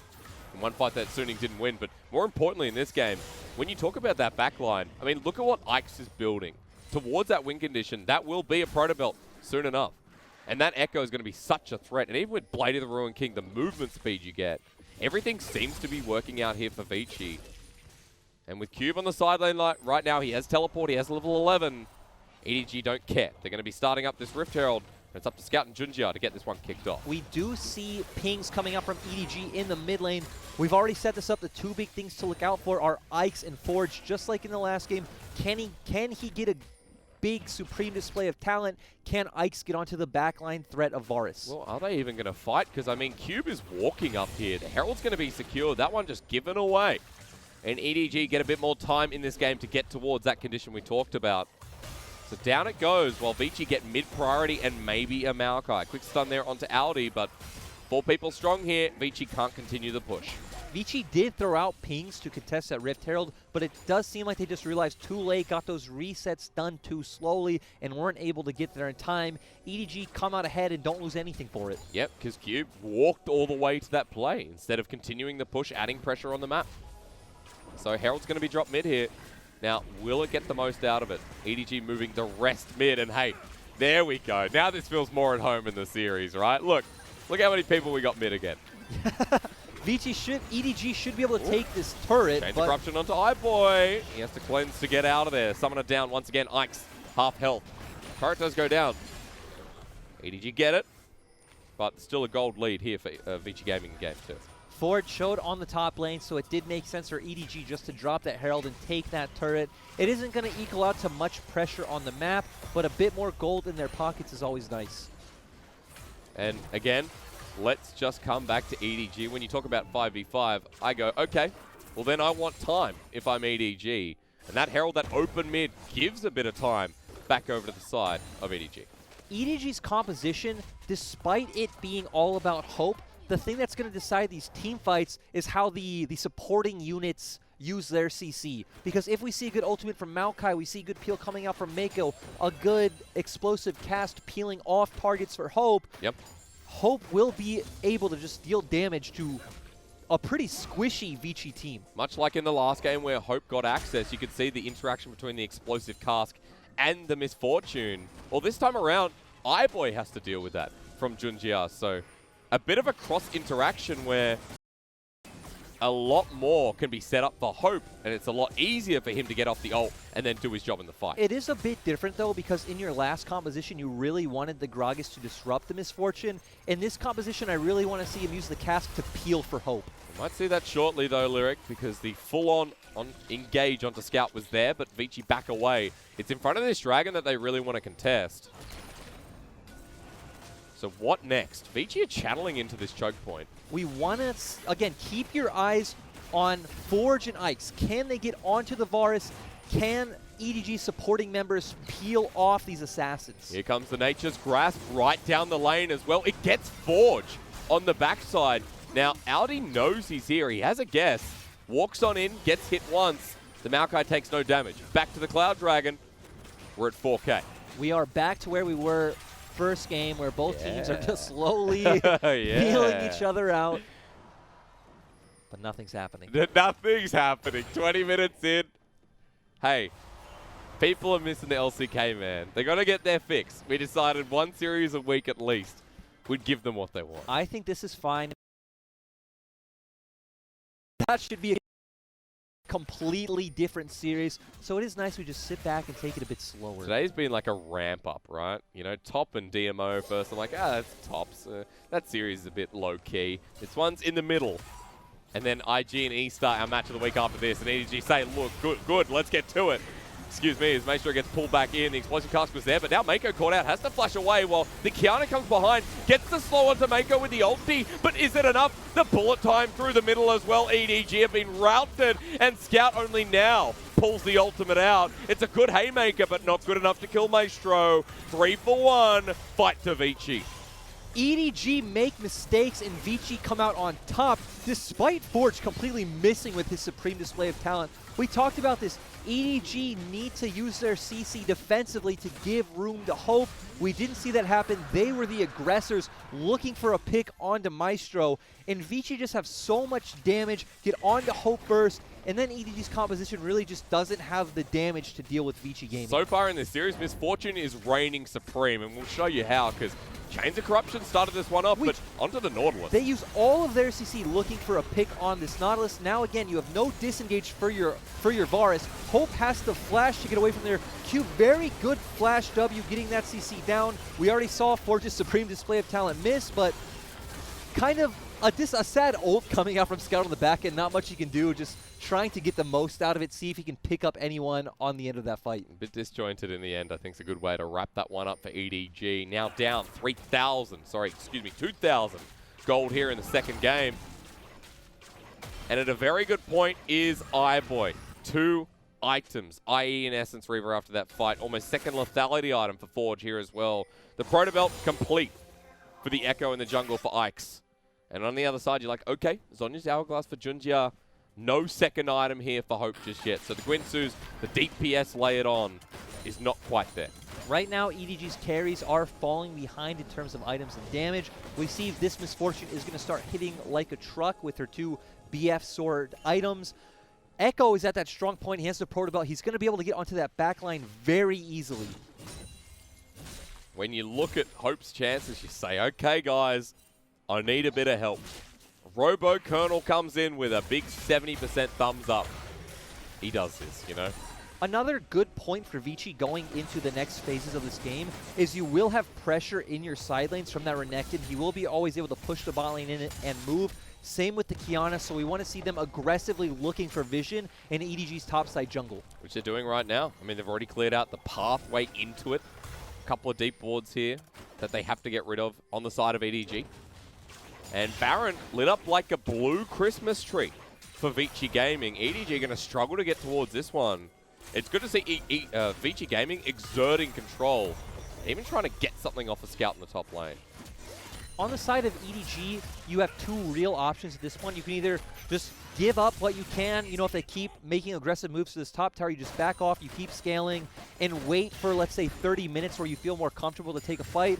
Or they can just have Maokai leave that bot lane, make his way up, and overload for a 5v4 team fight in the mid lane and say, hey, Cube, you can take the bot turret, or you're going to TP in too late, and we're already going to kill your team. He's walking there now. Actually just stole away the Gromp, which was a cheeky thing. I'm surprised that Audi actually has more CS than the Renekton. not often that you say, good job, Maokai. Audi also has been left more to just farm the side lane, where we've really seen true. Cube constantly making moves to his team, using his pressure, so it's been good from him. We saw a really good performance from Cube coming out from Demacia Cup. We were really hyped for this player coming into LPL, and he's shown flashes of he can be a really strong top laner and a carry that this team needs, but the instability from the jungle position has really prevented him from doing that with, you know, Vici switching between Ikes, Chieftain, Ikes, Chieftain, Ikes. We saw Cube last year. I mean, he turned 18 in the LPL on his first ever game day. So Cube was this speculative top laner where we thought he could be good, but he's not at that level just yet. He's getting more playtime, he's getting more experience on the stage. That's what's important here. And I'd say the same with Ikes, who debuted last year.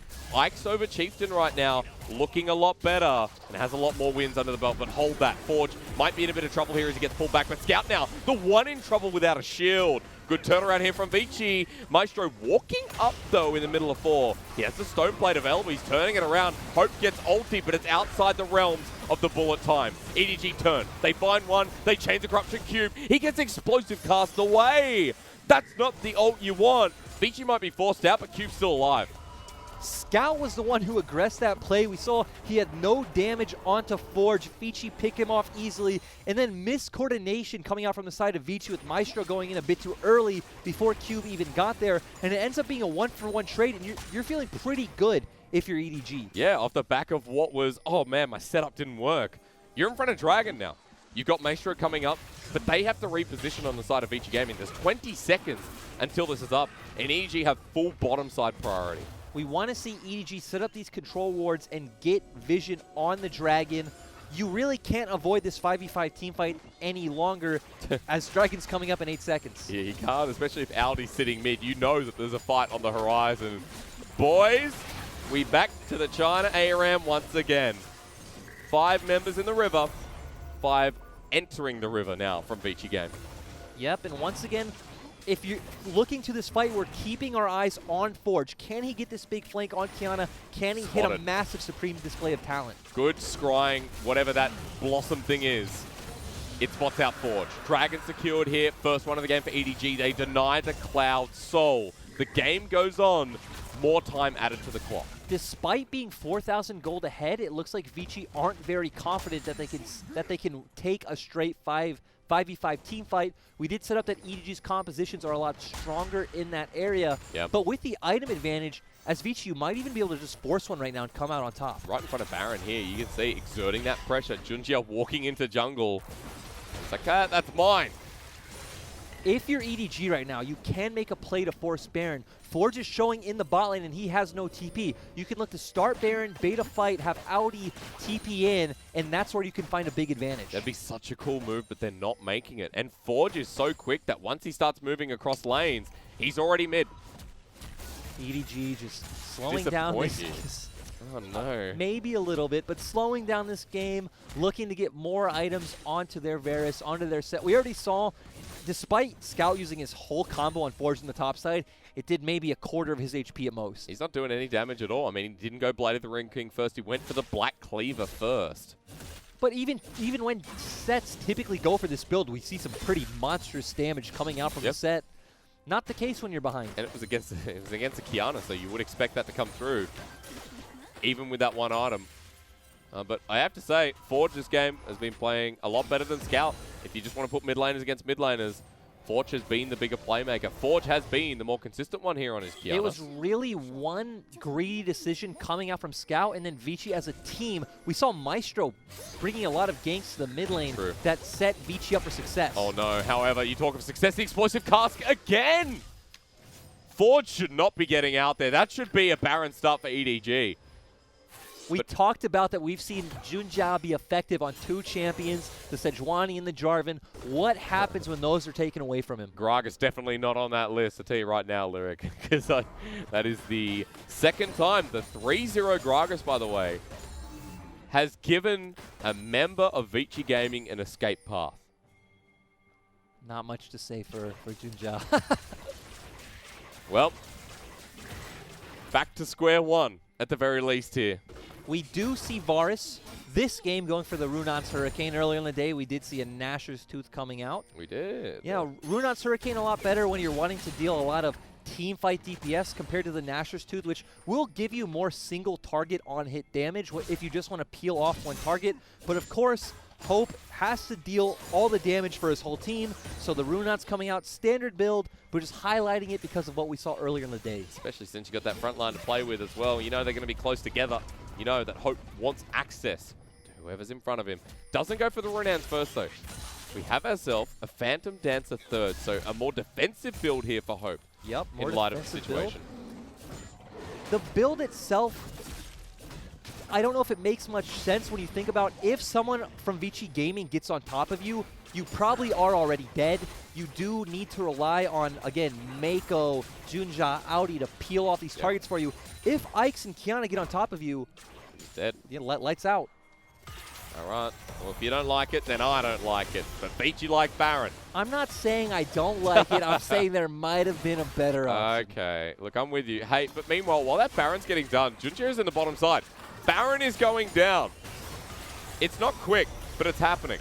And we've talked about that Vici have always been slow when teams make plays like this. But Vici don't have the damage. Echo, Kiana, these are not high DPS champions that can rush down a Baron. Ignore me. I was super excited. But yeah, it just almost died. And Baron didn't even go down past half health. Bit of a comical series so far. Comical in a very positive way. But EDG are like, okay, none the wiser. Now there's a ward in the back of the Baron pit that has to be cleared by Vici. And there's a Cloud Dragon coming up in 45 seconds. So after that, reset comes through from Vici. They're heading towards the bottom side. But EDG are already here waiting. But Vici do have pushes in their side lanes. They will be denying. Oh my god! That's the three-man parallel convergence! Too easy for the side of Ike's. And EDG walked willingly into it. They reset to kill the whole of EDG with only Scout left alive. Ike's coming up huge with that parallel convergence. We did say in this Vici comp, Forge and Ike's were the players to keep your eyes on, and they're showing up huge on these two Assassin solo QS champions. That was the biggest Echo W I've ever seen in my casting career. 10 seconds on big carries here. Can they just end this? Or is it too early? That's a good question. They're trying. 8 seconds until Hope comes up. Scout's here by himself. First Nexus turret's going down, and look at the damage. It's going quick here. Scout gets the ultimate. Both Nexus turrets are down, while Ike is trying to get the damage onto the Nexus, but one kill goes down, and another. Can we find the end here? That's what Vici are asking, and Ike says yes. He ends the game with both the fight and the kill on the Nexus. That ending came out of nowhere. Vici just saying, we don't want any more of this. Let's end this now. Well, both games, huh? What doozies we have there. This has been a good series in a weird way. Going back a few minutes, talking about that parallel convergence, the amazing thing, too, is there was no CC to set that up. He just hit that himself. And he just walked on in. That was it. It's like, go Protobell. It's crazy, too, because EDG were the ones setting up vision. They were the ones with control of river and control of the jungle, and they just walked in blindly to it. You don't think the game's going to end there as well. Look at the jump in the end. That's the full team fight win for Vici Gaming. And much like game number one, all it took was one. All it took was one team fight to end. Yep, this is what we set up coming into this series. Both of these teams are a lot more known for their skirmishing and their team fights. They're not the kind of team, they're not like an IG that's going to get a soul lane advantage and then snowball that to a win. They want to slow it down and fight as a unit. Look at the damage. I don't know who cares about the damage normally, but no one apart from Hope and Forge did over 10k. That's just how abrupt that game ending was. 32 minutes in. And we have to talk once again about like EDG with a couple of picks on the board. Sending that away. Junja had such a good early game, but then that just fell to the wayside. We had a really good level 1 coming up from EDG, but then they kind of made a few missteps, and we saw really good adaptation coming out from Vici. We saw Ike's and Maestro continuously focusing down the mid lane, getting Forge ahead. Maestro Cube, especially. Yep, Cube didn't need any attention. He's on the Renekton. He's always going to win this matchup. We saw him constantly walking to these skirmishes first, and Vici just using their winning lanes well. I have to say, for Vici Gaming, with a more aggressive game plan in mind, with the skirmish in mind, this suits them. I think this style really suits them, especially Forge on Kiana has been one of the better success stories. We stated at the start of that game, where Ike's on the Echo, the ability to skirmish alongside Forge, seems like a direction that Vici can play through in the future. When we came into week 1, we saw a lot of Kiana's struggling in the LPL, especially because it is a really slow champion. It takes a lot to get going.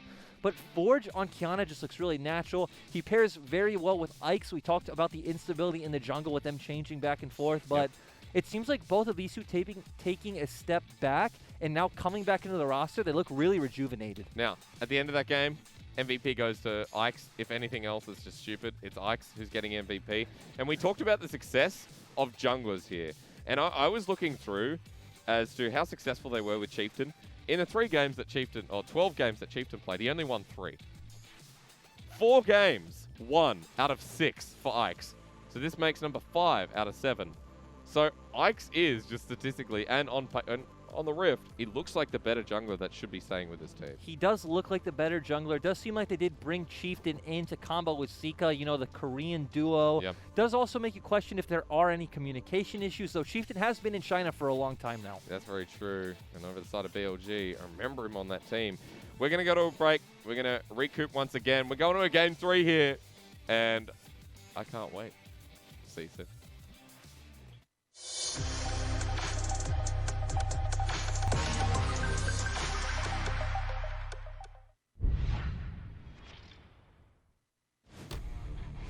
杀不掉的话，那白亏一个峡谷前锋啊！要甩吗？哎，甩中了鱼排回来的位置，这边交出了闪现，但是牙膏非常灵活，又回到了原来的位置，飞来飞去，又一个 W 踩走，又回来，瞬间秒掉了 Scout， 这波操作非常的快。要上当了。直接要去找 Metro 有个金身符是这个精彩绝景推4个，奇亚娜这波要立功了，小明也被逼了一个闪，但是还是被控在原地，鳄鱼还在不停撵他，小明开了一个金身往后拉扯一下，剑魔一个闪现 Q 技能配合挖掘机斩掉了泰坦，但是正面还是一波1化2，剑魔能不能走掉？一技能过墙，鳄鱼跟闪现打得非常的上头，拍住在草丛拍住，这波 Cube 有一些上头。哎，一个条，这边留的熊差点被秒掉了，哎呦，有一个照片，熊什么情况啊？稍微想卖自己吗？但是他居然还走了，张无忌开出水银没有办法，费留斯将他狙杀于千里之外，再斩一个人头蛇女也倒，那双 C 都走了，这波沙皇一波 double kill 要带着 LNG 直接一波掉这波比赛了呀！一个 ADC 要追2个，他一个人能打2个吗？自己身上来一个断破在吸血，还在吸，他还在吸，打出一个绿茶。这边是皇子，已经被红妈妈给烫死了，一个打2个。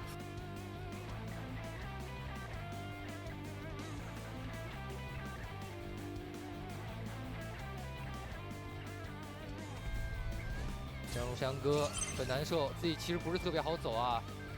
沙皇现在到达6级绝推。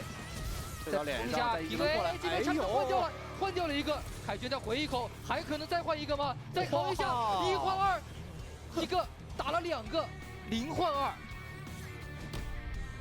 就是那个眼睛踢了下来，要找机会，但这边有一个睁眼，有个眼是看到了，这边。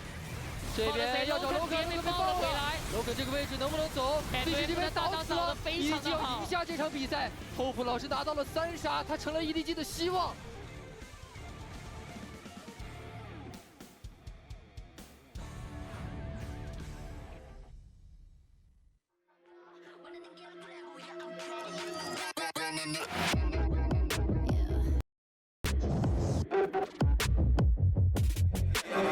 Too fast, life moving in slow-mo. I'm a god, but I actually don't know. I mean, better put your pride aside. I'm a Benz, get more like a Volvo. Your best stuff looks like my words. Synapses, fire, and burst. Got the whole crew with me, about to do damage. You know we ain't average. I ain't gonna say this again, but it's in my time. Better look in my eyes. I'm a genius in the skies with my heart on my sleeve. And you force to go blind to a king in his prime. Everybody got a line. Sit back with the stars in line. I finesse like my life on the 9 was a diamond in the rough, and now I shine. No one could stop us, they'll try, but they won't. Nada nos puede parar. Oh no, we're wide awake now. Our eyes are wide open. We're running this world. We're keeping it turning. We're living like giants. Yeah, giants. We're bigger than giants. giants, sleeping giants. Yeah, shutting it down, been in the ground and my people all up in this place. Spinning this thing, go to my rank, royalty up in my veins. I'm loco, think I'm so cold, I say something, ain't no going back. Now they ask where Kiki's at, I'm like, you can't hang with that. 쏟아져 빛이 멀게 된 눈이 멈추지 않아. Once we go, 내게 더운 멜로 모든 배 빨리 달려. 넌 못 따라와. True damage we do it, true damage 보여줄게. 뭐든 쉽게 이기든 지든 my crew make the beat. No one could stop us, they'll try, but they won't. Nada nos puede parar.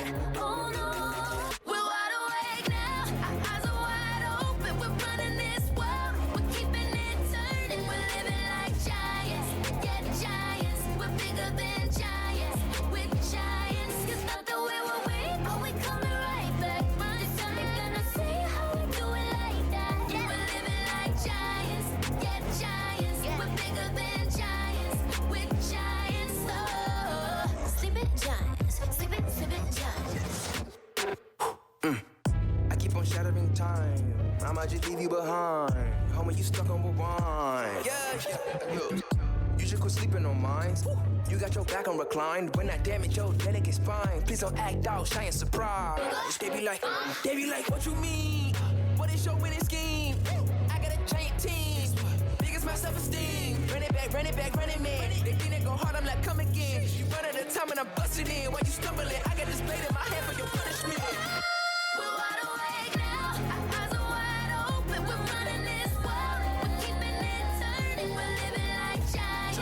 Yeah, giants. We're bigger than giants. We're giants. It's not the way we're weak, but we coming right back.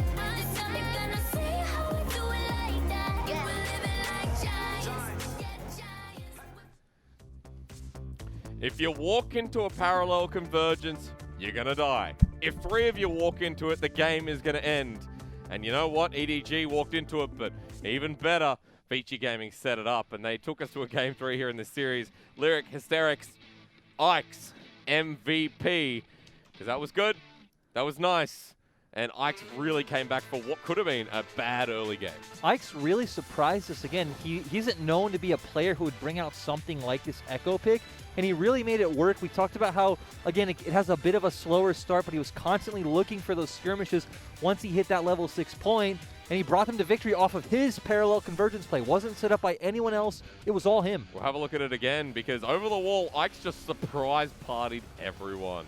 It completely set up Forge too. Forge was one of the bigger members on this team. Set up iBoy too. And now, yeah, they're just able to melt everyone on the side of EDG. And even though Ike's gets MVP there, I also want to state that like this Misfortune pick in the series is 100% win rate. And for both of these players, they've prioritized it so heavily. So you can just see that my focus going into Game 3 will be the pick.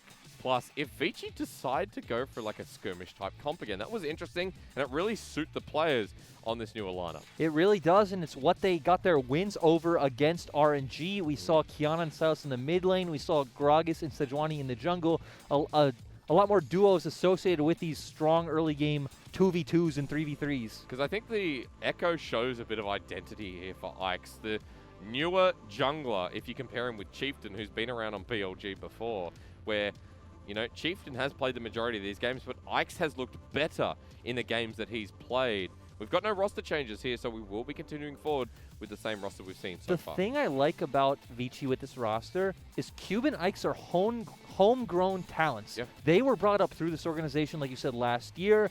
They were both kind of subbed out on and off because they were rookies. They weren't looking so hot. They're brought in this year. They look like Cube, of course, was the better player. He wasn't fighting for spot, but Ike's looking better than Chieftain, a longtime veteran of the league, was on BLG for a while, and just showing up. I really like this assortment of veterans with rookies from Vici. Because Forge, like, is still kind of a rookie, but you're like, well, he played on IG young. He then transitioned into IG when rookie wasn't about. He had to go back to Korea for his father. And then Forge still came across as like, well, he's a good player. He has moments of brilliance. But do you define him as a rookie anymore? I'd say you look at the formula of this team, it's, again, homegrown talent in Ike's and Cube. You have more of like veteran players, iBoy, of course, and Maestro. And then you have this really hot prospect in Forge, who, again, on IG Youth looked really good. Subbing in for IG looked really good. Looked like he had a bit of a struggle at first, but now is looking great. Yeah. his comfort picks, I think, as well, are a big part of him looking great. Starting him on things like this Kiana was just, you know, a really great move through JDG, through this series so far. And because we're not seeing Zika, we go into Game 3 with Forge. So, perfect timing. Take us into it. Vici once again on blue side. We talked heavily about skirmish for Vici. EDG couldn't get their team fight off. And we got a Game 3 to close it all together. Yeah, EDG have always preferred the red side. Vici, it seems like they change up depending on who they're facing, but EDG really value that counter pick, especially for Scout later in the draft. The big question, like you said, is how does Misfortune fit into this new equation? We haven't seen either team first pick it. Vici has, for 2 games in a row, first picked that Renekton. Yeah. Do EDG, who, again, they've played it 11 times themselves, do they need to ban the Misfortune? Well, asking me, the question is that if the Misfortune gets banned away, what else do we go to? Because on the side of EDG, if you talk about first picks, it has been the Set, the Sejuani, if it's available. But Sejuani banned once again by Vici means that, okay, is it just going to be the Gragas substitute that Junjia goes to? If you're Vici, you don't change anything up. Cube having pressure in this top lane has been really good throughout all 3 series. I also think if you're EDG, you don't question the set pick. It's worked. It's very flexible. Okay. If you're going to give Audi a losing matchup anyway, I think you could just put that in the top lane and maybe secure an even better matchup for Scout. Not saying the matchup was a problem, remembering from last game's level 1, but Gragas for Junjia, I don't think he's a very deep champion pool, so it is to be expected. Yeah, well, look, hopefully we see better execution than last game. Because, again, it was a pretty decent early game. We just didn't get what we wanted. Same picks here, though, for Vici Gaming. iBoy gets the Misfortune 2 games in a row. And now Hope's like, do I just do the same? Are we just doing the same pick and ban again? It makes sense from both teams because if you're Vici, you just won the game. You felt very comfortable on the champions you had. And if you're EDG, especially their coaching staff, you can be like, this was down to execution. Yep. Had we played this better early, our comp had the tools to win. That means Maokai. What else did we see? The Brom there before, if I'm not mistaken. Was it Brom here for Mako? Yes, Brom for Mako. Seen a lot of drafts in the past couple of weeks. So into the same bands. Let's see if anything changes up. Because in game number 1, team fighting from EDG was better. It was down to execution, and EDG executed better. I'd like to see EDG ban out that Echo. Again, Ike's does have a lot of options. He can play something like the Lee Sin, but take away these champions that are giving you problems that you probably don't have a lot of experience against in scrims. And I want to see Vici ban supports. They banned Thresh last game, and that was it. But take away the Thresh, take away the Braum. We have not seen Mako on Tahm Kench yet. We haven't seen him on his Thresh this season either. Nope, we have not seen him on Thresh. And Mako was known for his Thresh, so this time it's the Mordekaiser. Vici see threat in the top lane, Audi, Mordekaiser, like before. And you were talking about Echo, you're talking about the skirmish, heavy junglers, or at least the skirmish champions Vici prioritized in the past. Yep, I would like to see EDG take away that champion. And again, the problem is you probably don't have too much experience against it in practice. If you don't have experience against it, why leave it open? But they take away the Olaf. Ike's hasn't really been playing Olaf this split, but it is the LPL. All LPL Everyone teams fear plays Olaf. Yeah. And here I wonder if Vici will ban the Braum instead of the Thresh this time around, considering, like you said, we haven't seen Mako play Thresh this split. He has played Braum now 4 times, but they still take that off the table. They still don't want to see him make the return. He still has the Alistar that he played in game number 1, but why change it? Brom and Varus, that's going to be locked into the bottom lane once again. So solo lane again from EDG to C.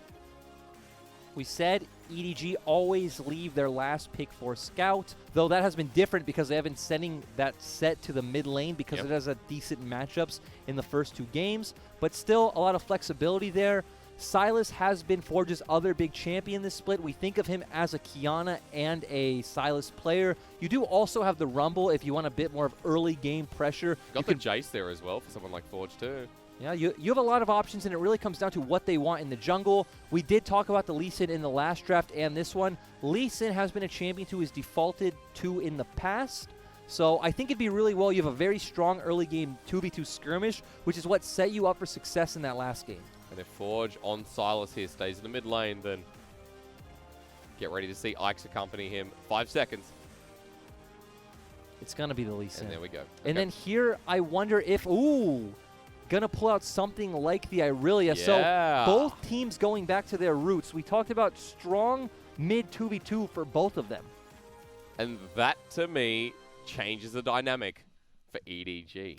Yeah, I agree, and I really do believe it will be like Game 1 and Game 2. It's who can ever pressure mid first. Could have been the rinse and repeat. It's going to be the top lane set. It doesn't matter too much for Cube. Renekton does win against in both matchups. Yeah, it was a counter pick towards mid lane. Exactly, for a long time last year. So if you're going to have a losing matchup in top lane anyway, I do like them just sending set to the top side. And a lot of the time, like, let's use that statement again, it is the LPL. A lot of the time, set hasn't come out too bad in the matchup versus Renekton in this region. So well, and despite it being a counter pick, set's fine in the lane. Sure, Renekton can pressure you, but you're pretty much just going to farm safely under turret. You do have decent wave clear at any point if you need to go help your team from the Haymaker. And your involvement in team fights, I'd say a lot of people say, is a lot higher on set. yeah, that's pretty true. Hey, going into this game, I mean, again for EDG, I look towards their composition and I say, okay, cool. We've got Hope on the Varus once more. But he doesn't have the exact same setup. There seems to be a lot more damage sources this time from EDG rather than that straight across front line. I do like what EDG's doing this time, getting Scout on a higher damage threat. Again, I don't think the set was the problem last game, but just give him tools to succeed. I want to see Junjia look more towards the mid lane. When you're playing something like a Braum, it will be hard for Mako to go and interact with that mid lane, but just do your best to match Maestro and make sure he isn't getting off those strong roams like we saw in Game 2. Maestro was the reason that First Blood went over to the side of Ichi Gaming. He influenced mid, and Jungle got back online. EDG tried to shut them down, but couldn't. And now it comes to a Game 3. Everything on the line. EDG are 3-3, Vici 2-5. And for a team that is handled by Coma, coming away from SKT for the first time in many years, Vici had high expectations, and they're not hitting them yet. Yeah, and just mentioning Coma, we have big-name coaches on both sides of the rift here. We have Clear Love and Heart coming out from EDG, and Coma and Pumandu on the side of Vici. Which is, like, we don't always get great coach matchups here in the LPL. It's hard to define a great coach matchup, though, right? Because we can use results and, like, name value, which is what we're using here, but really from the outside, can we ever know what a coach really does? I mean, you tell me. You're a coach. Well, Lyric is a caster. Ah, that's right. Gray is the coach. Your alter ego, right? I don't know that guy. You don't know that guy? Well, come on, don't leave me hanging because I need some knowledge here. I need to be involved in what's about to happen here. You don't need knowledge. We know what both of these teams are going to look for this game. I know. Both teams know. You know. The viewers know. Yeah, pretty straightforward. But I am excited to see the 2v2 and a bit more priority here towards mid, even if there was before. We are having a quick look at the Conqueror here, but the secondary here in the Taste of Blood, the Ravenous Hunter, a lot more healing available on the Sylas. The thing I like about this game in specific is this mid lane matchup. Sylas and I really are very similar champions in the sense that they need to constantly get these aggressive trades and have jungle around to win their matchup. And whoever comes out on top, it will really be down to skill. Can Irelia hit that flawless duet? Can Sylas get his full combo off onto the Irelia? Things like this. We're really going to see who is better, Forge or Scout. Oh, I like the matchup already. We're seeing a bit of brutalizing in the top lane here from Aldi. Just note, though, Scout has taken the exhaust into this matchup again, so a bit more lane presence, and Fortune has the teleport. This time, they're not matching each other. Scout having that exhaust a bit better for the lane and for these skirmishes, but Forge will always be able to react around the map better, which is always shown to be more useful in competitive play. Keep track of the junglers, though. We're looking towards the top side. Junjia is there. Cleared out the bottom side of his map. Now heads towards top. Predator on the Gragas as well. Scout getting an early reset off, being able to pick up that Doran's Blade so he can have an edge in the lane will be very important to look at. I was going to say, that's a very early back. Not often that you see laners go back. I mean, he doesn't have the teleport, but with the wave shoved out, he can just walk back here comfortably. Junjia, it does mean, though, he has to go, okay, what's in the top side? What can I do? He'll set up Scuttle while Scout makes the return. Yep.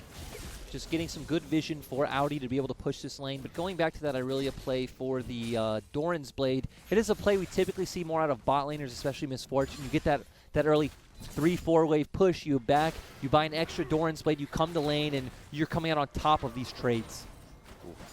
Speaking of the devil, EDG get a nice one in the bottom lane. Eyeboy at half health. You see the dredge line didn't hit as Ix has to Shadow Forge here. Not enough mana. Scout wins out in the trade as he returns to lane. That bit of extra damage and healing now coming into effect. Also, the fact that Scout was able to get that early reset off, get his mana back. Forge still hasn't been back, so is still working with what he's had since the start of the game. Ix goes back to his jungle, though, all the way towards Raptors. A ward popped down here from Scout. But Junja is here. Unaware is Forge. As Flawless Duet comes through. Junja now looking for the body slam. Forge exhausted down. That's too easy.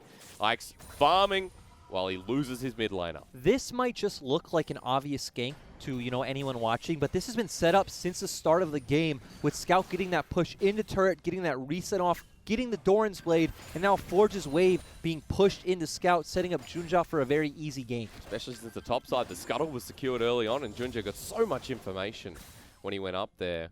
So EDG off to a rolling start, and you can see already Junja is gone to the top side, and now he wants to get Cube as well. Yep, we see Junja on the top side. We already talked about Renekton, even though it does have pressure on set, it really isn't a hard counter, more of a soft counter where you will be able to push the waves more easily than set. You will come out ahead in short trades, but that's about it. Ooh, dredge line here onto Mako. No Ignite dropped on down, but Mako's left here alone until Hope returns to this lane. Bam stepped up, but hey, you ready to talk about mid once again? Flawless Duet at the ready. Ike zones away. Blocked away here by Junja. Scouted half health, but the body slam into the Abscond Duck. The turnaround. That barrel roll did a lot of damage. Junja has to flash now. Ike's with a better trade. He sticks around a mid and he finally gets something. Yep, Ike's being on the Lee Sin does have more early DPS than the Gragas. What are you doing here? This is so cheeky. Blast Cone and peekaboo. Flash, Nautilus, Ignite, Dredge Line, Auto Attack. Junja gets 1v1 by the support of Vici. You know, when we came into this split after week 1, we were talking about our tier list for players. I had Maestro in my top 3 because he does things like this. Maestro is constantly looking for these roams and uses pressure so well. I don't know if that should work like that, but it was amazing to see. But it did. That's all that matters. It did. The first kill for Vici through a support roam. A solo kill from Maestro. Now, he doesn't have Flash or Ignite anymore, but who cares? He just knocked down the jungler, and now Junja in a bit of CS deficit while Ike's can go ahead and just farm and exert that pressure. To be fair to the Flash and Ignite point, you're not really going to be finding any 2v2 kills in this bot lane when it's Nautilus versus Braum. That's true. It's just going to be both AD carries farming, both of you posturing like, hey, I'm going to do something, and then moving somewhere else. He's always got Dredge Line. A Nautilus always got Dredge Line. Now, what does he pick up first back? Sunfire Cape? Do you want Duskblade? I don't. Dude, he's an Hey, assassin Blade of the Nautilus now. Rune King, you know, he's a melee champion, yeah. 12%. Dude, that extra 40 damage. Think about how quick he autos already. Oh, Mercury Trez, that's boring. That's all right, though. Hey, that's an early first buy. Very early first buy. Now, despite that, Junja does get back out on the map and picks up the Infernal Dragon. And a couple of deep wards put down as well here by Mako, who's like, now I'm roaming. Look at me. Mako is roaming on a Braum, though. Not as much threat as a roaming Nautilus, but he is just there to make sure that Scout can push out this wave safely and get this reset. Wouldn't have been too scary anyway if you look at all of EDG's vision on the bottom side of the map. And you can see Scout in the mid lane has a bit of CS lead as well. He's not backing, though. Mako roams, and you can see that Forge thinks maybe Scout's gone back. We've seen some really beautiful coordinated play coming out from EDG this game around the mid lane. Sure, Junja falling. Ooh. Yeah, okay, Chains Corruption. Hope is looking for the 1v1 here. Mako now makes it 2v1 as Maestro finally joins the play. Tries to get onto Hope. The damage doesn't finish off iBoy. And Flash kept as well. Both summoners backing away, but Hope and Mako now have the shove and an open lane. iBoy just walking a bit too far forward. Once Hope does have that Chains of Corruption, you obviously can't do that. Hope coming out once again in this laning phase just like he did last game. But meanwhile on the top side, this is Vici's response. The slice and dice through the red buff as it resets. Junja going to be backing away while Ix is looking for the play. But the fact that it resets, does it mean a thing? Nope. Looks like Vici are using that pressure we talked about that Renekton will have. Oh, Vanguard's Edge, though, on to 3 people. Another Vanguard's Edge available here for the Silences to choose on the back end of Scout. But there we go, 3-man in the set. The Haymaker to help finish it off. And Forge flashes over, but Audi matches it too. Knuckles him down for his double kill. That was so beautiful coming out from Audi. Vici were the ones using their pressure aggressively, trying to steal that red buff. EDG Knight, we already talked about it. Seb will always be able to answer despite pushing in, and just great ultimate coming out, securing 2 more kills for the side of EDG. And now in this lane that you said, okay, well, Renekton does have a tiny bit of an advantage. The ability for Set to outplay, though. The ability for Set now with 2 kills worth of gold to make something happen. This is the problem with Set in general. It's when you think to top lane and you think to champions that do counter him, Yep. it's that Set has a fine time against almost all of them. The Kennen, the Renekton, anything like this, Set is fine to just farm, and again, he has a much higher impact in these skirmishes. Are you ready to have a look back at this one? Because that's a 3-man Vanguard Edge to start it off. 3-man Vanguard's Edge, but Junja is not around. He can't follow that in. Scout has to back off early, and then Cube walking too far forward, giving Audi a very easy target to ult, and then coming out with 2 kills. Now, I don't want to be the bearer of bad news, but Junja did ult and Cube got away. Cube got away, but you got 2 kills. Yeah. Is that bad? Well, no, Junja's ult again, you know, from what we saw in last Junja's game. ult. Yeah, sorry. yeah. I know, I'm being a bit cruel. Oh, but I'm my just saying once again. But the point is that EDG, 1,000 gold up here in this early game. An early game that was built off of mid lane and now extends through the topside jungle. We see a bit of a replay here. What happened? Chains of Corruption and nothing. Okay. Not nothing. Hope showing us he's very on point with these skill shots, and he's someone Yeah. EDG can rely on. So he's showing he's the boss, right? Yeah, we need to balance out your negative with my positivity. Hey, nice job, Hope. I've been positive all series long. You're the negative one. You don't like certain builds, and that's about it. That's all I can think of.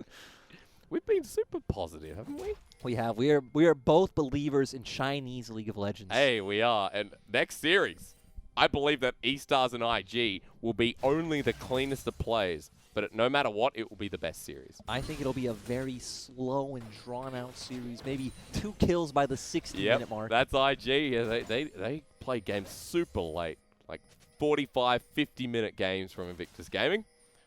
And the Shy has never died in the top lane to save his life. Absolutely not. We do see the builds coming out, but ignore the builds, just throwing out that bullet time for no reason. Hope doesn't have the ultimate. Maybe iBoy wanted to clear the way, but Junja's coming in. Predator to zone them off. Scout's here as well. And how do you get out of this one? Explosive cast, the ultimate layered on top. This time, it's a really nice ultimate from Junja. iBoy gets stunned down with a flawless duet, but in comes the Rift Herald on the back end of that play while they find the engage. Mako jumps back. The heal saves his life, and the Chains of Corruption does as well as Junja with the body slam redirect. iBoy is Audi, and Audi is innie. Oh, my. EDG showing up big on this team fight. Sorry to iBoy, he didn't use that ult for no reason. They did have vision on EDG posturing for the dive, so he was trying to clear out that wave so it couldn't happen. We even saw Cube TP in first, but iBoy had already been zoned out from the fight, didn't have any mana, couldn't walk up, and it was very easy for EDG just to focus down Cube and Forge. And an early game now that is unlike no other. EDG are really meddling in the affairs of Vici. Yep, and we already see EDG have a numbers advantage, take down Maestro very easily. We already said iBoy has no mana, very dangerous for him to follow up with Junja still around on the side, so EDG just able to focus down, and beautiful body slam coming out from Junja. Man, we were, you know, being a little bit mean before, especially me, but the flash body slam there was in the perfect spot. Ike's trying to get the dragon off the back of the plane. He will, but EDG force him away, and that's all. 3K gold lead now after the fight. An Ocean Rift that spawns for a team with a Varus and Aurelia, a set. EDG have the cards so much earlier this game, and now it's even harder for Vici to play the style we talked about setting up in Champ Select. Yep, much harder for Vici to play this style, which, again, all 3 games we saw the teams draft similar compositions that really want to play around the mid-jungle and then turn that into skirmishing and team fight opportunities. Vici were able to pick up the dragon, which is something we usually see. When you are the one who loses a team fight, you'll typically get on the map first because you died. The enemy team still has to reset if they're low. So at least Ike's getting something out of that exchange. but Vici are not in a good place. They're really not. And now in the bottom lane, they're getting dove again. I mean, look, Predator in. Junjia's like, hello! Eyeboy, Explosive Cask is there. The barrel gets the slow, but Eyeboy cleanses away. And now for EDG, they get this turret. Junjia is active towards this bottom lane. One thing I love about this EDG team and Junjia in general is, again, they constantly will continuously punish a point that they've already set behind. They're just not going to let you back into this game. They're going to set up the wave to re-gank you, set up the wave to re-dive you, and really just hammer home this advantage. And that's what Junjia is all about, like, coming back to that point, specifically the top lane. But now Junjia has adapted in this series. He's gone towards bot and mid more consistently. And talking about Junjia, we look at kill participation right now. We set this game up all about mid-jungle. Scout and Junjia have been involved in all 6 kills. All 6? I mean, that's not something you say, especially with Scout. The roam down mattered so much. He's now got Blade of the Ruined King, by the way. And with those 3 kills, he's up also 20 CS over Forge on Silas. And we need to highlight, again, from level 1, he set up the wave to get to push back to him, called Junjia for the gank, and that's how they really got this snowball started. That early Dorans that built 15-20 CS lead, plus the timing on Ikes, or rather Junjia. And giving first blood to Scout, we've seen what this nets on EDG. Like, this team has been about Scout for a long time. Mako the facilitator, Scout the carry. Top tier mid laner in the LPL that's been on this EDG roster for as long as I can remember, before I even started watching the LPL itself. Yeah, Scout, there's a reason we don't talk about him much, is just because everyone knows how good he is. He's very reliable. He's not someone you really need to try and make an argument for, because he shows up every game. He makes an argument for himself. Remember that it was Eyeboy who joined this team latest. And then, I guess, Hope, technically. As Eyeboy vs. Hope has been the narrative, but this time around, maybe we'll pause on that. Ikes is in a very, very bad place. Good kick.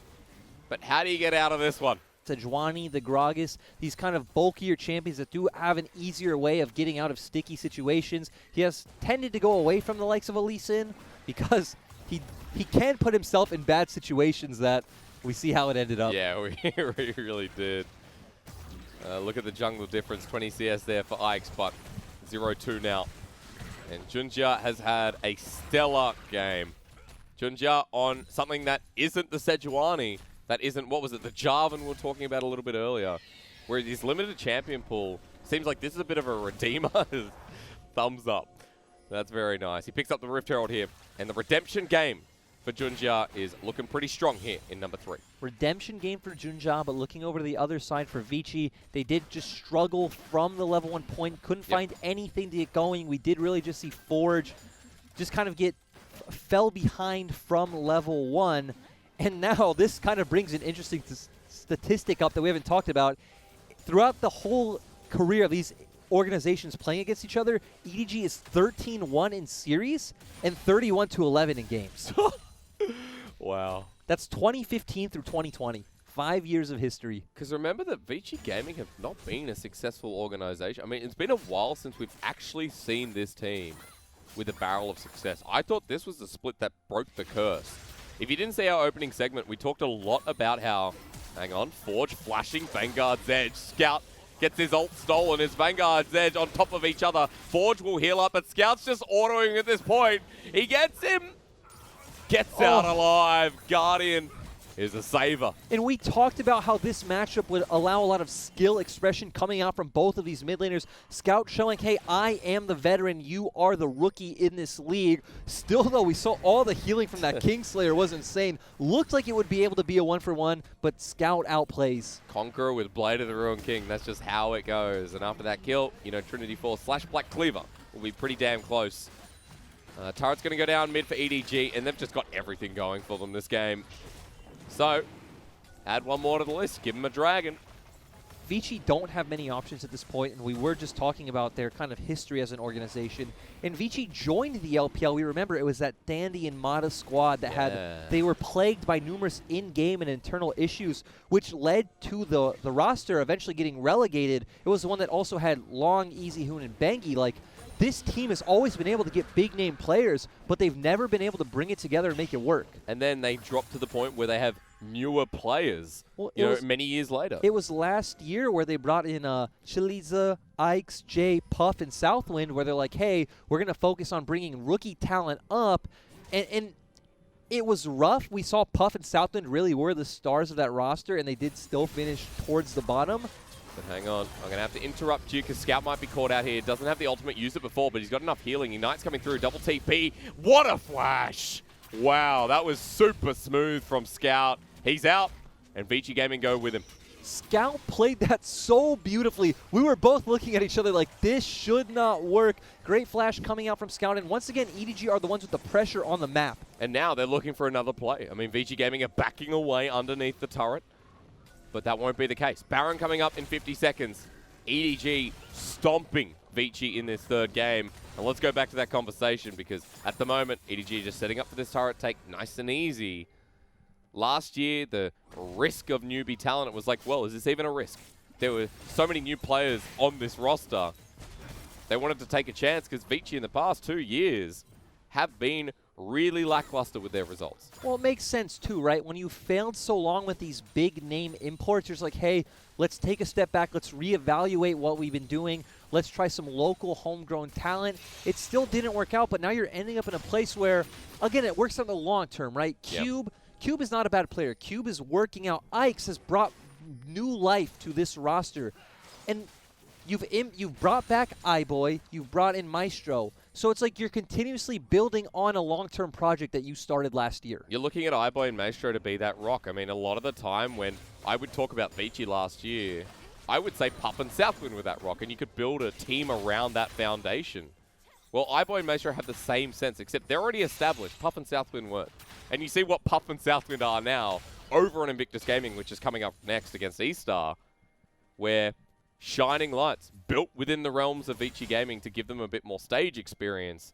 And now that they have that experience, they look near unstoppable. So you're right. It's a progress talk about the future for Vici Gaming. And people like Forge and Cube, the solo lanes, I have high prospects for. Maybe not even in spring, maybe towards summer as we go throughout the year. Yeah, so that is kind of the silver lining for Vici this game. If we just talk about any windows they have back into this game, it is very hard. You are 5K gold behind. You really need to find some kind of like cheesy pick in a brush play or maybe some kind of double TP play from sides. But even then, that's only buying you time. Getting back into this game is near impossible unless EDG gift it to you. Well, nothing off the table yet. 5,000 gold lead for EDG. I was going to say, we've seen a lot of series gifted this split alone. But hey, this is the least time we've spent in a game this series mid. We have not been mid too much as a 5-man group this time around. And EDG playing at their side lanes well. No one can deal with Scout. He's got his 2 items. And so, almost, does Audi, who got the earlier double kill. He's been matching this Renekton just fine. He's been grouping around the mid wave. And you can see EDG grouping around this Baron. And Vici Gaming have to pay respect. True. You just said we haven't seen the teams posturing mid a lot this game. It is because EDG just broke this game so far like ahead that Vici just know they can't contest. And so right now they're just trying to move between vision. Forge sitting so far back against this turret. And EDG after clearing out, look, they're heading towards Baron. Hope starts it up. EDG using their pressure well, just continuously bouncing back between the lanes. Take the bot turret, take the mid turret. It doesn't matter. If they get this Baron, they will be able to just close out this game. I love how Audi is the last one here. He can get the flank as the teleport comes through. EDG, mate goes quite low. Floor Stewart doesn't connect. The poke comes through into Cube, but it's pretty much that. They draw the TP out of the Baron play, and now, hey, we're going towards mid. We're going towards mid. Vici going to try and get that pressure once again. EDG don't feel confident trying to rush down this Baron. I'm sure with this gold lead, they probably could hold on a bit longer, let Vici come in, and then try to force a fight, but they're taking it very slow, step by step, methodical, if we want to say. We will. We'll say, I'm happy to say methodical here. And gives us enough time to have a bit of a chat. Now, our next series, E-Stars and IG. I know, especially to the chat, they're looking forward to this one, right? But we actually need to see if EDG are considered a middle-tier team. Because if they lose this game, EDG are going to drop very far in the rankings for me with how this has started. EDG right now are sitting at 3-3. They're 9-8 in game score, counting those first 2 games. So there's a very fair argument that they're the most middle of the pack team we have in the LPL. Yeah, I mean, I guess that's true. But against Beachy Gaming, who also should be a middle of the pack team, I don't think they sit at the bottom with a team like V5 or currently I think LGD are far down there as well. I would say LGD have actually looked good. Again, in a lot of their losses, they consistently put up a fight. Yep. I remember their goal difference at 15 minutes was something like -600, which isn't a team you would expect who's that far in the standings, compared to Vici, who's around -2,000. Oh, really? Yeah, but again, they have been using the Chieftain Zika roster, so it isn't quite the same Vici. Which is why it was Vici. Remember I said this last time we were broadcasting. I can't remember the series, but we're talking heavily about how, well, I think it's going to be like a spring roster for Vici Gaming. That's the development pattern, that it's going to take the full year. We are getting back into the game because Ocean Dragon started. Vici want to contest this. Maestro goes in for the hook. Chains Corruption there. Look, Ike's gets onto the back line in hope, but Mate goes helping him out, and Ike's can't get the job done. Forge here as well, but the stopwatch is pressed, and Audi's already taken the kill on the front. 3 done, and Vici might be done with it too. Beautiful flank from Ike's, but we just saw how far ahead EDG was in that situation. It's like we talked about with the Baron. They could really just force this objective, say, hey, come into me. Even if you get off the perfect play, you just don't have the damage to deal with us. Hope could deal just fine in the end. Mako for the provided support. Well, now they run towards the Baron. And 7,000 gold is quickly going to turn into 10, turn into 11, turn into the game. EDG 11-1, by the way, here at 25 minutes. EDG, once again, last split, a lot of people doubted that they could make playoffs with the roster they had. They did it in the end. Yep. Coming into this split, a lot of us looked at the EDG roster, their actual supposed main roster they had, and thought, this roster's probably not good enough to make playoffs with how stacked the LPL is this year. And once again, even with the sub-roster, they're showing us, hey, no, we're always competing at the top in LPL. At the very least. Let's have a look at this again, because you're right. Ike's there in a very different world in an even game. Hope's probably dead. Vici forced the fight wide open. There's not much to say here. Ike's gets a beautiful flank, but he just doesn't have the damage to kill Hope. Hope just pretty much 1v1s him. Didn't matter if Mako even came over. And then Vici are just in such a bad position. It is really easy for EDG to turn around and finish cleaning up the fight. I like the attempt. Maybe if Maestro had his Blade of the Ruined King you were talking about earlier, it could have been a different story, you know? From his assassination. I mean, that's the kill Vici have, which was Maestro's assassination. It's Maestro's solo kill. There's an assist on the board. That was what it was. That's the only kill secured by Vici this game. I like it. Maestro holds his head high, and Vici go back to the drawing board, but not him. Maestro showing his personality as well. Coma takes him out for ice cream after this. You know? I thought you were going to say Coma takes him out for hung. No. No, that is by the way, to everyone who's not aware, that is the sub support. Just so you don't get that wrong. Yeah, but that's not what I meant. No, I was just like, wow, that's full on. He did such a good job. But Maestro is, you know, that experienced support that facilitates iBoy. And it is good to see that the roaming doesn't stop. When he was on LNG last year, we saw a lot of Maestro, and we're like, wow, this guy's not only a Thresh god, but he roams a lot, like to the level of Lumao in 2019. Especially looking at his time in LNG, it's really hard when Dwan is also a very good support. So it makes sense he didn't want to share that spot when, again, you're constantly competing. Him coming over to Vici was a time for him to prove himself. You have all the pieces to do it, but things just aren't coming together. They're not. They're losing structures fast, and that 10K has finally come a reality. Just go to the bottom lane, slowly win it over. And yeah, we're forced to watch this abuse firsthand against Vici. Maestro is, you know, probably upset, and nope, Scout is upset. Look at the chain of command. Scout starts it, EDG end it, and as he walks into the backline, look, he might even die here. Do you think he cares? Of course not, and nor does he die. Triple kill, EDG, it's time to end this one. EDG putting another win on the board, winning 3 out of their 4 last series in a pretty convincing fashion. Convincing's a great word for it, because against Vici, this third game was more than convincing for me. With the sub jungle and top lane, they're doing pretty damn well. They take apart Vici Gaming. The series ends with Vici more than an attempt, but not good enough when you're going up against EDG in rising form. I really like that angry kitty emoji. I don't know who it came out from in the end, but good, nice style points on the win. Yeah, nice and worthwhile. All right, well, EDG, you can see that one coming from a mile away, but we can talk a little bit about how it started. Started with Junjia and Scout in the mid lane, and some really good control of the mid in the first 5-10 minutes. Yeah, started with some good wave manipulation and matchup knowledge coming out from Scout to set up that gank, which just gave them a lot of pressure around the mid 2v2 and allowed them to just bring that pressure around the map and start snowballing from skirmishes. And we saw, like, even though Maestro got that one and only kill, apparently, I'm not sure if they got another one in the end there. EDG continued that forward. And Audi to be commended there in that one fight we saw on the top side. That was a really good turnaround. I think I'm impressed that EDG in such a short amount of time have come together with a subpar roster, as it was being called. It really makes me wonder that when JJ is back, is he going to just be the full-on starter, or does Junjia have a chance to keep his position? Because this is like a funny turn of events, right place at the right time. Junjia gets to play when in a real world, he'd probably never be on the Rift.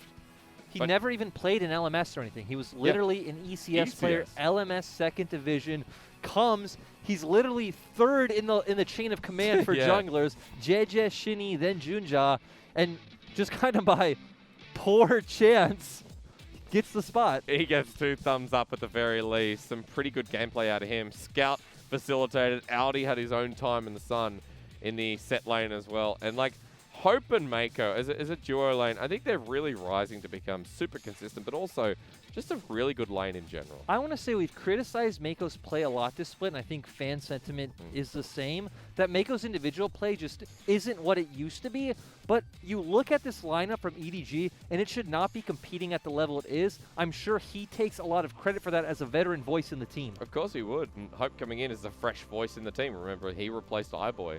iBoy was the standalone AD carry who no one else... You'd see Hope like 1 or 2 series in a split, and that would be it. It was all about iBoy, and now it is all about Hope. And they do have Hope. And EDG now 4-3. Spring Split's not done. It's depending on who comes back, but EDG more than a middle pack team, I think, at this point. Before this game, they were sitting in 7th. Yep. I don't really know how this changes up the standings, but that was already playoffs. Yeah. So they're already above the threshold that they wanted to meet. Because when you look at middle of the pack teams, you think maybe current WE, Rogue Warriors, Suning. Yep. I think all 3 of those are the perfect example. OMG, maybe. Maybe OMG's a bit above, yeah. And like Vici now, let's look at their positioning, because they are not a middle of the pack team at the moment. They're not performing like a middle of the pack team either. I'd say right now you have this bottom tier that, okay, it's solo V5 at the bottom, but then slightly above them is DMO, Vici, and LGD, where they constantly show signs of life in their series. Like, they could be better. They can compete with the middle of the pack. Yeah. But then it's just not consistent. Because like Vici Gaming, it's constantly been one game here and there against BLG. They won against DMO, but then it's like JDG, top esports. Oh, sign of life? No, it's just a single game. Here against EDG as well, they had a good game, and I think a better series overall. But it's not enough when you consider that you only verse everyone once, and you've got 8 series already out of your way, and you've got 17 teams in the LPL. Yeah, we're already almost at the halfway point, but jumping back over to praising EDG, I especially want to put the highlight on Scout, because Scout has a lot to bear on his shoulders with this roster, where he really is the only big name that people would expect, and he showed up big that last game. Kind of jumping to what you did game 2, he's definitely going to be the MVP of this game. Facilitated almost everything in that game. We even saw the nice solo kill come out in the bot lane. Yeah, well, there's no Aphelios, so you know what that means. It's open to anyone, right? Because the rule is an LPL when Aphelios is in a game, you got to give him MVP. That's the way it's gone. Hey, that's how his kit works. It's like his passive, pretty much. An MVP. You secure it whenever you're on a pro stage. Junjia could also get MVP this game. Just saying, there was some good play. More consistency coming through. The double flash body slam in the bottom lane. Was beautiful. Really nice to watch. Junjia played well this game. I just feel like we look at their game 1 win, that was set up by Junjia. Yeah. This game was really set up by Scout with Junjia as the supporting role. I love that he went into a Silas lane, and every single time his ultimate always felt more impactful. Forge, that game, we didn't get a good look at his Silas. And I think Game 2 was an example of how Forge can play, and when he's on Kiana, what he looks like. But outside of that realm, Forge does sometimes fall off a cliff. Would have been nice early to see him and Ikes work together, him call Ikes to the mid lane, help him safely push out that lane, and then, you know, be able to get off a nice reset, come back in, and then really be able to play the game. Well, the mid 2v2 of Vici didn't work out, but the mid 2v2 of EDG did. And guess who got MVP? He's right. Scout, throw it up. And Lyric says, well done. Yeah, 93.8% kill participation on an Irelia. It's pretty insane, right? You're not an 80 carry that can easily hit multiple targets. 32% damage. Scout showing up big. Always one of our best mid laners in the LPL. And again, they've won 3 out of their last 4 series now. They beat E-Stars. They beat JDG. They now beat Vici. They have a really impressive resume. If Rogue Warriors didn't beat EDG, I'd be saying, hang on a minute. Like, this team is going straight on up. And like, right now our top teams are JDG, FPX, IG, and E-Star. They've beaten 2 of those. Yeah. And so who have they got next? They got RNG coming up this Sunday. If they beat RNG, I mean, at the moment, RNG... Are RNG still a top team? I don't know. You didn't put them in that list, did you? RNG are a top team in my heart, but... Did you put them in that list that you said just then? No, I did not. Well, then there you go. They're not a top team. What have you done? If you don't think RNG are top... Still, a win over RNG is a win over RNG. Yep. I mean, it's still a big statement win. Again, when you're EDG with this roster, with these expectations, every win is impactful. And a win against RNG would state that EDG are going more than just middle of the pack. It would state something big, but that's what this game was. It was a statement, a 2-1 for EDG and a congratulations. However, we get to our statement match of the week, and at least the start of the week. E-Stars versus IG. This one is going to be massive, and I know you're not going anywhere. We'll see you back at the start of this one.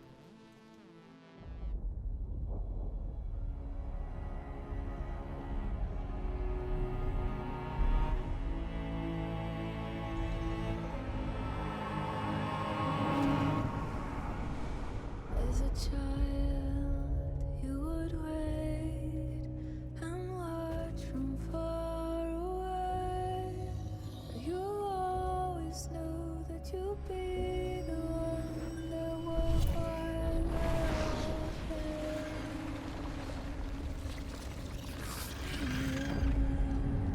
you'd lay awake at night and scheme of all the things that you would change, but it was just a dream.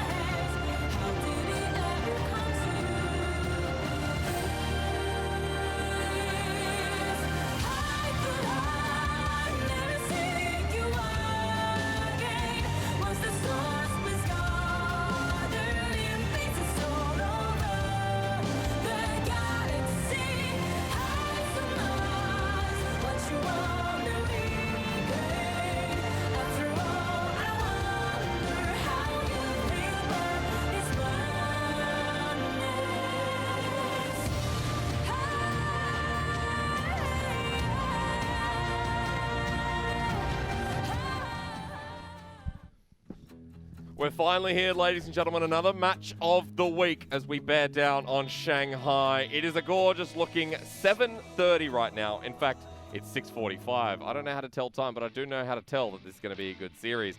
As Lyric joins me once again, I am Hysterics, IG, and E-Star. 6-0 versus 6-1. Our first and second are rookies and world champions, Lyric. This is one of the most exciting series that any LPL fan can ask for. It should be very bloody. You know, you have a team like IG that is always playing on the knife's edge against a team like E-Star who are always willing to commit to a play. And E-Stars, remember, are the rookies. But let's start with Invictus Gaming. A lot of people around the world should know what this team's play style is. And going straight into defining what makes them successful with IG, we talk about the solo laners being the key. Yep, my key phrase for IG is individual skill, solo lane focus. We already know, we've seen a lot this split. Puff and Southwind are going to play to themselves. Maybe they'll get a few ganks, but it's all about especially Ning and Rookie making their way covering for the Shy. We see a play here right after they'd won a team fight against Top Esports. Just this three-man unit consistently looking for kills. They're pretty much always together. Rookie this split has lived to enable the Shy. Equalizer slowing down 369. Two-man gank coming out. And I love the diversity in champion picks coming through from Invictus Gaming at the moment as well. Things like the Nico, the Shy is spamming Rumble, and the Kalista top deserves a ban. It's intimidating to go against these solo laners. It really is, and another phrase I'd use to describe this team is skill expression, because that's what they're all about, showing how good they are. Maybe the surprising thing for me this split has been how focused Rookie has been on trying to help get the Shy ahead instead of just his own laning phase, because we see him constantly roaming top. Yeah, normally about himself, but on the other side of E-Stars, let's look at what defines them. Their playstyle about the bottom lane. A mix of Royal Club and Young Miracles players. It's like they've become RNG and FPX combined. They really are. So they're team-oriented and bot-side focused. We always know this team at their best wants to look bot. They look at their best when they're able to get off these four-man dives that we talked about FPX was famous for last year. This was week number 1 as well, and they came into the split burning red hot. And against FPX, took a series win. Not many teams can say that in the last couple of years. Not many teams can say that at all. And the thing I love about E-Star is they were so consistent with making that play. And looking at something like this, it might not be a gank or a dive, but they are the ones who are first on the rotation. Xiaobai is already here. And again, it's a lot about fighting. It's very bloodthirsty. It's very decisive. We always see Xiaoxi looking for these hooks. And even though it's not individual skill expression, it's more about how E-Star as a team are showing their synergy here, right? Like, as a team, these guys only came together this year as what people were calling leftovers left in the LPL. Well, and that's the phrase I've been seeing a lot of people use. This is Chinese Griffin. Not necessarily to their play style, but we saw it last year in the LCK. This band of newcomers, untested players, and rookies coming out, having the same skill levels a lot of the veterans, and then consistently challenging the top of the table. Because people will only know Wink on this team, who shadowed Uzi for a while, down in Royal Club, had his time alongside Abel, Cryan, who was the trainee under Xiaohu as well. And I just love it. It's such a long replay, but it's such an impactful one where Wink comes to the forefront, where Wink has constantly come to the forefront in this team. It's exciting to see that a bottom lane that came from Royal Club is stepping up in its own right. It really is excited. We see one half of Royal Club, one half of Flash Wolf, so another team that had a very solid bot lane for many years, just coming in. And again, the big surprise for me is how relentless Xiaoxi is on these plays. I want to go into the supports in this matchup then, because not a lot of the time can we ever talk about a support matchup, but this is the series to do it. You'd think IG solo lanes, you'd think E-Star's bottom lane. Well, part of it is right. We got the Hitman, we got the Nanny. The real graphics are on my Twitter, ladies and gentlemen, which was so beautifully made. But this is just a difference in playstyle. The thing I love about this, look at Southwind's champion pool. You haven't seen him play Leona. You haven't seen him play the Nautilus. These are two staples of the LPL. His job is really just to stay next to Puff, raise up this baby, make him nice and strong for these team fights. Xiaoxi, on the other hand, going to be flashing left and right, not going to hesitate to find the engage. We see the Bard, we see the set. This guy's going to play any style of champion. Which, when we saw the last game here with Vici Gaming, it was all about that roam from Maestro. I look at Xiaoxi and I say, well, this guy does it better, more consistently, and is always on the ball. Xiaoxi worked his way up in this league, because in week 1, people were like, the Flash Wolf support, not to look at. His Leona was just not on point week 1, but and he's now, gotten better and better. Now it is. Our match of the week begins here between IG and E-Star into pick and ban. And ladies and gentlemen, notice that IG have been playing a lot of blue side here in 2020, and they demand the Kalista top ban. Yep, we see IG are 9-1 on blue side. Another thing to highlight is Senna went through picks and bans. We don't typically see either of these teams focus on the Senna, but the big pick for me was going to be that Rumble. IG have played Rumble 8 times this split. E-Stars have played it 7. Both soul laners on both teams love this champion. Absolutely love it. The biggest flex out of any of the two teams right now in the LPL. So what's left available when you have that sacrifice? Well, Wink towards the bottom side with the Varus. He's looked great, but this is a denial pick coming out from E-Star, and that is Puff's second most played champion. It is the Ezreal. We talked about this. This team does not really pay much attention to their bot lane. Playing safe towards that bottom lane. Now enable. Ezreal, what do we pair it with? Do we look for a support I want to here? see a jungle here. You've already seen the enemy show jungle. It would just make sense you match jungle, save a soul lane for later, maybe get a nice support in that bot lane matchup. But they disagree. This is the IG we know. Get 2 strong soul laners right off the bat. And 2 really strong flexes. The Shy has already played this top lane earlier in the split against an Ornn. Rookie also playing Rumble. This goes both ways. And when we look at these two champions, neither of them are really known for having bad matchups. Rumble can really push against most champions, and Lucian in soul lanes really is a strong lane bully. So now that IG have shown their soul laners, you would expect E-Stars to lock one in themselves here. They picked the Maokai, and this is what I was afraid of going into this series. We're going to see if Xiaobai can really handle the abuse that IG put on the top side. Because the Shy is so dangerous in these laning phases alone, but when we talk about bringing the cavalry up to the top lane, Xiaobai is going to get bullied, and he's been bullied before. Playing a weak side top like RNG's Lung Xing. They go hand in hand. Yep, and E-Star should be expected to ban junglers out from Ning. Ning has played a lot of diverse champions. That Olaf, again, an LPL staple. But Ning has played things like the Trundle. He's played the Kiana. He has two games on the Zac, not a champion you typically see in the LPL. A lot more in the LEC and NALCS. So E-Star have a lot to worry about when it comes to Ning's champion pool. Okay, so the first ban coming through with Olaf. I like that, you know, on the tip of my mind is that Zac we've seen and really heightened Ning in the last series versus Top Esports where he put on a clinic. Does the pressure continue here from E-Star's final ban of Game 1?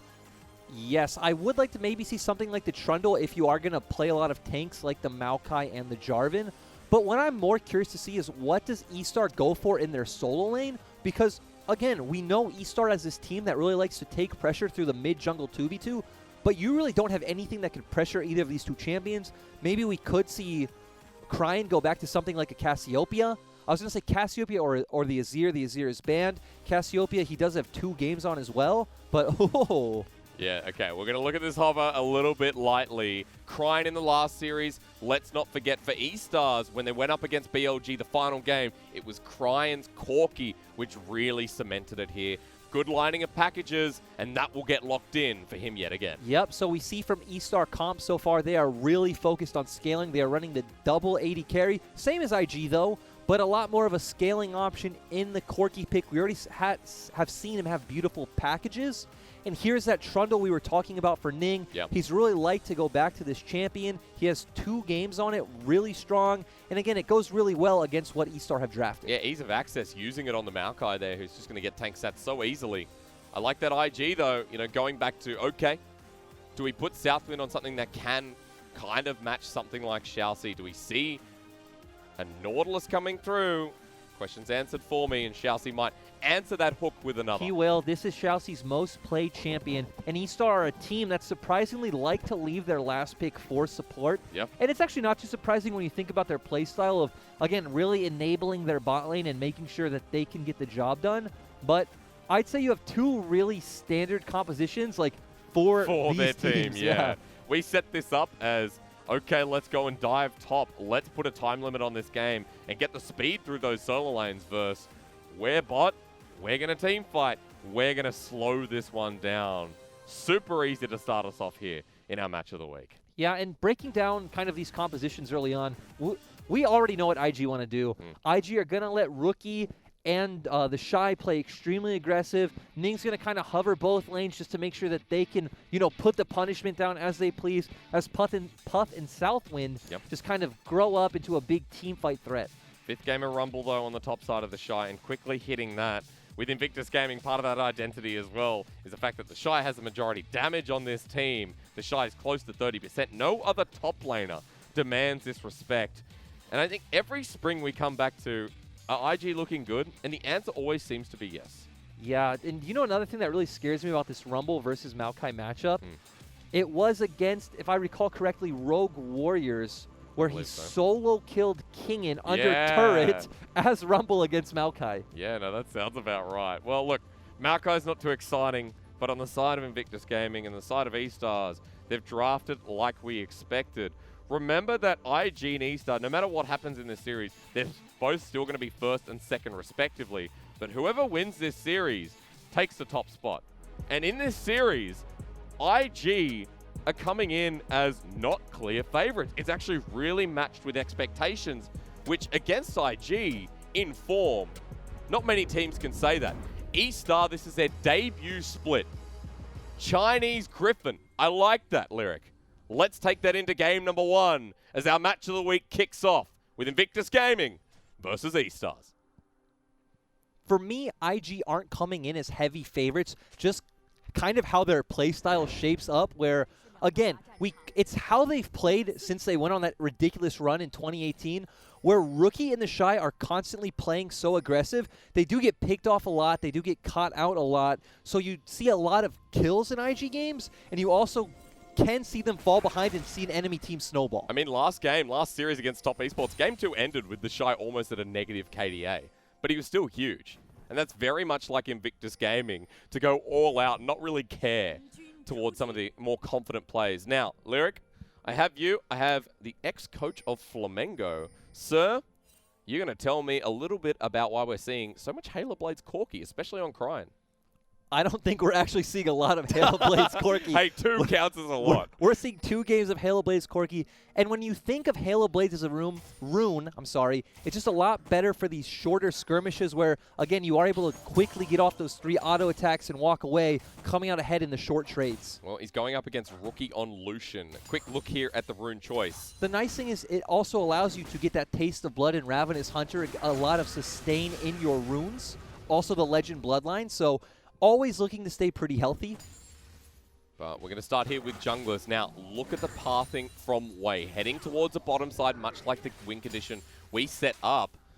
And over on the Chinese side, looks like they're highlighting this matchup as well, as they should. We're seeing that, again, the Dragon percent is the one that jumps out to you. E-Star getting 63.3, IG getting 40.3. It shows in that statistic and in these jungle paths, we know where both of these teams like to focus. This is how the Shy always plays. Doesn't matter if he has vision or jungle, he will always be under the enemy's turret. While Wei always comes towards the bottom lane. There's the flash play. Xiaoxi wants to start this one. The Ignite's there, flashing from Wei as well. Puff is dead, and E-Stars strike first here in the series with a hook from Xiaoxi. That was just gorgeous. Give 2 kills to the Varus early game. E-Star finding the plan they want to execute on early is quite disappointing from Puff and Southwind that, again, you know E-Star do this every time. They are like a clock. They always strike at the same time, and I think you could have expected it on the side of IG. And the start of a very interesting series where Puff and Southwind are going to be tested here as the new AD carry and support of Invictus Gaming. Gone are the days of Baolan and Jackie Love.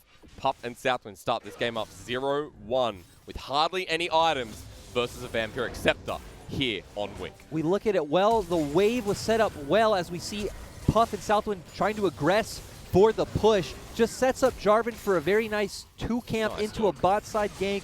Great hook coming out from Xiaoxi. It's what we talked about, and he starts getting an easy 2 kills. The LMS support has really been shaping up well. We're already 3 minutes in and we've got 2 kills. I feel like a kid in a candy store. Look at him on the map. We already see him hovering towards the mid lane. This is the type of player Xiaoxi is. This is why we call him the Hitman. I mean, we don't really call him it. That's what you call him. That's what I called him. Hey, I had the picture of John Wick and, you know, what's her name? Mary Poppins. You did have... Go check out my Twitter if you haven't seen that already, because that was, thank you very much to Yadong. That was an absolutely big banging graphic. But, hey, the Shy's in a bit of trouble.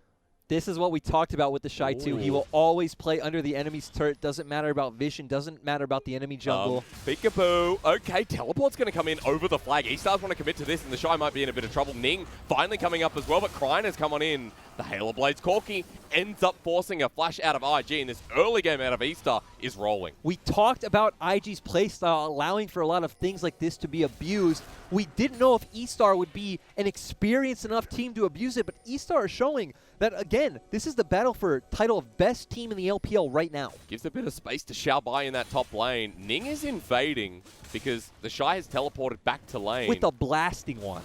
Yeah, okay. Well, that's what you want to see, I guess. You have Blast. He bought the blasting wand so he can have immediate stats now and just continue to bully in this matchup. So we need to see a couple more ganks from Wei then if he wants to stop this.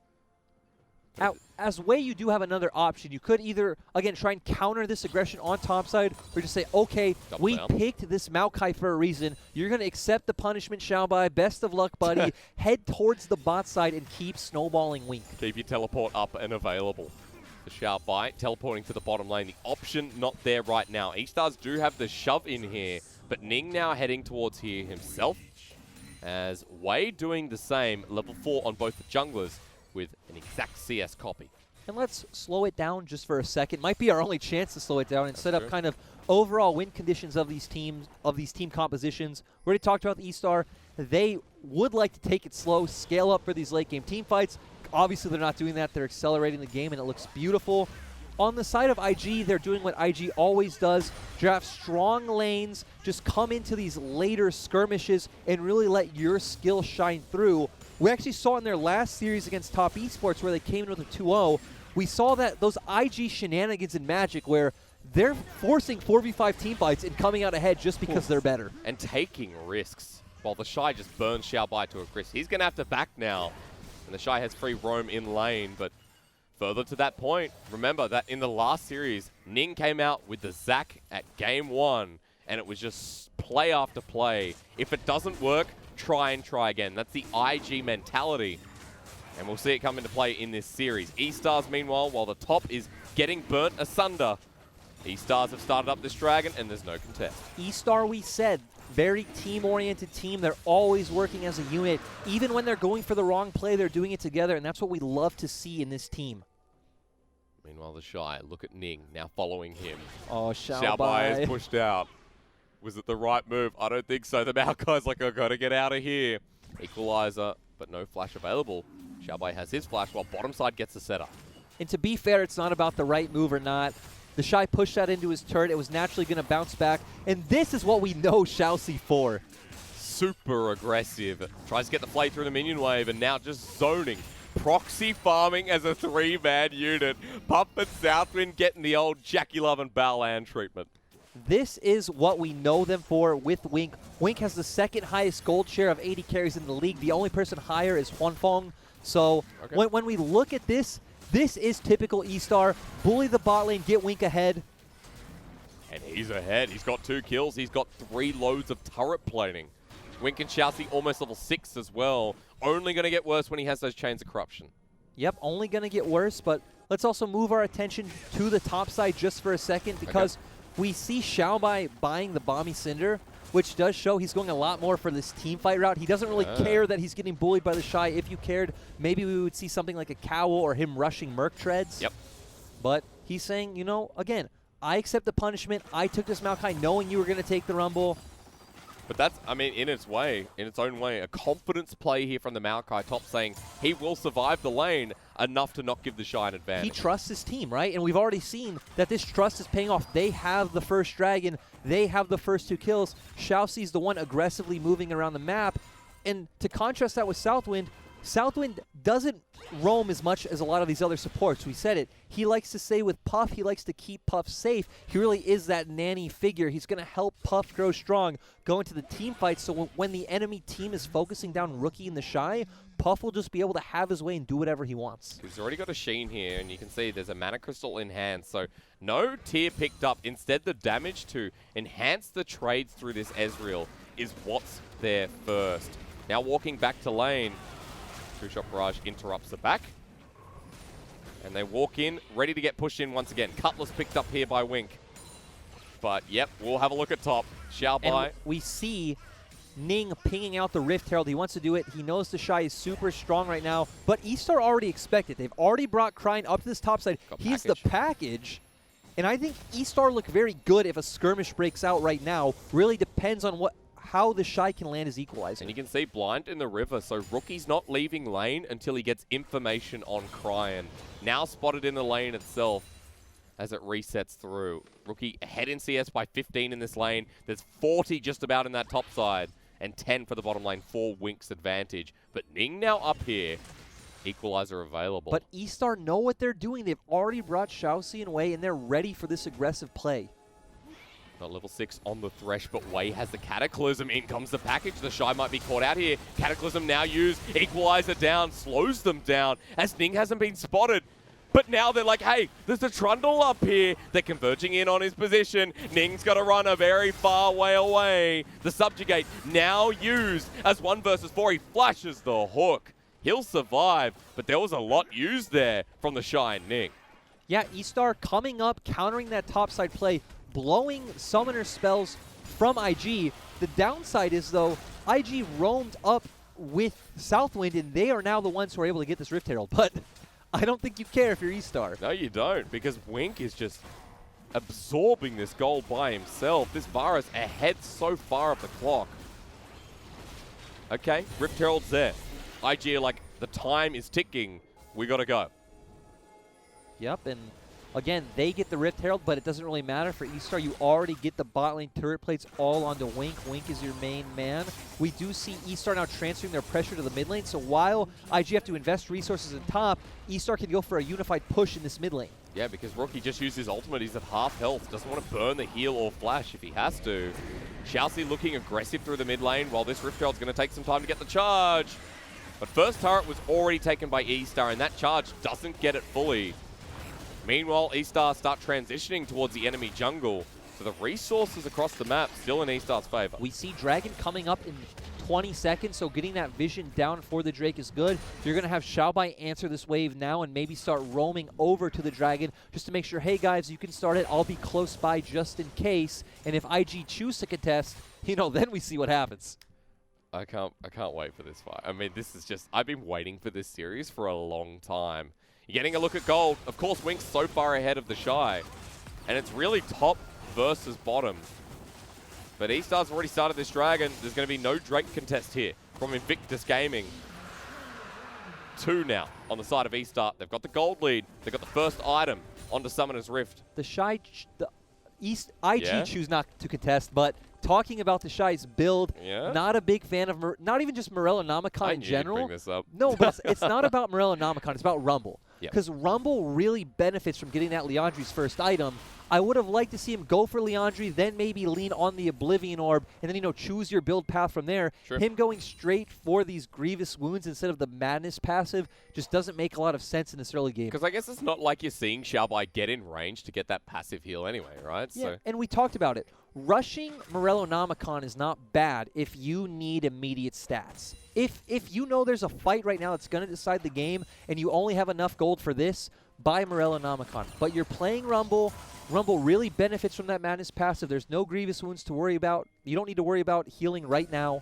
So I know. All I right. think the Shy could have gone for a bit more efficient build. You don't like that, but I like Rookie going all in onto Crine. A flash away, Rookie follows it up, gets the lander, but Southwind flashes over the wall. He pops the ulti in the Shy's equalizer, zones away Wink, while LG go at it on the other side. The Shy blocked by a wall, and now Ning and Southwind are caught out. Here comes the Maokai ult, and Xiao Bai makes himself useful. E-Star have smacked Invictus Gaming. E-Star are showing up huge in this first game, and they're just showing up as a team. They're consistently moving around the map as a group, looking for these team fights, and IG's style of just, hey, we're all going to play for our own advantage isn't working.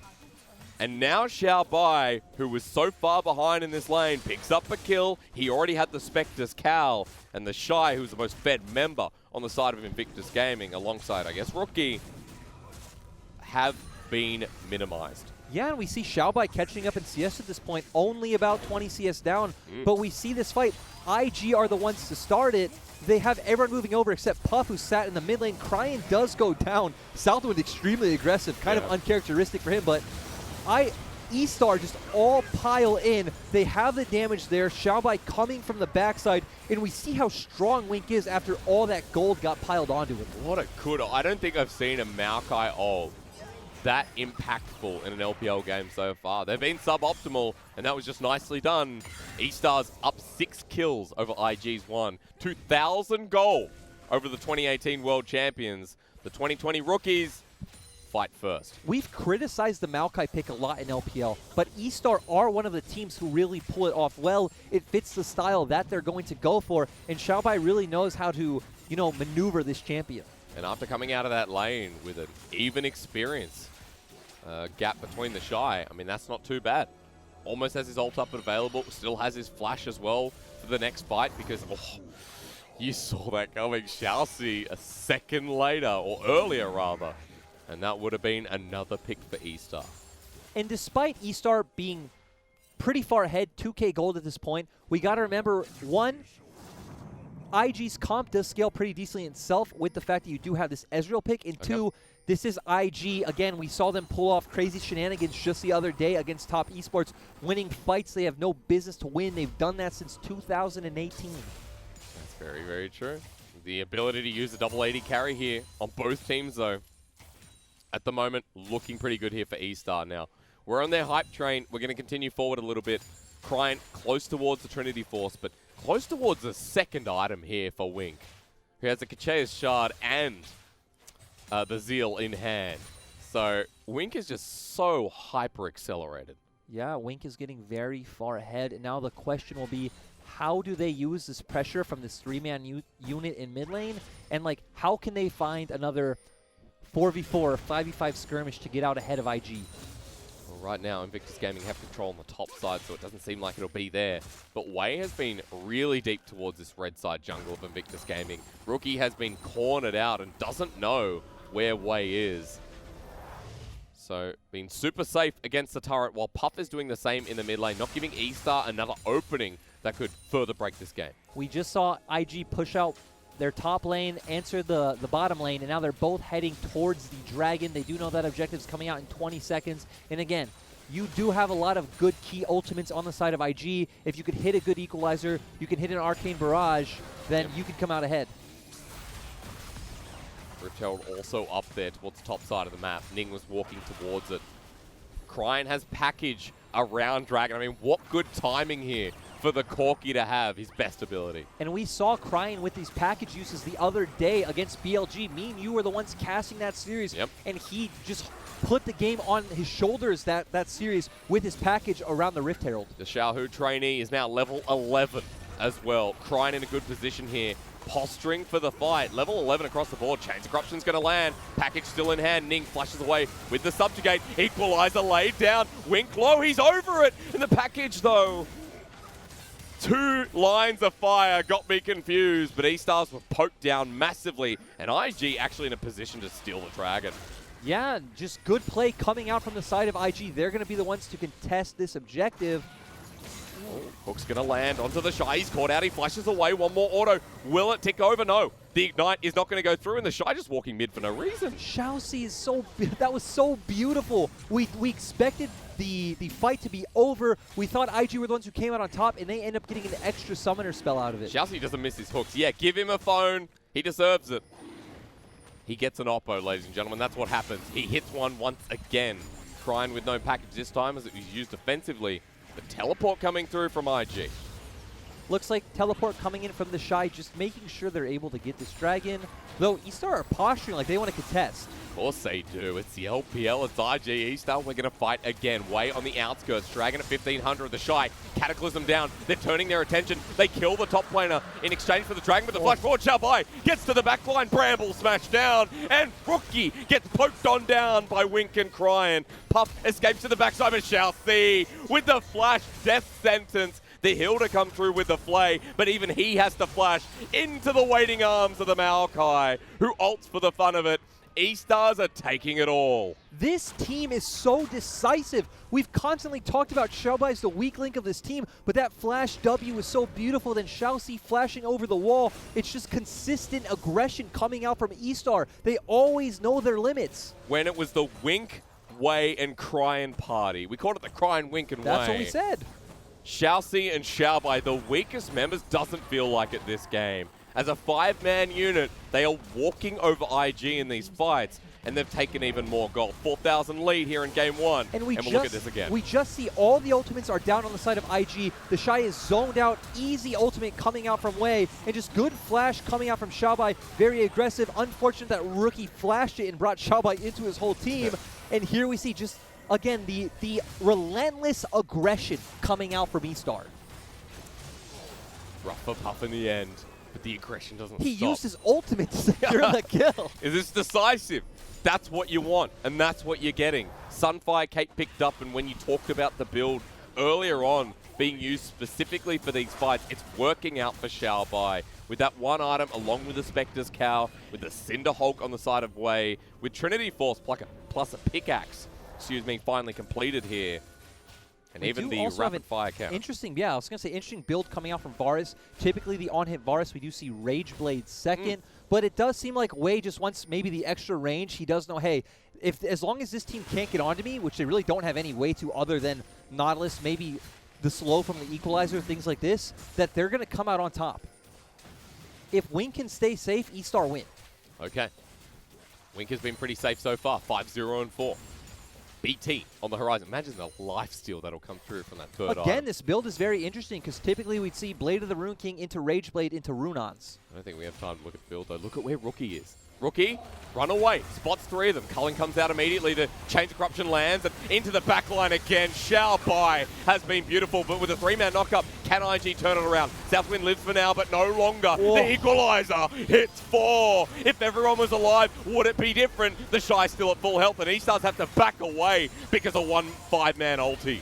E-Star finding a great pick, but those are the kind of equalizers we talked about that the Shy can find that can keep this game competitive, but E-Stars are still the one who come out on top. One equalizer. One equalizer. And he's fallen behind a bit as well, but it's still that equalizer. The Shy has been prioritizing Rumble for the past couple of weeks we've seen in the LPL for a reason.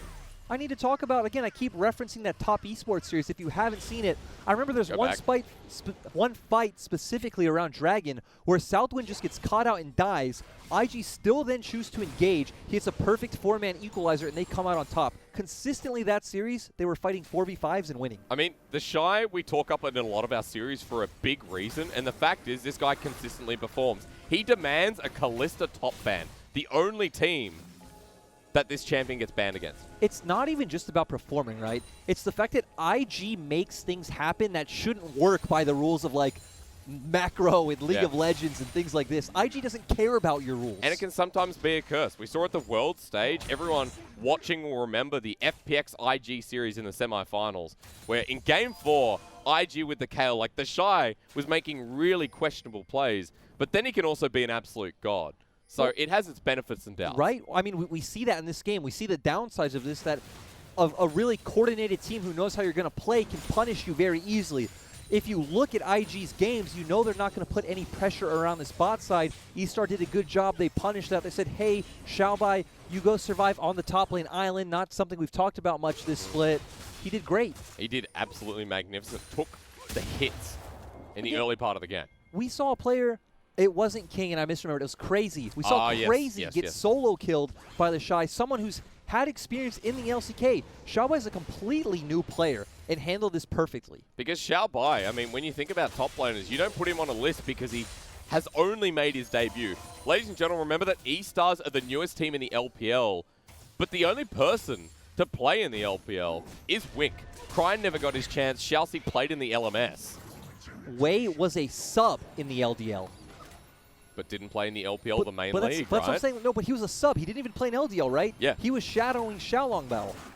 And it's like, where is this talent coming from? Well, I can tell you right now, it's Royal Club, it's Young Miracles. And it seems like... Ooh, change of corruption, flashball from Xiaoxi, and Puff can't escape.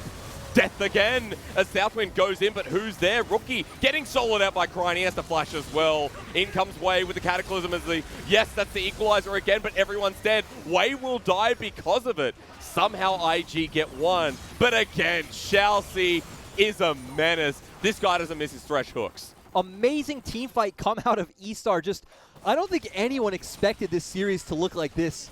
3-2 at 24 minutes for E-Star. They gave the favorites over to IG, and I'm talking about when you think, okay, who are you going to favor in this series? Everyone said Invictus Gaming. That's my point. E-Star's here, the underdogs, not performing like it. They've got a Mountain Soul on the horizon with a Maokai, with a Thresh, and with a Jarvan.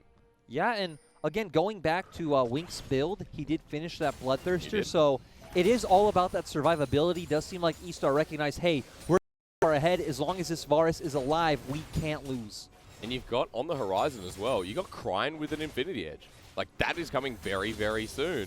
The Maokai with the Spirit Visage complete and the Stone Plate for the Jarvan. So, in a perfect team fighting world, you're pretty much there for E-Stars. Yeah, I don't know if we could say anything bad about what E-Star have done or what they can do in the next 5-10 minutes of this game.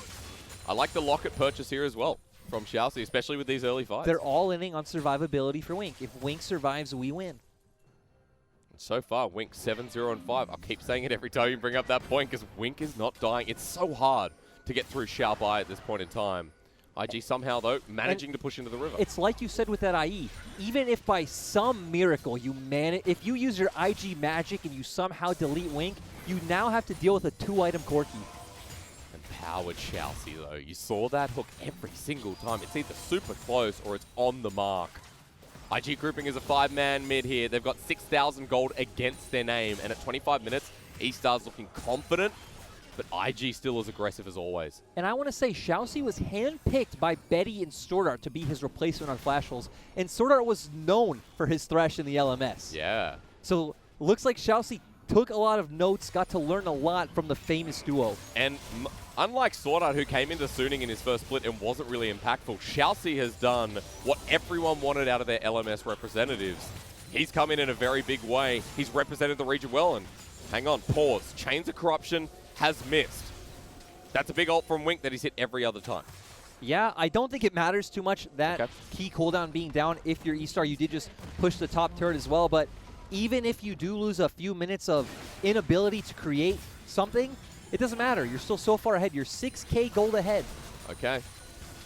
Well, not a big cooldown on that anyway, so... And going back to your point you were just making about Xiaoxi, it's not even just about him showing up as, an LMS representative. It's how this team is at such good synergy, starting out, coming from completely different backgrounds. Again, Young Miracles jungler, Flash Wolf support, RNG, sub-80 carry into Royal Club LDL players. Like, completely different backgrounds, but their synergy is so perfect. And, I don't understand it because at the end of the day, who is leading this organization? Well, we can talk a little bit about their coach, Lucky, who at once upon a time was also a world finalist. Yeah, 2013, 2012. 2013. That was a while ago. Yeah, a lot of people don't know that. It's not something we've talked about a lot on broadcast. He was the Star Horn. Sorry. Yeah, you're with me. Royal Club jungler in Season 3. Hey, we've been saying a lot today. We have been saying a lot. That last series was so long. Yeah, if anyone wants to watch EDG feature gaming, I recommend it. But get your glass of Chardonnay for people that don't know, and sit back and relax, because this is a different series entirely. And again, like, I was looking forward to casting this one. I was looking forward to watching this series, because both E-Stars and IG right now, if I picked world representatives at the start of the year with their current form, I'd look at these two directly and I'd say, stay like this, and these guys are a menace. It's so depressing we can't see E-Star at, like, let's say MSI in a month like we would normally. Well, you never know. Well, let's see, because they may have found themselves way. Cataclysm's there. Stoneplate keeps him alive, and so does Xiaoxi. It's so hard for IG to find a pick. Yeah, you have a lot of tools to keep the members of your team alive. We just saw him use the Lantern. Just very easy for Jarvan to get away. He's already so tanky with how far ahead E-Star are. But it's much like Wink, where you said before, the ulti doesn't mean too much. Well, the pick doesn't mean too much. Because even though Wei uses the flash, they get the mid lane turret anyway. It's more gold on the side of E-Star. We keep seeing E-Star, maybe they waste a key ultimate or something like this, but they still end up getting the objective, and that's all that matters. Let's come back to the conversation, though, because while we are getting a bit of downtime, very surprisingly in this first game, when we talk about Lucky, when we talk about E-Star and the direction, you need a very strong voice in this team. The average age that you and I last night, at what was it, 1 o'clock, we're like, let's get the average age of E-Stars. 19. 19 and a half is the average age of this 2020 rookie team. Yeah, they're really young. We were going with that Chinese Griffin narrative. I remember the average age of Griffin was something like 18, and once again, a very young squad in LPL here, averaging out at 19. I mean, Wei is 17, and let's see if he can do anything. Teleport's going to come through. Xiaobai is very, very fast, culling to zone. And now the Shy's joining in as well. Xiaoxi looking for the hook. He finds Southwind. A little meat thing follows the Shy. IG can avoid this fight. E-Star on Soul Point. You have a lot of tanky members who are going to benefit from another Mountain Drake and Mountain Soul, of course. You're going to have so much durability on every member of your team. And Xiaoxi keeps fishing for hooks. If he gets the right person, this game is done. E-Stars know that. Positioning aggressively, IG, as the Shy overheats for a second, resets, Dragon starts. I really don't know how IG wins this fight. Well, with a Dredge line to start things off, the equalizer there as well. Wink does get the Dragon. Mountain Soul acquired. And now Ning in a bad position up front. He subjugates, he heals, but it's not enough. Wink gets the free hit while Wei dissuades the rest of them. Puff is running low on mana while Southwind takes the damage, but the Shy evaporates. And E-Stars may have done it. They've taken down two. The flash forward. Xiaoxi, ballsy as ever, as Puff has to flash away himself, rather. Arcane shift. E-Stars know there's a Baron waiting for them. E-Star out teamfighting the first Chinese world champion, a complete rookie squad with new players. We can't say that enough against such veterans like Rookie, like Ning. Like the Shy, who dies in an instant. E-Stars get this Baron so quickly, they're 10k gold ahead, and Xiaoxi's fishing for more. This is what we love about E-Star. They are constantly looking. They never slow down. Once they get ahead, they just slam their foot on the pedal. And it's so damn consistent every single game. Take me through this. There really isn't much to talk about, because as we were setting up this fight, I was going to say, I don't know how IG wins this fight. Even if you hit every key ultimate onto Wink, I don't think Wink goes down. Just very easy for E-Star to play this front to back. When the Shy doesn't, we just saw that. No damage, very easily for you to get deleted. And it's not like he doesn't have damage in his kit. The fact is the Mountain Shield, the Bloodthirst are coming through from Wink. That's a lot of white bar on top of this virus. Well, and it's just when you draft like this, when you draft, again, you're picking winning lanes for the Shy, for Rookie. It's really snowball or bust. If you fall behind, you really are relying on mechanically outplaying your opponent. And props to Wei, who set this game off in motion, where not only in the bottom side, the top side as well, he punished across the map, and I think he's been the better jungler in game one over Ning. I just want to say 100% kill participation coming out from him. Yeah. And Xiaoxi involved in 14 out of 15. These two have really facilitated this game. And now they're knocking on the door of a game one win. 10,000 gold, and there is a point where you say even IG can't come back. It's getting close to that point. Invictus Gaming on their last leg. It really is. You're 10,000 gold ahead. You have the Mountain Soul. I don't think any amount of crazy shenanigans can put this game back into IG's favor. And they can't defend everything. They got the Baron buff. Wink. There's that shield I was talking about. Open inhibitor in the mid lane. E-Stars are looking good. I love this super baller alpha build coming out of Wink. Just pure damage. I like the note of baller alpha. E-Stars now on the bottom lane. They've already gotten the mid lane inhibitor. Wink got it for free. And Mr. Alpha himself is charging up. Puff takes so much damage. And look at Wei. He doesn't care. He can take those trades 1v3. Yeah, just, again, E-Star are so far ahead. Nothing really matters at this point. They could probably just walk straight under the turret, tank tower shots, and the game's good. This is really clean play. Southwind's going to go in with a Dredge line, though. Chain's Corruption catches him up, and he's not tanky enough to deal with Wink. A decent equalizer, but this game is ending here. E-Stars jump everything onto the Shy. They run forward. They lose 0 members in the trade, and IG have to watch as their base burns. E-Star, so decisive this game, shutting down, again, former world champions in 33 minutes.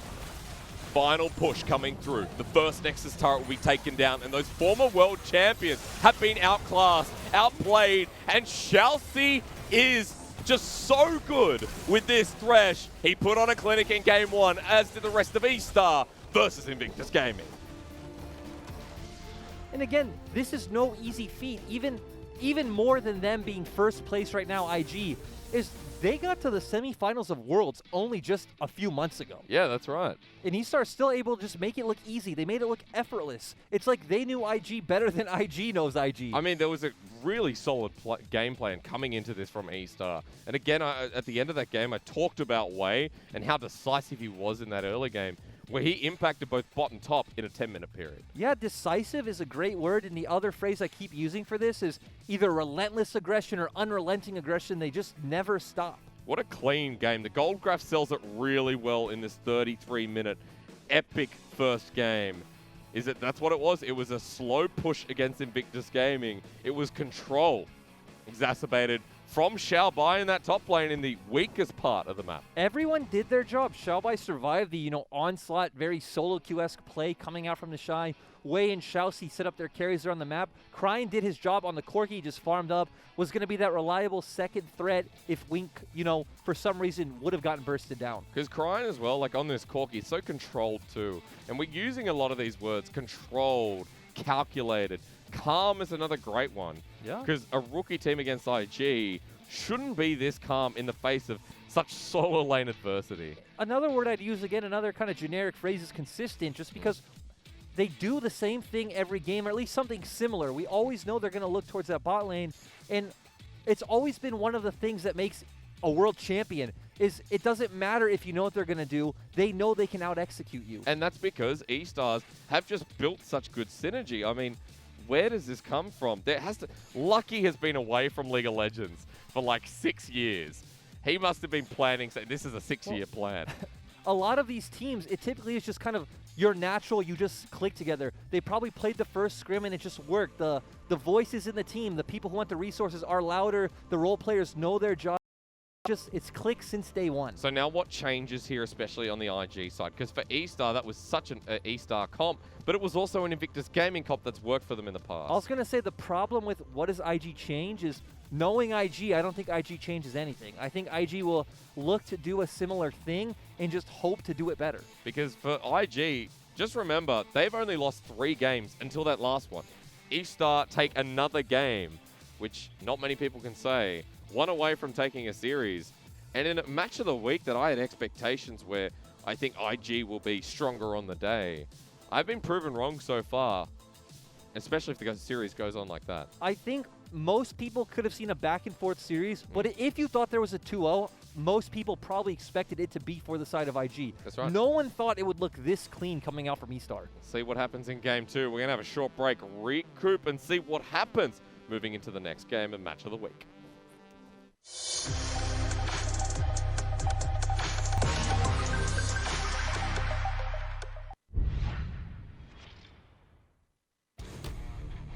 交一个闪现，看到万豪也不敢追了。GLP800减速到的是奥恩跟发条快好了，想开回身，只开到了塔姆。发条这边大快好了 ，QW 减速到奥拉夫是没大的，发条这边再捡球，没有人给他大的机会。发条有个蓝棒，但我觉得守塔就出事了呀！这波我一个大拉了2个，配合上叹为观止，冲进去伊泽尔的伤害很高，徐的空间挡住这样防御塔的伤害，伊泽尔完成了2个人头的击杀，第3个被发条拿到。哇，这口吃，2个人，但是一尸2命了呀！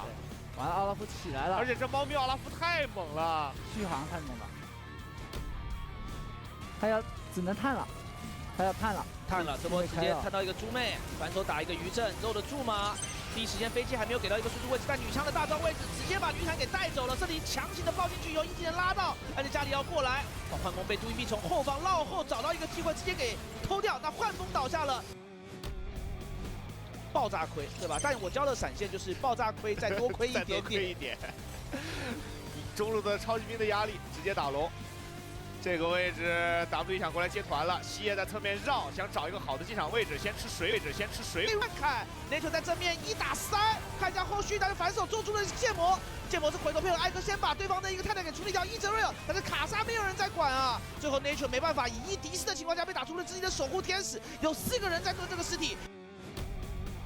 冲过来了，对，打不了。哦呦，这波野区抓到了，随时没有闪现的。回身勾到豹女，这波是个机会。豹女这边闪现回来，而且侧面维鲁斯被女枪单杀了。Yuki 这位置想杀，被挂一个虚弱，打不出伤害。再交铲过去 ，Rookie 这位置 A 了一下眼，第二下被动带到小花上，一技能又好了，打出一个秒表，打出一个中亚了。那最后应该是拿到这个人头。 季前这波要绕后，哎，这波已经没办法了，再来盘成一个大招，是这波就是强行绕后来包你的3个人，交闪现以后塞大被吃进来，还是被吞了进去。这时候很肉，在前面剑魔已经落地了，开始乱挥，后方直接斩首，而且克烈已经是哇，这2个主要输出也死了，两个近战是无敌了。NF 倒在了剑魔的手下，而旁边的岩犬则是死在了无情的克烈面前，克烈再斩机器人。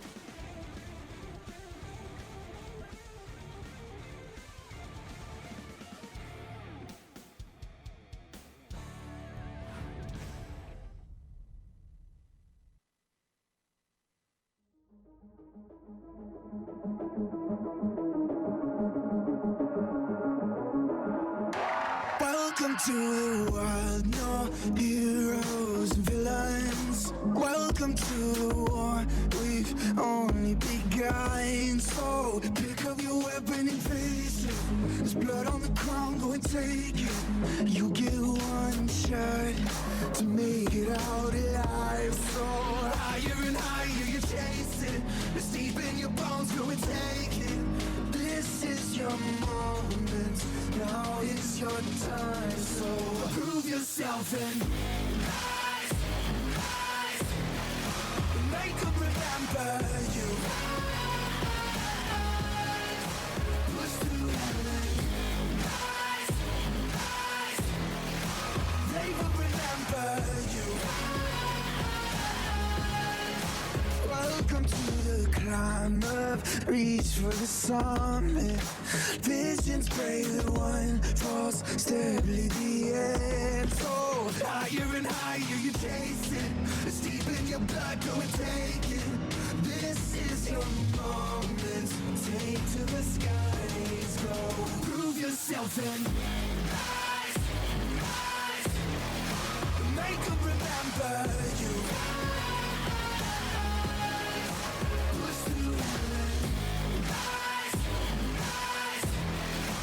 They will remember you.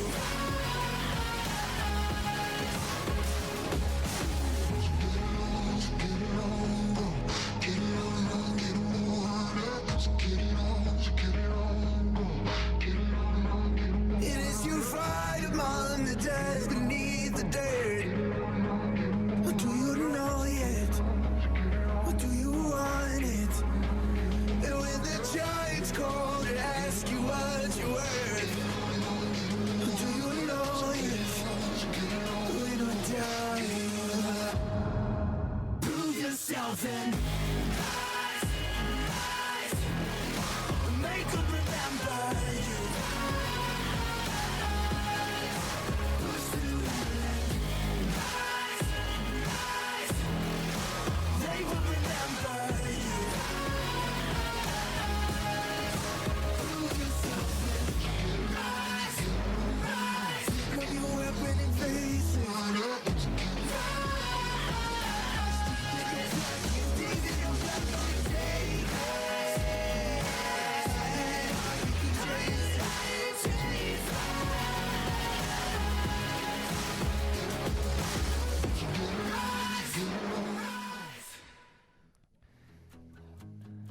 E-Stars have already blown their way massively into this series with an explosive finish to game number 1. A consistent play across the board in our match of the week, where we now go towards game number 2. Lyric, Hysterics. I'm out of breath. That was because I ran to the bathroom, but also because after that finish of game number 1, where expectations were just not as they seemed. Yeah, seeing this matchup was so fun because they are just such polar opposite teams like we set up before that first game. One team that is heavily just focused on solo lane play, really individual skill focus. The other team is completely about team play and getting their bot lane ahead. And that team play shot up and destroyed IG. And after that game 1, you give MVP to Xiaoxi. Xiaoxi played that Thresh like he'd been playing it for a millennia. Again, we look at that 5 MVP count. He has the most MVPs out of any support. He really is showing up in this league. someone you didn't really have a lot of eyes on coming from the LMS. Again, remember what we were talking about. Xiaoxi is like, okay, he's the Flash Wolf support. I didn't think he was that great. That flash flay was beautiful. Yeah. And again, the thing that's great about Xiaoxi is he just never hesitates. Sure, his skill shots are on point. I love that. That's great. His mechanics are there, but it's so important to find a player with this kind of mindset who just doesn't stop. I mean, it's going to be highlight reel after highlight reel. There was a bit of fighting here, but it all went towards E-Star's way. Even that hook there to just hit the side of Rookie. It does also go with IG style that they do constantly fight. Yep. Whether they're ahead, whether they're behind, they are going to try and fight you, which does result in these types of games. But E-Stars played it so well, so cleanly.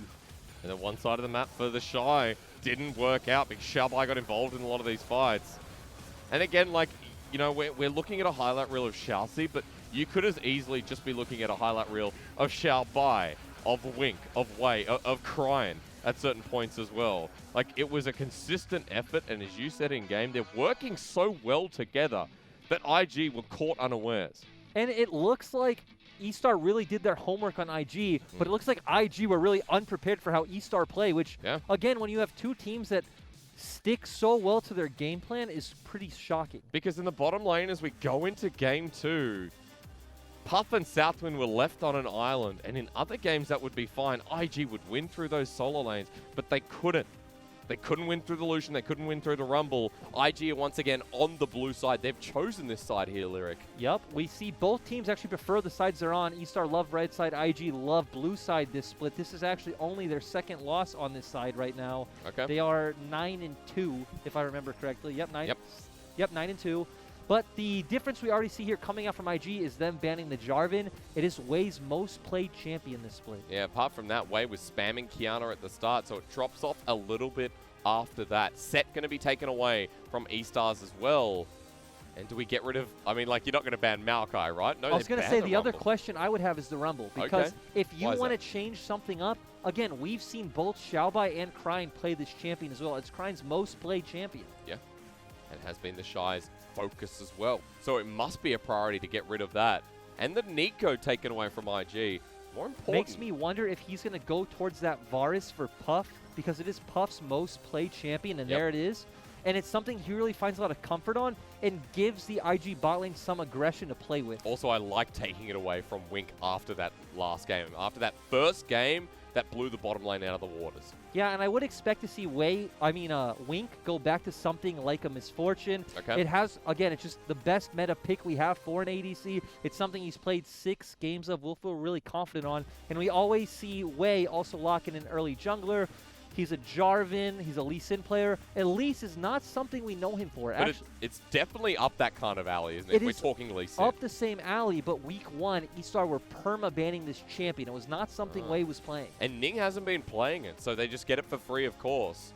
And we see E-Star making an adaptation that they made against BLG, where they started early picking this Renekton and actually putting Xiaobai on an aggressive pick and giving Xiaobai some resources. And to match someone like the Shy, that's exciting for me, because we still don't know what this solo lane is going to be on Invictus Gaming. Now, Ning on the Olaf here is a pick he picked a lot last year. Yeah, Ning on the Olaf, just a very strong pick in the LPL. Actually kind of surprising that Wei wouldn't pick that up himself. It is a very good pick against the Varus' Chain of Corruptions. But I love that IG are taking away the exact bottom lane that E-Stars played against them in Game 1. I was going to say, we didn't know what kind of adaptation they'd make coming into Game 2, but we see what they're doing. They're trying to deny E-Star on a lot of these comfort picks that they're known for. I mean, the question to me is, where does that transition as we go across Trough? Pantheon picked up here for Cryin. E-Star are going a completely different route this game, and now they're going for the early snowball. They have 2 aggressive lane bully champions with an Elise. So do IG transition across the map and play out something like the Shy's Vladimir we've seen in the past, where they can look towards a more E-Star style of condition? I really don't know what we should expect out of IG. Again, IG is one of those teams that will always throw you a curveball. I would expect them, though. We already know we're going to see bot lane bans, obviously, because they've banned everything else. But maybe focus down Wink's champion pool. Guess not. Because Xiaoxi has showed he can play everything. He plays every style of champion. Wink really only has a few options left that are still meta. You have the Misfortune. You have the Ezreal because you yourselves banned out the Kalista.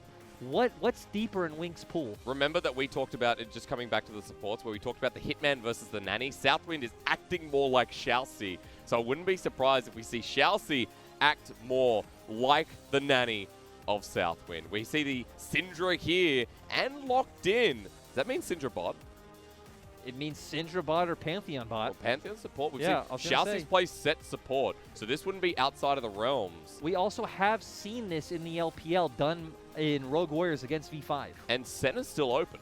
Yeah. So if they want to do the fasting Pantheon. Both of these teams have stayed away from Senna since week 1, so since this fasting Senna has become a thing, it has been their permaban against teams that do play Senna. Okay, well, we got one final pick to find out what E-Stars are doing with their comp while IG return to what they know. Maybe Rookie goes towards something like the Orianna. When you do have a lot of these like scary flexes on the sides of E-Star, maybe you just go back to Comfort. Rookie has been playing so much Orianna. He's most played next to the Rumble so far this split.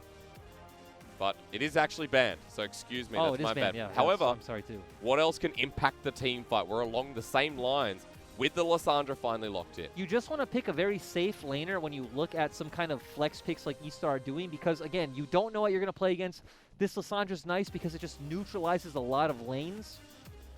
And the Blitzcrank has been something we've seen Xiaoxi do very well on this split. We saw a very standard draft in Game 1 from E-Star. Now, how do they play with Chaos? How do they play with more like a V5 style draft? Because that's what this is with the Blitzcrank finally locked in. I was going to say last week against not last week, 2 days ago, I'm sorry. It was a while ago.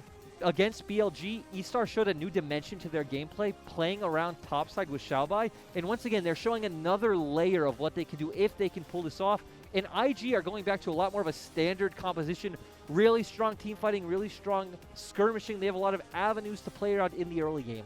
The Ning on the Olaf excites me. It revisits 2019 for me. I want to wait these 10 seconds, but it's pretty much where E-Star are going to take it. Seeing Wink on an ADC quote-unquote, Syndra is exciting. I mean, E-Stars have actually just gone for a total flip around of draft. It's really strange when we've built Wink up this split to, again, he's shadowed under Uzi. He's a very Uzi-like player. He's going to get all the resources. He wouldn't be the type of player you'd expect to play a mage champion. Yeah, remember, it was at 2018 where all the 80 carries moved away, or maybe even last year, where all the 2018 summer. Yeah, where all the 80 carries got moved out, and Uzi was the only one playing standard, and that's why you expect Wink to constantly play standard even in this meta. So it's interesting, with a Blitzcrank Syndra, you know how it works, but will it work against IG? This is a coin flip, right? We don't know if it's going to work. IG and E-Star don't know if it's going to work. You're just going to have to hope you can get ahead and keep that snowball rolling, which E-Star showed they could do in Game 1. Because if they fall behind, it looks like, okay, we're going to a Game 3, right? Like, if this composition from E-Star falls behind, is it just everything out? It should be over, but when you do have so much burst on the side of E-Star, there is always an option of finding some kind of pick when we know how aggressively IG like to play. Do IG need to play slow, though, before we go into game? I think IG has a lot of points they can pressure, like very strong bot lane 3v3 when you have something like the Olaf. Okay. Maybe your mid and top laner need to play a bit more, so it really depends on can they get vision of Wei, and then can they make a counterplay? And can they fight back in this series? E-Stars came in with such a good-looking Game 1. They've now turned draft around, and they've gone completely the other way. We're going to see if the diversity of E-Star comes through, or if IG can finally get a game win against this rookie powerhouse on the board. Really strong level 1 champions coming out from IG. Olaf, widely considered the strongest level 1 jungler. Thresh, of course, too, very strong. So looks like they were threatening a bit of an invade, but Wei was in a very safe location, spotted them, and everything's going to be fine. But did they get a ward down to spot out any more information? At the moment, they didn't, but the Shy is still there. We'll have a quick look across the board. Because apart from the exhaust onto Southwind, I see a Comet on the Syndra in the bottom lane. And I do see a Syndra in the bottom lane, so that's enough to really make you wonder how bot is going to go. Yeah, and the weird thing about this series is we said IG needs to make an adaptation. But we came into the series, and E-Star were the one who made an adaptation, really. Yeah. They first rotation Elise Renekton, a completely different style to what you would expect. And a style that, you know, when you see Wei, you think, okay, I think about the Jarvan. I think about how it's gone so far in the split. testing out his merit on a new jungler is going to be the question. It's a top-side start here for Wei on this Elise, and a bottom-side start for Ning on the Olaf. Yep, things just rounding out kind of as we would expect. The interesting thing is that Cryin is just backing off, not contesting the wave at all. I want to see what Wei does with this, and if he looks for a really early gank, level 2 or 3 on mid, at least not really a level 2 ganking jungler, so it would be level 3. When you have an AD soul laner and AP jungler, it is the play you expect to see. And a Pantheon as well to open him up. We've talked about roaming with our Pantheon in the LPL. And we've talked about point-and-click CC from Cryin, setting up that very easy cocoon from Wei. Execution comes down to it. Has teleport on the mid lane Pantheon as well, so no ignite for the full aggression that we've seen out of other teams. Yep. The cool thing also from this comp from E-Star is it sets up for the playstyle that they love to do so much. Gank mid, get pressure with Cryin, and then use that Pantheon ultimate, bring it to bot lane. Dive the bottom lane. The FPX blend with RNG here for the style of E-Stars, but this game definitely feels more like FPX as all good scatter of the week shall see. I don't know if he had hook there, but didn't use it anyway. But Puff is dangerously low. Puff is dangerously low, and we see on the mini-map that Wei was looking towards the mid lane like we talked about. But looks like they couldn't find anything. Rookie really respecting that level 3 gank. Just pings out where he's going. A deep ward spotted towards Raptors, but up at Scuttle. That's where the first fight between junglers could start. And like you just mentioned with this FPX RNG kind of going to slow down. Because you see a spider going top, and Wei spotted out, but it doesn't matter. Now the Shy has to 1v2. Xiaobai is low, but Ning is here as well. He's got a level advantage over Elise. The flash is there. Cryin matches into the cocoon. They turn. He starts with first blood again. Now the Shy has to 1v3. He gets the Q, but he flashes away too. Rookie comes in for the trade kill, but he has to burn his summoner. Can he take this? Cryin has double buffs and is willing to turn around. But IG lose another early game fight. E-Star giving the people the show they wanted. Non-stop bloodlust in this game was kind of scary on the end of that fight with that Lissandra passive, but still E-Star able to walk away just fine. 2-for-1 trade coming out on the side of E-Star. And again, we talk about the commitment out of E-Star and what makes them so good. Xiaobai does TP in. They all commit to a play. They're all on the same board. No one is really looking clumsy here. That turnaround from Cryin and the rest of E-Star, everybody was in. Everyone's in, but we see both junglers here on top side coming out. Okay. Nothing going to happen. Just a cocoon there, showing a bit of presence here. Over Ning as Rookie in a bit of trouble mid. Cryin. Oh no, this is not going well for IG across Summoner's Rift, even in the bottom lane. Shalsey picks up a kill, and Southwind in a bit of a pickle himself. The flash flay forward. He thinks he has the damage, but he doesn't. Both summoners used here by Southwind. E-Star's mechanically outplaying the team we described as like skill expression and better mechanical individuals. Sadly, we didn't see how any of those kills started, but Rookie looking really shaky, getting solo killed by Cryin. We also saw him get solo killed the other day against Yuki from LGD. Yeah, we did. And look, for Rookie, he goes back into that lane, versing a double buff Pantheon. We'll see how this started, because he just walks up to the wave. Just walks too far forward. We do see those double buffs on Cryin. And Pantheon, of course, just so strong in these early game skirmishes. Shalsey, does he land another? He's not even pressing anything. Oh no, good scat of the week. So IG's bot lane are the aggressors. This is not the position we typically see IG's bot lane in. Just again, good scatter of the week coming out from Wink, and very easy follow through on the side of E-Star. Coming back to Rookie, that's so uncharacteristic out of this 2018, in a way. All right, no, okay. I know you're looking at me because of moments past, but for the start of this split, Rookie has been super consistent. I know is this uncharacteristic? You're thinking 2019. All right, look, let's pause for a second because Shalsey presses the horn and Rookie's dead again. Over to Wink. I'm thinking like 5 days ago against LGD, Lucian versus Kiana. Okay, that's fair. And we see it again 2 minutes later. This is how IG likes to play. Again, they don't show a lot of respect for their opponents. They really are trying to get every inch they can against their opponent. And this is super characteristic of Rookie, but it's also in the bottom lane. That Puff is now called out. Cryin uses the ulti down. And look at this. E-Star are tearing IG a new one. I feel really bad because 2 days ago we casted E-Star against BLG. We said E-Star they don't have a lot of legit wins on the table. They need to prove to us that they are a top team in LPL. Hey, they beat FPX. I mean, that started the hype train for E-Star, and looking very seriously at this game, we're trending towards E-Star becoming the best team in the LPL, unquestionably. Yeah, E-Star are putting their name in that conversation, really, with FPX coming back to form. Oh, we're going to ask that question a little bit later. Xiaobai against the turret. The Shy is hitting him. He gets one. No! Oh, Xiaobai shuts down Ning and the Shy. E-Star are losing. IG, I'm sorry, are losing absolutely everywhere on the map, losing in mid, losing in bot lane, losing in top. Our weak side player in Xiaobai coming out on top. IG completely mis-executing that dive. A 3-1 Renekton, a 3-0 Pantheon. The bottom lane is fed, and Wei is laughing. We're going to watch this one again because Xiaobai held on, and he got 6 at the right time. Great slice and dice coming out, but yeah, just backing off. Ning over-aggressing a little bit, hitting that 6 perfectly at the right time, and the Shy, wrong place, wrong time. And now Southwind will get one. Okay, Wink's caught out. So that's the second kill for IG. I do like League of Legends. And here we do see this Blade of the Rune King build coming out from the Renekton. We've already talked about this a lot. Oh no, Puff has just walked in blindly into Xiaoxi. The Lantern interrupted. Very nice rocket grabbers. In comes Cryan. And Puff, will he die here? That's the new question. Yes. Xiaoxi chasing after him. The death sentence comes through. You say yes, and Puff says no. Unfortunately, there's a third person named Cryan in that conversation. Xiaoxi gets the hook. Now, hitbox is a question mark there, but E-Star's getting yet another. The thing, again, I love is E-Star keeps showing us more and more layers to their team.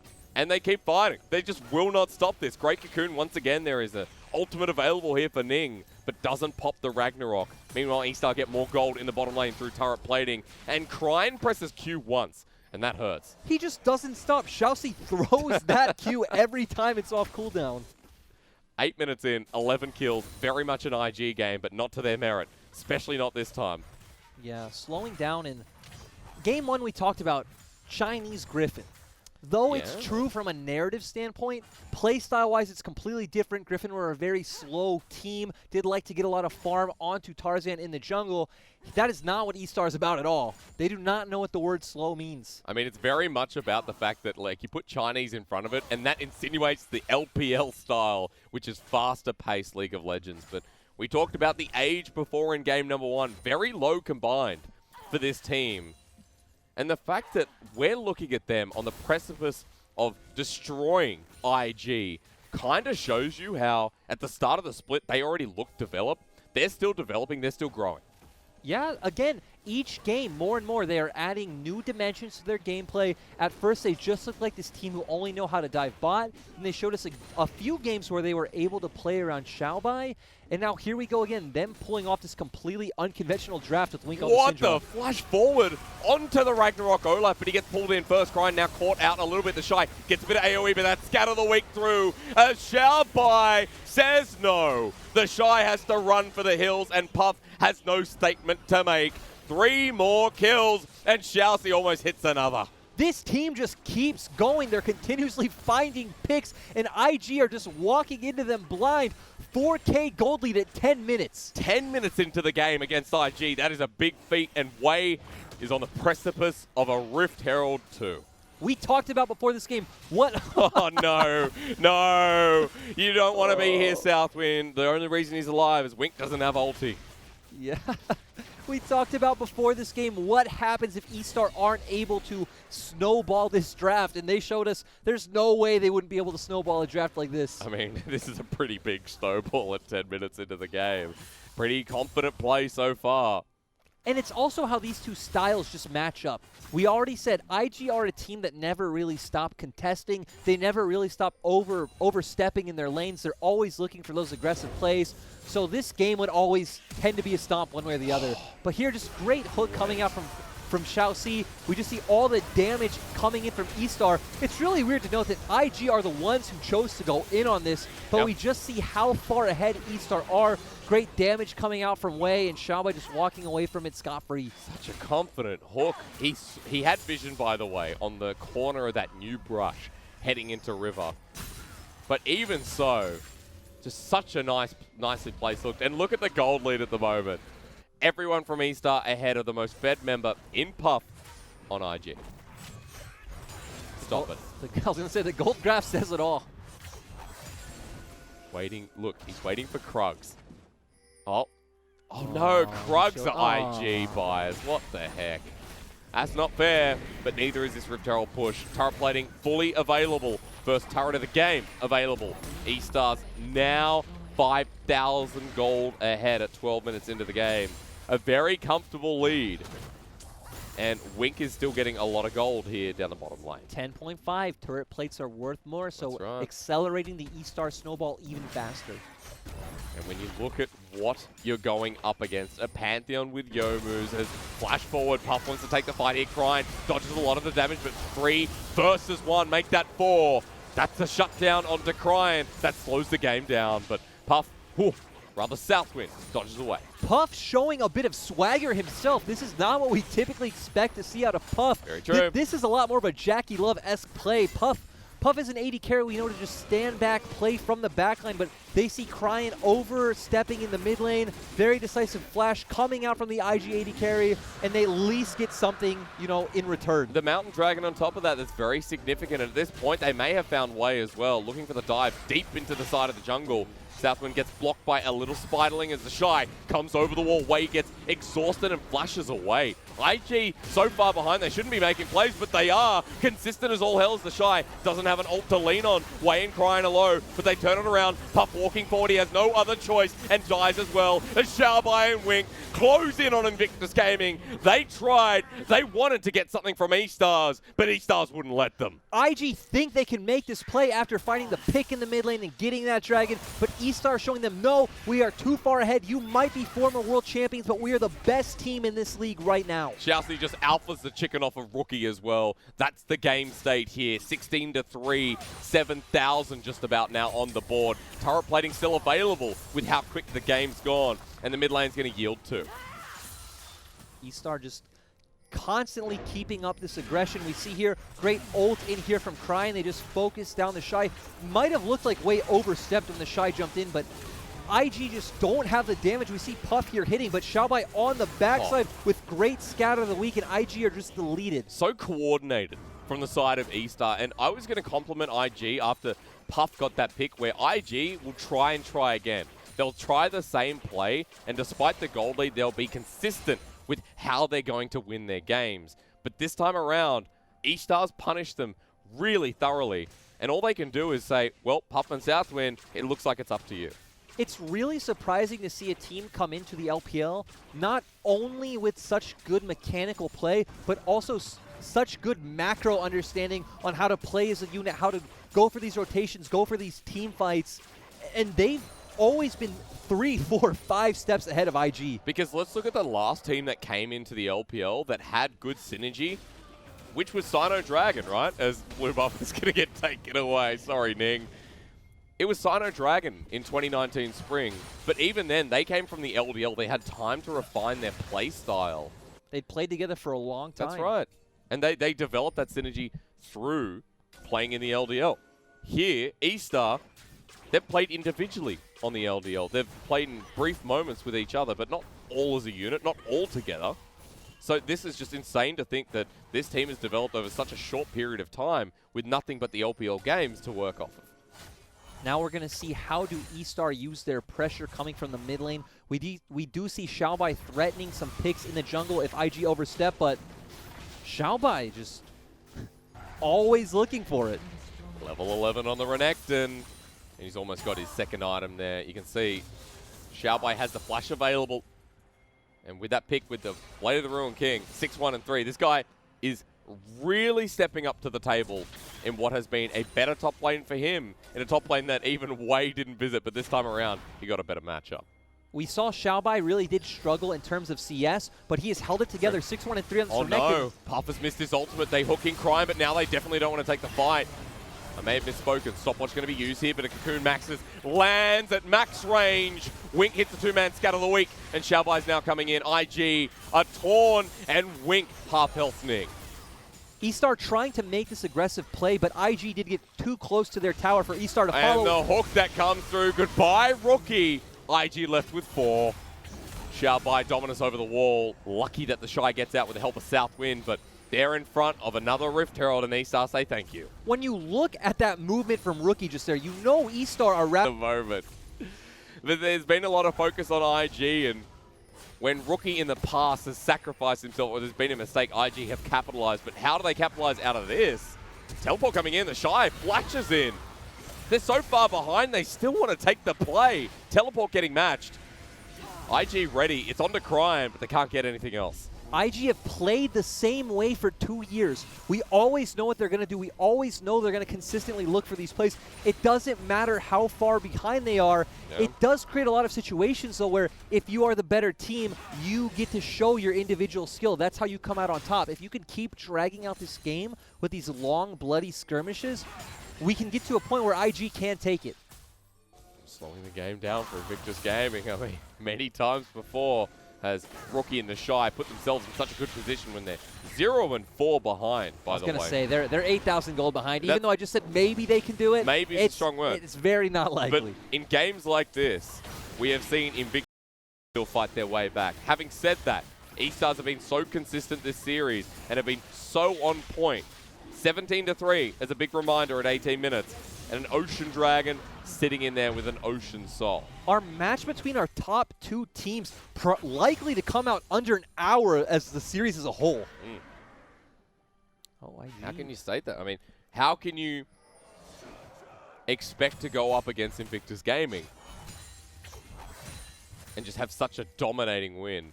And we have to be very prepared for if this comes to a 2-0, if E-Stars continue this and close out this game, they will be 7-1, excuse me. IG will be 6-1. E-Stars will be at the top of the leaderboard, and they've been tested against FPX. Now they're testing themselves against IG in a very successful manner. Who's left? Like LNG, DMO, Vici, RNG are not looking like they're in top form. So E-Stars will be the current best team in the LPL. Yup, and as we have a slow moment in the game, E-Star will have pressure in all 3 lanes, so they will be able to constantly move back and forth between each lane, set up vision, and look for these picks. IG are really going to have to play it slow, try and overload one lane and create a pick. What I really hate about versing Blitzcrank is when you're on the losing end, when Blitzcrank maintains vision, that's when it gets scariest. Well, it's even worse, too, because, right, you don't have any pressure point on the map. E-Star can push all 3 lanes with Renekton, Pantheon, and, you know, the 3-man death squad. But they are forcing summoners. Wink burns the heal this time around. He used a flash in the last engage. The Shy uses World Ender. It's exactly what we said we wanted to see out of IG, right? You want to overload one lane, look for a pick, look to force a fight, force a summoner, and catch E-Star off guard. Just remember as well that Wei also has a Rift Herald. You're not going to use it on this turret here. Rookie trying to maintain the wave and not let them get near the inhibitor. Just very clean play coming out from E-Star so far. Just slightly under 10k gold behind. We don't have another dragon for about 3 minutes, but when you do have global ultimates like from the Pantheon, the aggression doesn't need to stop. E-Star can keep forcing plays in this downtime. Well, at the moment, they've got the wave shoved out, and you can see they're kind of waiting around Wink to get this back off. Now that he's finally gone, now that Krine's going to be doing the same thing. Curious to see those items. 2 items already on the Pantheon, 2 on the Syndra with a Blasting Wand. And double Ruby Crystal picked up here from Crine. As well as the stopwatch. You can see stopwatches are in hand. It's been a long day, apparently. So, E-Stars could be setting up for that one big fight that leads to this Baron. Yep, looks like E-Star are trying to say, hey, we could be doing Baron. You need to come check. You need to walk into us. They get a bit impatient. They say, hey, we still have Rift Herald. Let's put this down. Let's try and force a 5-man engage in the mid lane. It's 6 versus 5 in the mid, and E-Stars know it. Puff is so underleveled in comparison to Wink. So is Rookie in comparison to Crine. Don't get me started on the top lane. Xiaoxi has been so close with these hooks. IG make one false move, and they're done. E-Star are able to make this play because of how far ahead they are. It would have been nice to, again, see them use all 3 lanes, maybe pull IG apart and then look for a Herald play. But IG are channeling down the mid lane. Xiaobai is here. Scatter the Weak available. The hook from Xiaoxi Where is it? He has flash available, or rather doesn't just yet. Pantheon comes in, Cryin has to flash. And IG might have an advantage here. The Shy zones away the Pantheon. And E-Stars, that was the first bad execution we've seen. Yeah, also shows in E-Star's comp, you don't have any true engage, right? You have a lot of pick potential with the Blitzcrank, with the Syndra, the Elise. Pretty much all of your champions do really well at CCing one target. But now E-Star's saying, hey, again, we are still stronger than you. Come into us. Redemption's going to spot them out. Chelsea zoning away here. IG trying to walk as a big unit. Ning pops the ulti just in time. And the hook is not going to connect. Now with the Ragnarok available, can IG do anything? Cocoon doesn't connect either. And Baron resets. You don't need engage if you can make the enemy team walk into you. That is a flash. form of... Hook also from Southwind as Rookie goes on in. Trying to block that away. You can see IG getting ever so close. Rookie gets burnt out a little bit. The jump on from Way, though, is now Cryine's back in the fight. They find the Shy. The hook now is not going to do too much as IG are running for the hills for E-Star. The Rookie team, they've found Ning as well. That's 3 dead. And Puff and Southwind watch their team get obliterated. E-Star get the Baron off this play. Both teams started posturing like they were going to walk away, but one member always walked a bit too far forward. Cryin looks like he gets caught out, but we said E-Star just have too much damage at this point. Watch as Baron goes down with 20 kills on the board with a 10k gold lead and then some. E-Stars are doing it, man. E-Stars are on the cusp of taking down the 2019 Spring Champions, the 2018 World Champions. What was considered the current best team in the LPL. They were undefeated up until what looks like is going to be this series. Puff getting that tower off the Baron play, just getting a little bit out from it. But as we said, both teams kind of posturing like they were going to back off, and then suddenly one member goes in, Rookie goes in, Cryin gets pulled in. IG now really trying to force this engage, but we see the damage out of E-Star. IG just can't do anything. Xiaobai coming in from the backside, and Xiaoxi hitting a lot of beautiful hooks. That aggressive flash from Wink over the wall. I mean, he's been pretty confident in this series. Deserves to have that game too, where he showcases a little bit as well. And remember, coming into this series, we talked about the Nanny and we talked about the Hitman. We talked about Southwind being the protective support and Xiaoxi being Mr. John Wick himself. And Xiaoxi has been Keanu Reeves in the flesh. Breathtaking as usual. Xiaoxi to me has looked a lot more like a Terminator, but... Oh, Ning, you speak of Arnold. He might be caught out here. Survives for now. Ragnarok away, but that's a big ultimate. Baron with E-Stars grouping up as 5 down the bottom lane. And IG just have no options left in this except game. for Rookie, except the Shy's going to go in as well. He gets a big ulti, but Rookie is blown up. A bit of AoE here for Invictus Gaming, and to their credit, they do a bit of damage, but the hook lands again. Southwind dies, while that scatter the weak from Wink. Exceptional talent here from the AD carry of E-Star. The fight is theirs again. IG think they can do it. We said they have no options, but Rookie tries to go in, tries to make the hero play, but E-Star just shut them down. Oh, and hits yet another one. Lyric, that's going to be all she wrote. E-Star came into this as underdogs. They're the rookies of 2020. First it was FPX, the 2019 World Champions. Now against Invictus Gaming, it won't be over yet, but they're ready to take us to the top of the leaderboard. I was really expecting that to be over. So was I. I prepped that call, and now it goes right in the bin. Ah, another day. E-Star just getting a nice, safe reset here. We can take a look at this, but again, at this point in the game, IG are just too far behind. Rookie looks for the engage. They burst him down so easily. We see Wink on the edge just having a lot of time to get his cooldowns down. Xiaoxi once again hitting a great hook. Here, E-Star gets low, but Scatter the Weak Wink pushes Aatrox back, and E-Star are just able to finish it off very nice. Has been super on point with that all game long, and even though E-Star back away, they get the reset, they're full health, and Xiaoxi's looking for that game-ending hook, which really felt like it came at the first couple of minutes of this game. E-Star's in such a good position. Low cooldown here for Xiaoxi. And they keep flying out. Baron's still got a bit of time here, or rather, never mind. The Shy might be called out into the World Ender. Cryine's ulted in as well. They desperately want to end this game.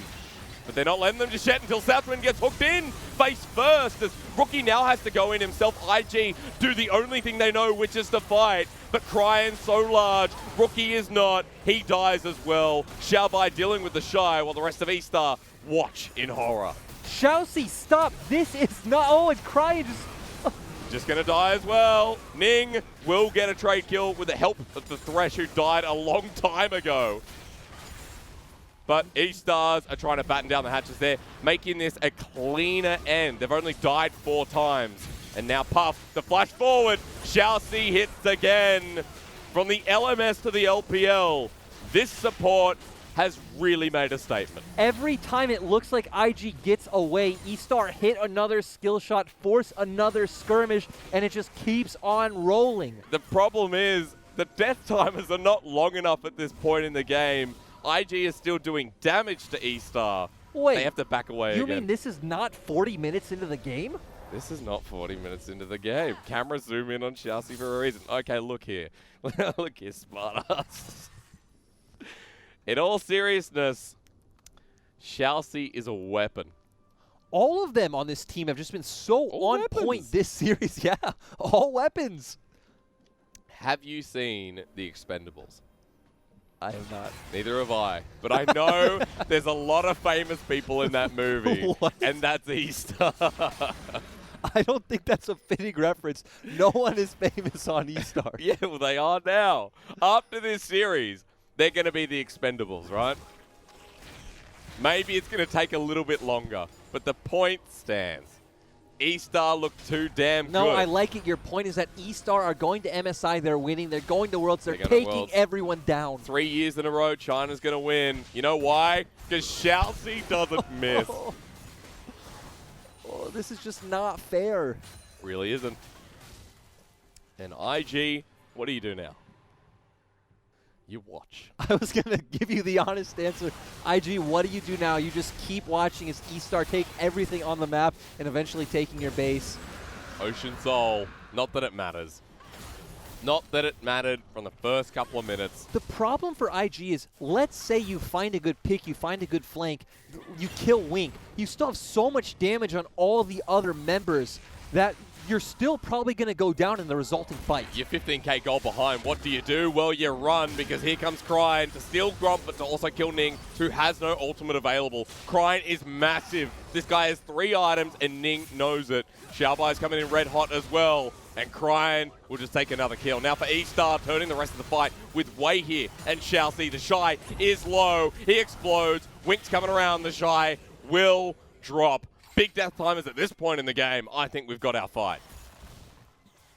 I'm not committing to anything yet. No, we don't. That's what I'm saying. We've been in this place now twice before. Oh, God. I'm going to wait. Let's see if E-Star actually start hitting the Nexus turrets. Then we commit. It's like watching The Room, you know?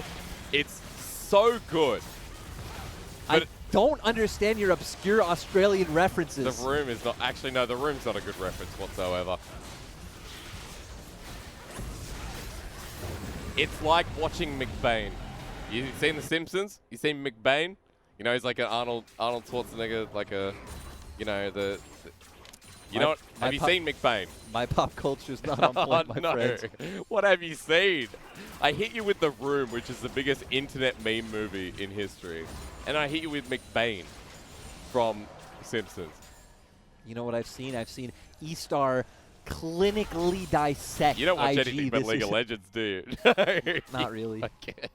That's all right. You're pretty bloody good at it. That's fair. E-Star, you want to see them cleanly dissect? You could see that, couldn't you?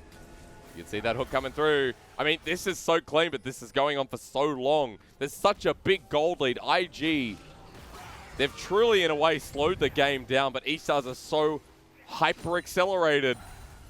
Again, what you want to see from E-Star at this point, have Cryan in one lane with his global ultimate. You could either 4-man one side or have Xiaobai in another lane, converge all together on mid lane with your global ultimate with your roam from Renekton, while IG are forced to answer their side lanes. We're not seeing E-Star use all 3 lanes appropriately like they should. No, they're not.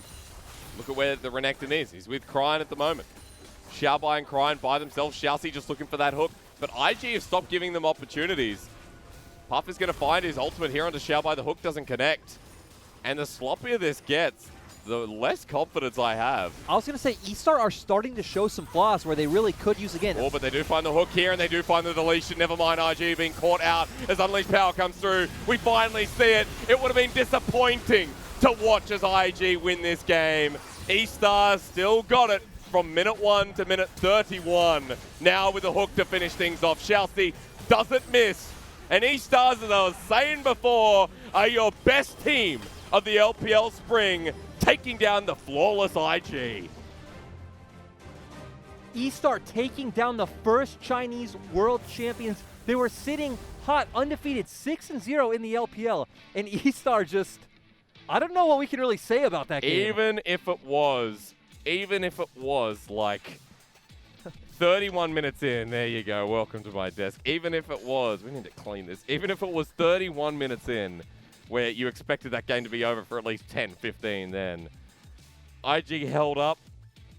E-Star's a couple of little flaws, but that series, that truly lived up to Match of the Week through E-Star's controlled play and their outclassing of Invictus Gaming. We saw the styles that both teams like to play. We saw their flaws and weaknesses. Again, IG have always played this way. They live or die by it. They either snowball on you or get snowballed on. E-Star playing systematically around their mid and bot lane. All players doing their role, and Xiaoxi, like you said, that hitman on the Blitzcrank. He was so damn good all series long, but most of all, my impression from this game is that E-Star are so versatile with their draft as well. They can play something totally different, like it's night and day from their game one. The big point, too, is that E-Star won game one. E-Star didn't have to change anything up. They could have run a very similar plan and just won out the same, but they're like, no, we want to prove something to ourselves. We want to prove that we are the best team in LPL, and again, show so many layers to their gameplay. And now it goes past the point where E-Star had a easier schedule at the start, that FPX maybe weren't in form in week one. Now it goes back to the point that E-Star are the best current team in the LPL. They sit at the top for a reason. I mean, like, EDG's win against them, okay, that's great, but that's a one-off. The depressing point here is that ever since FunPlus have looked on form, but we only get to see teams face each other in the regular season once. That's true. So until playoffs, we aren't going to really know, hey, how would that matchup go? But we can leave this as a blanket statement for now, at the very least. E-Star the best team in the LPL. I'm hard committing. Yeah, good. Because at the moment, E-Star are showing that they are the most controlled team in the LPL as well. Despite that ending of game number 2, I think IG will be looking at them going, all right, this is actually the team that if we get them in playoffs, this will be a huge issue in a best of 5. Yeah, again, we've seen so many different champions select, so many different champions, so many different styles of play. We've seen them play around Xiaobai. We've seen them play this diving style. We've seen them hard snowball around mid lane this game with the Pantheon. So in a best of 5, this team is dirty. Great word to put it. They are so damn dirty. Did you see that Blitzcrank? What other word can you use? I mean, this game, Xiaoxi's going to get MVP once again. I think that's pretty fair. That's pretty fair. Maybe Wei, actually. You can give anyone MVP on this. Even Xiaobai playing that 1v2 dive. That was great. Hit 6 as he presses Q on the minion wave Kind of lucky, but I'm going to say all skill. Yeah, well, look, Ning may have overdived, as he's done in the past. But we're seeing some kinks in the armor of IG now. I don't know if it's just this series or maybe it's IG on an off day. It's hard to tell. It's hard to say that these are kinks in the armor and not just this is IG. Just IG, yeah, that's fair. I mean, I've been casting them for this is my second year looking at them. And I've seen IG in perfect form that looked great against JDG in the finals. The Spring was a great example of fantastic IG. And then you see IG at Worlds against FPX in Game 4 and you say, that's not good IG. So like, we got not great IG in this series, but in Game 1, I think that's a pure outclassing. I think both games, just pure outclassing. We had a very studied E-Stars is what I want to say. Again, they looked like they knew exactly what IG wanted to do. They still know that their style can stack up very well against IG, and they just executed almost flawlessly, almost. So the only other series I look at is like teams like RNG. Let's see how OMG go before we start putting them up as a top team. I'm looking at the logos behind you, trying to think. Have we seen JDG? We've seen E-Stars and JDG, have we not? I shouldn't have thrown the paper away. I'm so sorry. We have too many games in the LPL. We have 17 teams. I mean, like a team like Top Esports would have been big news, right? But at the end of the day, E-Star now, they've cemented their legacy at the start of it, at the very least. And I'd say with this win, 7 wins, right now was kind of the cusp of playoffs last split. So to me, it feels like E-Stars, all they need is a couple more just to be secure. We're getting to the halfway point. Again, we have 17 teams in LPL, so we have 16 games, which means once you hit that 8 series mark, you're at the halfway point. You're at the halfway point. Plus, last time, you know, a lot of teams that secured 8-9, excuse me, I'll reiterate, were secure. So this is exciting. I mean, a brand new team. Even better, I'd say, than Sino Dragons last year. Oh, I mean, like Sino Dragons came out and they were a contender. They were a bottom-tier playoff team, but we see E-Star consistently taking down the best. Taking down the best, also changing their playstyle. They have a dynamic playstyle, whereas Sino Dragon had a very stock standard, as Clement coined it, sword and shield.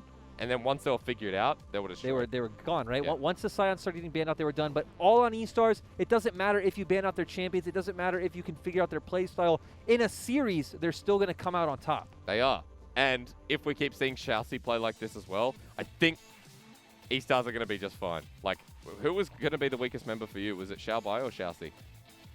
Week 1, I'm pretty sure me and a lot of people would have said Xiaoxi. Yep. Again, what can you do with Xiaobai when you're literally given nothing?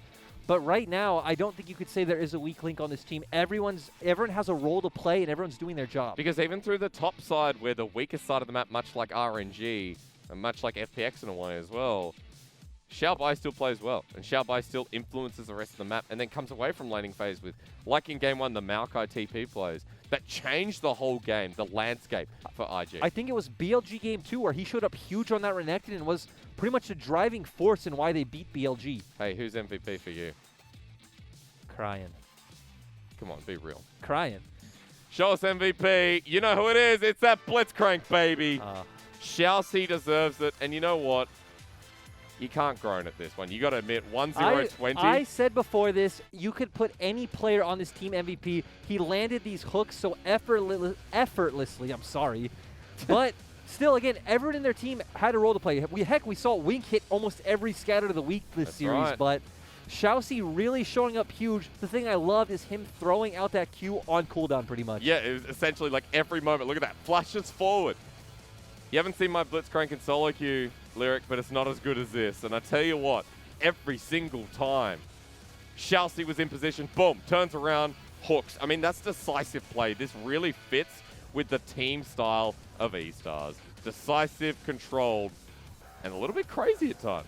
To me, Xiaoxi really is like the example of what E-Stars is. If you want to know what is E-Star playstyle, just look at Xiaoxi. He defines it. He's super crazy. I mean, this is just replay after replay of hyping up E-Star, and we said it here, the new best team over Invictus Gaming. Now, IG is still second. However, IG is going to always have that win. And the way, E-Stars are always going to have that win. And the way E-Stars are going, now, nothing's in their path. RNG. But at that time, will Uzi be back in RNG? He's back in Shanghai. So we actually might get Wink versus Uzi. That's in 2 weeks' time. And he's self-isolating for 2 weeks in Shanghai. A big thing I want to see, not to start doubting E-Star, but LPL playoffs is a completely different beast to the regular season. True. How can they hold up? And what's going to happen when both teams have a lot of time to prep for their opposition? Also remember, BO5's changed the landscape completely.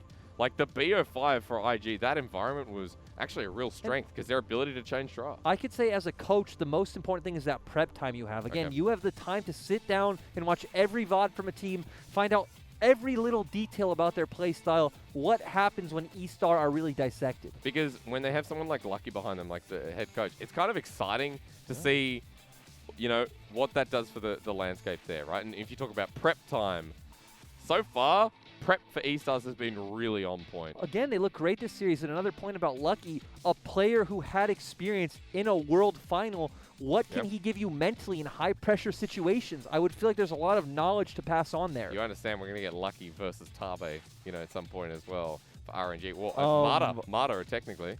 No, but you're right. Tabe is on that roster. So, again, two staples of that organization. That'd be kind of cool. We didn't get to talk much about IG's coach. Just remember Coach Fly from SKT as well. Yes, also spent a lot of time in NALCS for people who don't know. Team Impulse, LMQ. Around there for a while. Oh, yeah, LMQ. Yeah. God, that takes it back for a while. Phoenix 1? There we go. Phoenix 1. 5. Phoenix 5. Phoenix 1. They're like V5, but there's only one of them. So now, I spoke about landscapes before. the landscape for the LPL has changed completely. Like, now the league has changed completely. Because E-Star are now, I'm committing to saying they're at the top. And we have teams like RNG and Top Esports in the middle. Yes. Who goes where? We're at the halfway point here in the LPL. We've had a Monday match of the week. I believe we are waiting to show you a bit of that spicy days results that we always show you as well. But here, E-Star have said one thing, that they're the best. Who comes under us? Now, IG still like second for now.